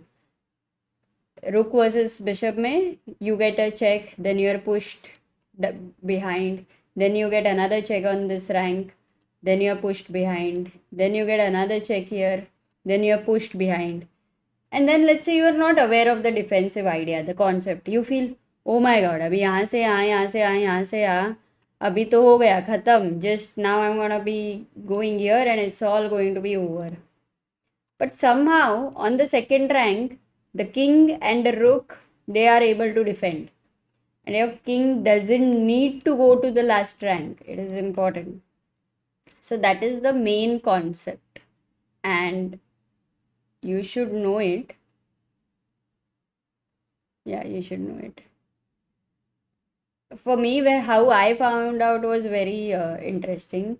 I did not know it, but it happened in National Premier Championship. I was playing against Vijaya Lakshmi, and then I landed up with a rook against rook versus bishop. So this is what was my story. I was like, I went to the second rank. I was playing on 30 seconds, and I'm like, okay, abhi khatam, tata, bye bye. But my king was always escaping after that. It was like a, merry-go-round. So the defense was found on the board. I did not know that. And then it ended in a draw after 5 hours, 45 minutes. So it was a very, very nice. Okay, Rukjitu. One question to understand, why is he not taking the pawn? 1 second, okay. यहाँ पे, okay, so if rook d5, it's a blunder. All of you, are you awake, guys? For rook d5, it's actually it's still not a blunder. Rook a5, rook h4. अरे इसका board उल्टा है ना, sorry. Rook h4 check को there is bishop g4. So चल रहा है. What Gukesh is, what Richard is trying to do is to keep this pawn. For what reason? Acha, 50 moves. To avoid 50 moves. Maybe to avoid 50 moves. But that's a little weird. Kind of weird. ठीक है. To avoid stalemate. That's what Pratish says. David says the art of annoying the audience and commentators for not taking the pawn. This is another interesting thing which we are seeing. Generally, rook versus bishop, that drag we have seen. But wow, what he's trying to do is take away all the energy of Gukesh. But by doing so, he himself is putting a lot of energy. So Armageddon is also all about energy. It's going to be the final game. And वहाँ पे energy level पे भी, that is also another fight. Very interesting. Bishop b5. भाई कब खा रहे हो ये पॉन? थोड़ी तो भूख लगी रहेगी. थोड़ी. Something. Maybe I should do a poll here. An honest poll that day, the way you guys had done. इधर एक poll है already. The Gukesh will win. Okay, this was a different one. So now I'm putting another poll.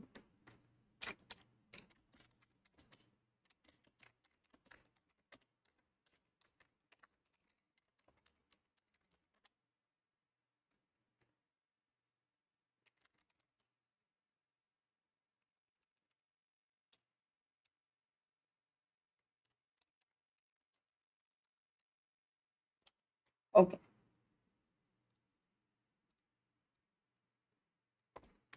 So the poll is, guys,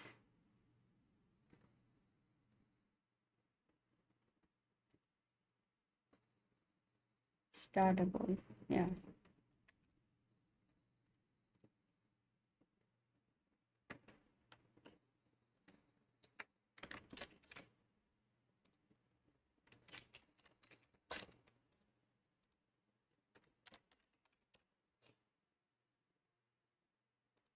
Be honest, guys. Honestly answer dena. Like that day. If you have the rook and if you are playing against rook versus bishop, how many of you can practically defend? That is the question. कभी खेला है, नहीं खेला है, पता नहीं. But what do you think?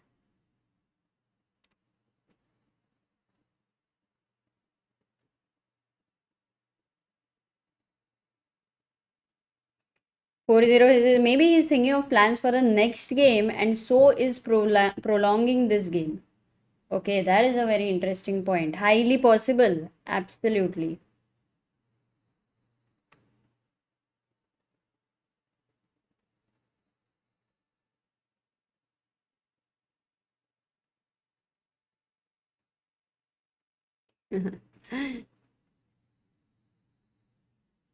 Look at this. The second rank, yeah? I mean, second rank, the file, anything. Basically, this square is where the king will move around. Guys, how's the poll going on?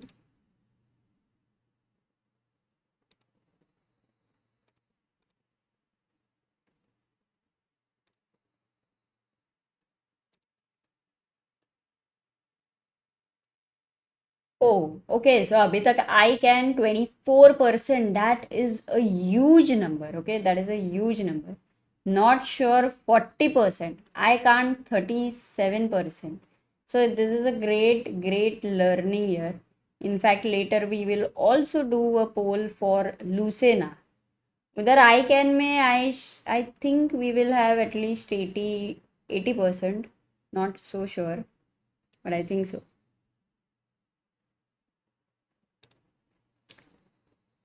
Okay, rook h7, rook g5, bishop c4.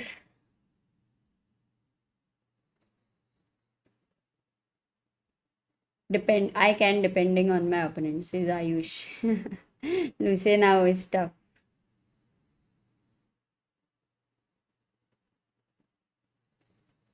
Richard and Gukesh. If you look at both of them, look at Gukesh, na. He's not at all sleepy. Like it's 1:30 a.m. He has played 4 difficult games and he's not at all sleepy. He's so fresh, very alert. I'm wondering whose energy this is going to be, sapping for Richard. Because if you look at Richard, I already get a feeling that he is getting tired. But he is a big fighter. He just definitely he doesn't, like to draw. So it's gonna be a long game. We have to learn, yeah. We have to learn this ability without any doubt. खेलते रहो. Just giving your 100%. Himang says I'm completely in support of Rapo playing on. This is a very good fighting spirit. Yes, totally, Himang. Completely agree. And at least as we know, 37% here are not sure, 40% do not know. So majority of the people actually do not know how to defend. So let's try to understand better. He stopped this check so that the king is not going to be pushed on the last rank and the mating ideas are not going to happen. So that's what he's done right now. Bishop goes to h5. Rook e7. Yeah, I think I'm missing this. When I suddenly join and when it's end game and the board is also flipped, पूरा coordinates में सत्यानाश हो रहा है. So it's a 127th move. Oh my god. Is it going to be the longest game? Oh ho, longest game maybe.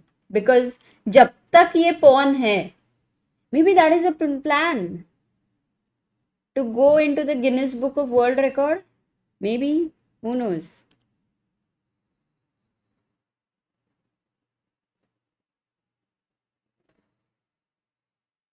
Yeah. By the way, 50 move rule anyway applies also if this pawn is not pushed. So when was the last time this happened?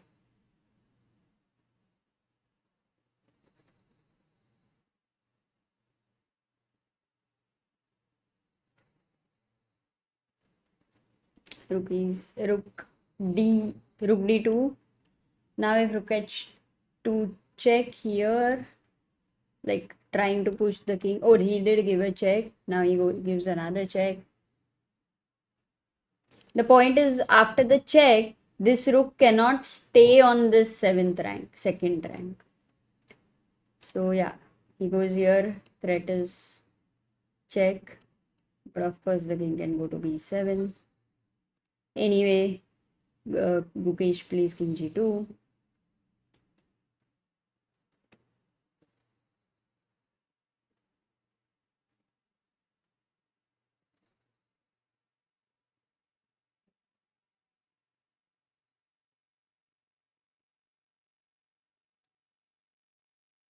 Rook c8.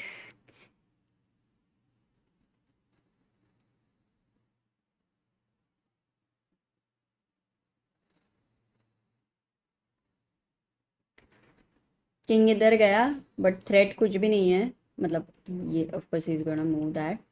इधर कुछ भी नहीं हो रहा है. गुकेश को भी देखो ना, he is not even trying to move this pawn because he wants to reach that 50 move rule. How many moves are left, guys? If anybody can help. When was the last pawn move?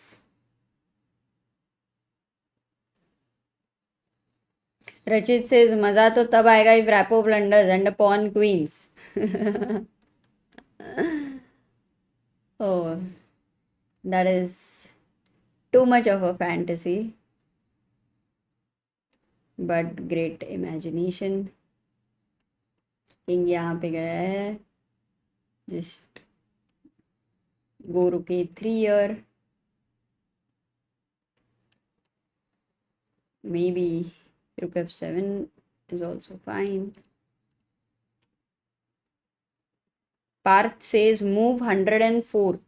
So actually 14, 24, 34 and 35 moves are over. मतलब अभी के लिए 15 moves are left.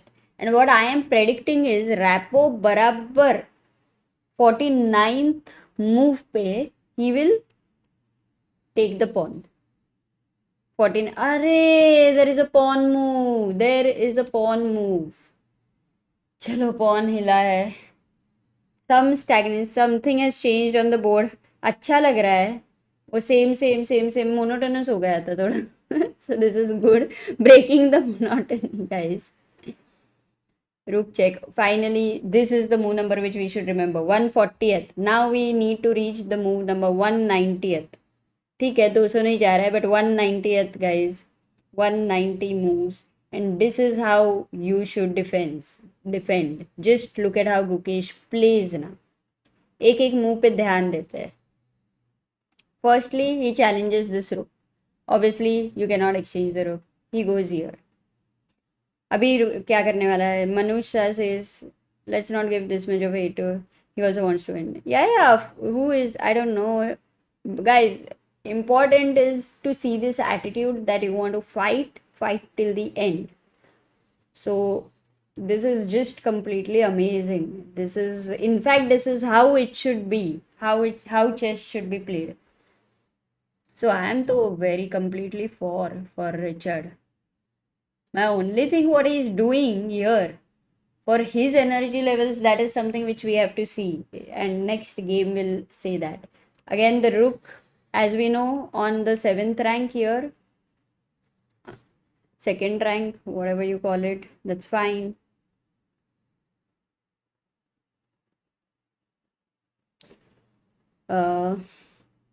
King goes here. The point is, even if you go check, then you have king here and you will have to move the rook away. The rook doesn't stay on the 2nd rank.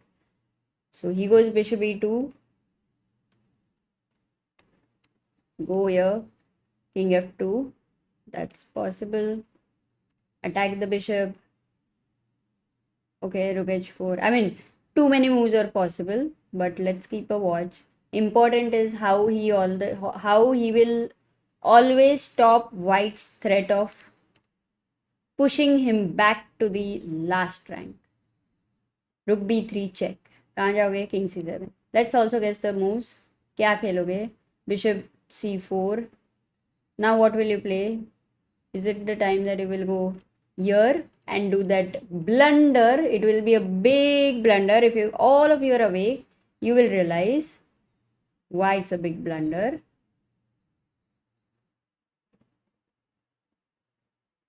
For all of you who have slept off, it doesn't matter. Siddharth Sachin says, do you think Gukesh knows theory here or finding it OTP? No. Of course he knows, because we have seen so many times now. Oh, guys, you are awake. Amazing. मैंने तो पूछा भी नहीं था सवाल, फिर भी interest देखो. आशीष, उमाशंकर, पार्थ, निकीपेडिया, आरान, क्या ही बात है. Proud of you, super proud of you.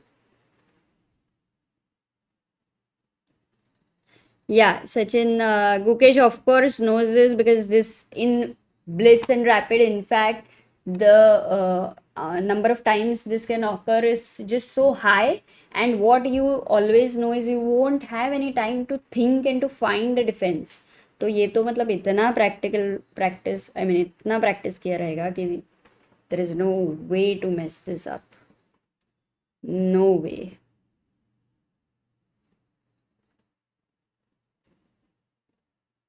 So, for sure, Guys, we must appreciate Rappo's fighting spirit.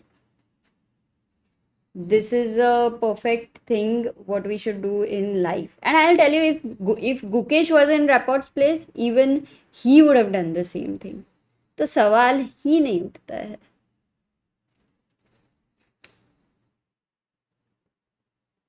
ठीक है. Rook goes here. He's thinking.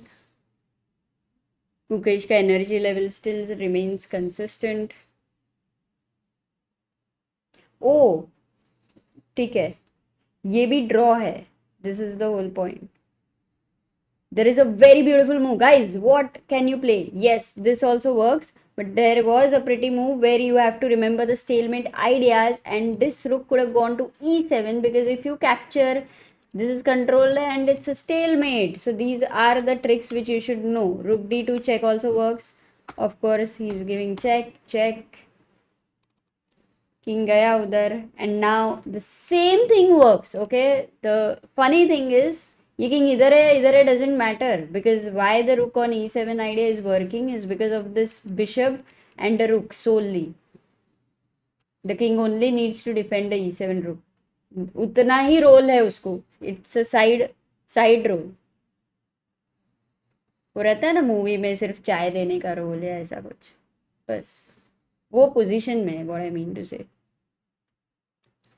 So Gukesh goes rook d2, now bishop e6.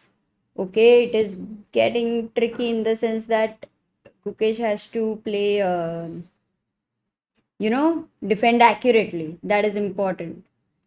You have to give a check here, or you could pin the bishop.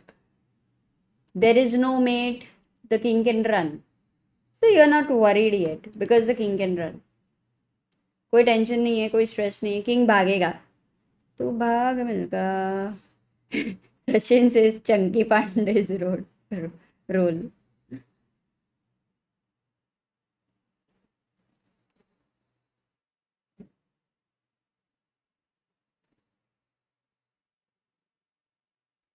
Okay, he goes rook e3 and decides to pin the king. So king goes to e5. You still cannot defend the king from the 7th rank. Rook goes back. Bishop e4. A typical scenario. Do you now want to run here? Possible. Oops, sorry, that is my move, guys. And that was a blunder, because if you give a check, then the king goes to e3 and very difficult. Oh my god! Oh my god, Gukesh has made a blunder! Oh my god, no! No, I cannot believe it! Okay, he still has to find it. Oh no, he's going to find it. Look at him. Look at Richard. Oh shit. Shit.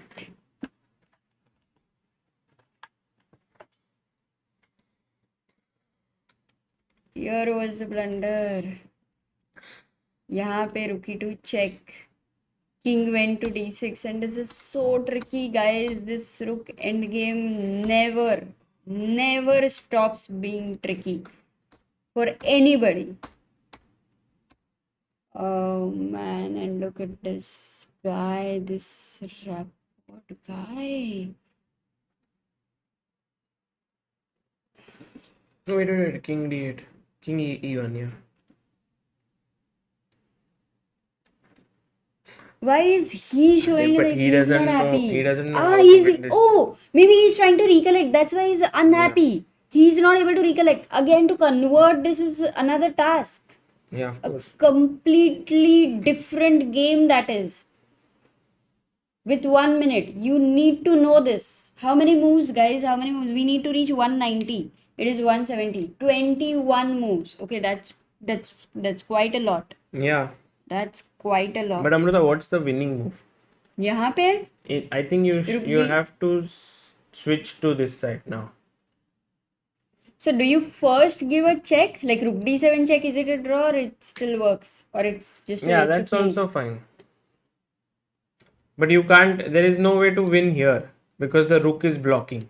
So you have to switch to the other side. Isn't it something like rook d7, rook b7, rook b4 kind of an idea in which Yeah, like rook possible. d7 check, Is king c8. King king f1. f1, King rook f1. g2, rook f7. Okay. But now, yeah, he's wasting time. He's wasting time. Okay, good for us. Rook b4. Yeah, exactly. Rook g5. Exactly. Oh. Oh, but he can. How many Oh, this moves? is a nice move, Amrita. Well done. No. But right now, Gukesh has to pin that bishop. Okay. And 190 moves, No. Sagar. 190 moves. Yeah. Oh, but now I it's just. found this. Oh, God.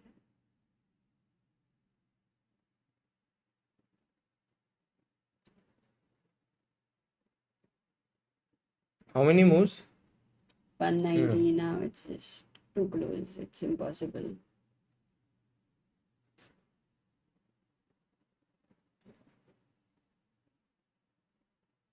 Richard Rapport knows that he has won it, and Gukesh is trying to think where he went wrong. Hmm.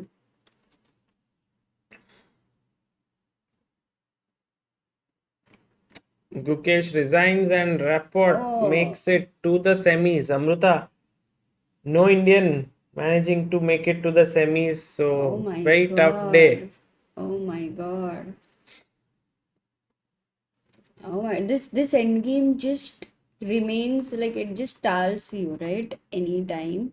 It's Yeah, never like okay, you can be sure that you can defend. It's all the time so tricky, so tricky. And if you know how to win from this end game, it is such a big ability. Oh my God, it's such a heartbreak because just never thought this could end in a loss for that matter. Oh, that's he pretty sad. if he had kept his rook here, Hmm. he would have won. He would have drawn because king here you can move out. I mean this side. Yeah. No wait. No, यहाँ पे rook c7 it was important. For what reason is something which you have to still find. Rook c7 was important because you have rook c3 check if king e3, right, Sagar? Hmm. Over there, rook c7 was important. Hmm. यहाँ पे rook c7 because if king e3, then there is rook check, right? If I'm not wrong, or Hmm. no. So this was the key error. Hmm. But he found he won this Amruta, which is a big thing. I mean, Richard, what a fighter! Like know, Sagar, what happened? He kept that pawn for so many moves. Like literally, he just didn't take the pawn for so many moves. He just tired his opponent. And I thought it was a bad idea because I thought Richard is getting tired. But because Gukesh was the one who had to constantly be more alert as a defender, so his energy was being consumed more. Man, this is crazy. Like, of course, not to miss saying that Richard, the way he, used the whole psychological thing was another level. I've not seen something like this. Oh my God.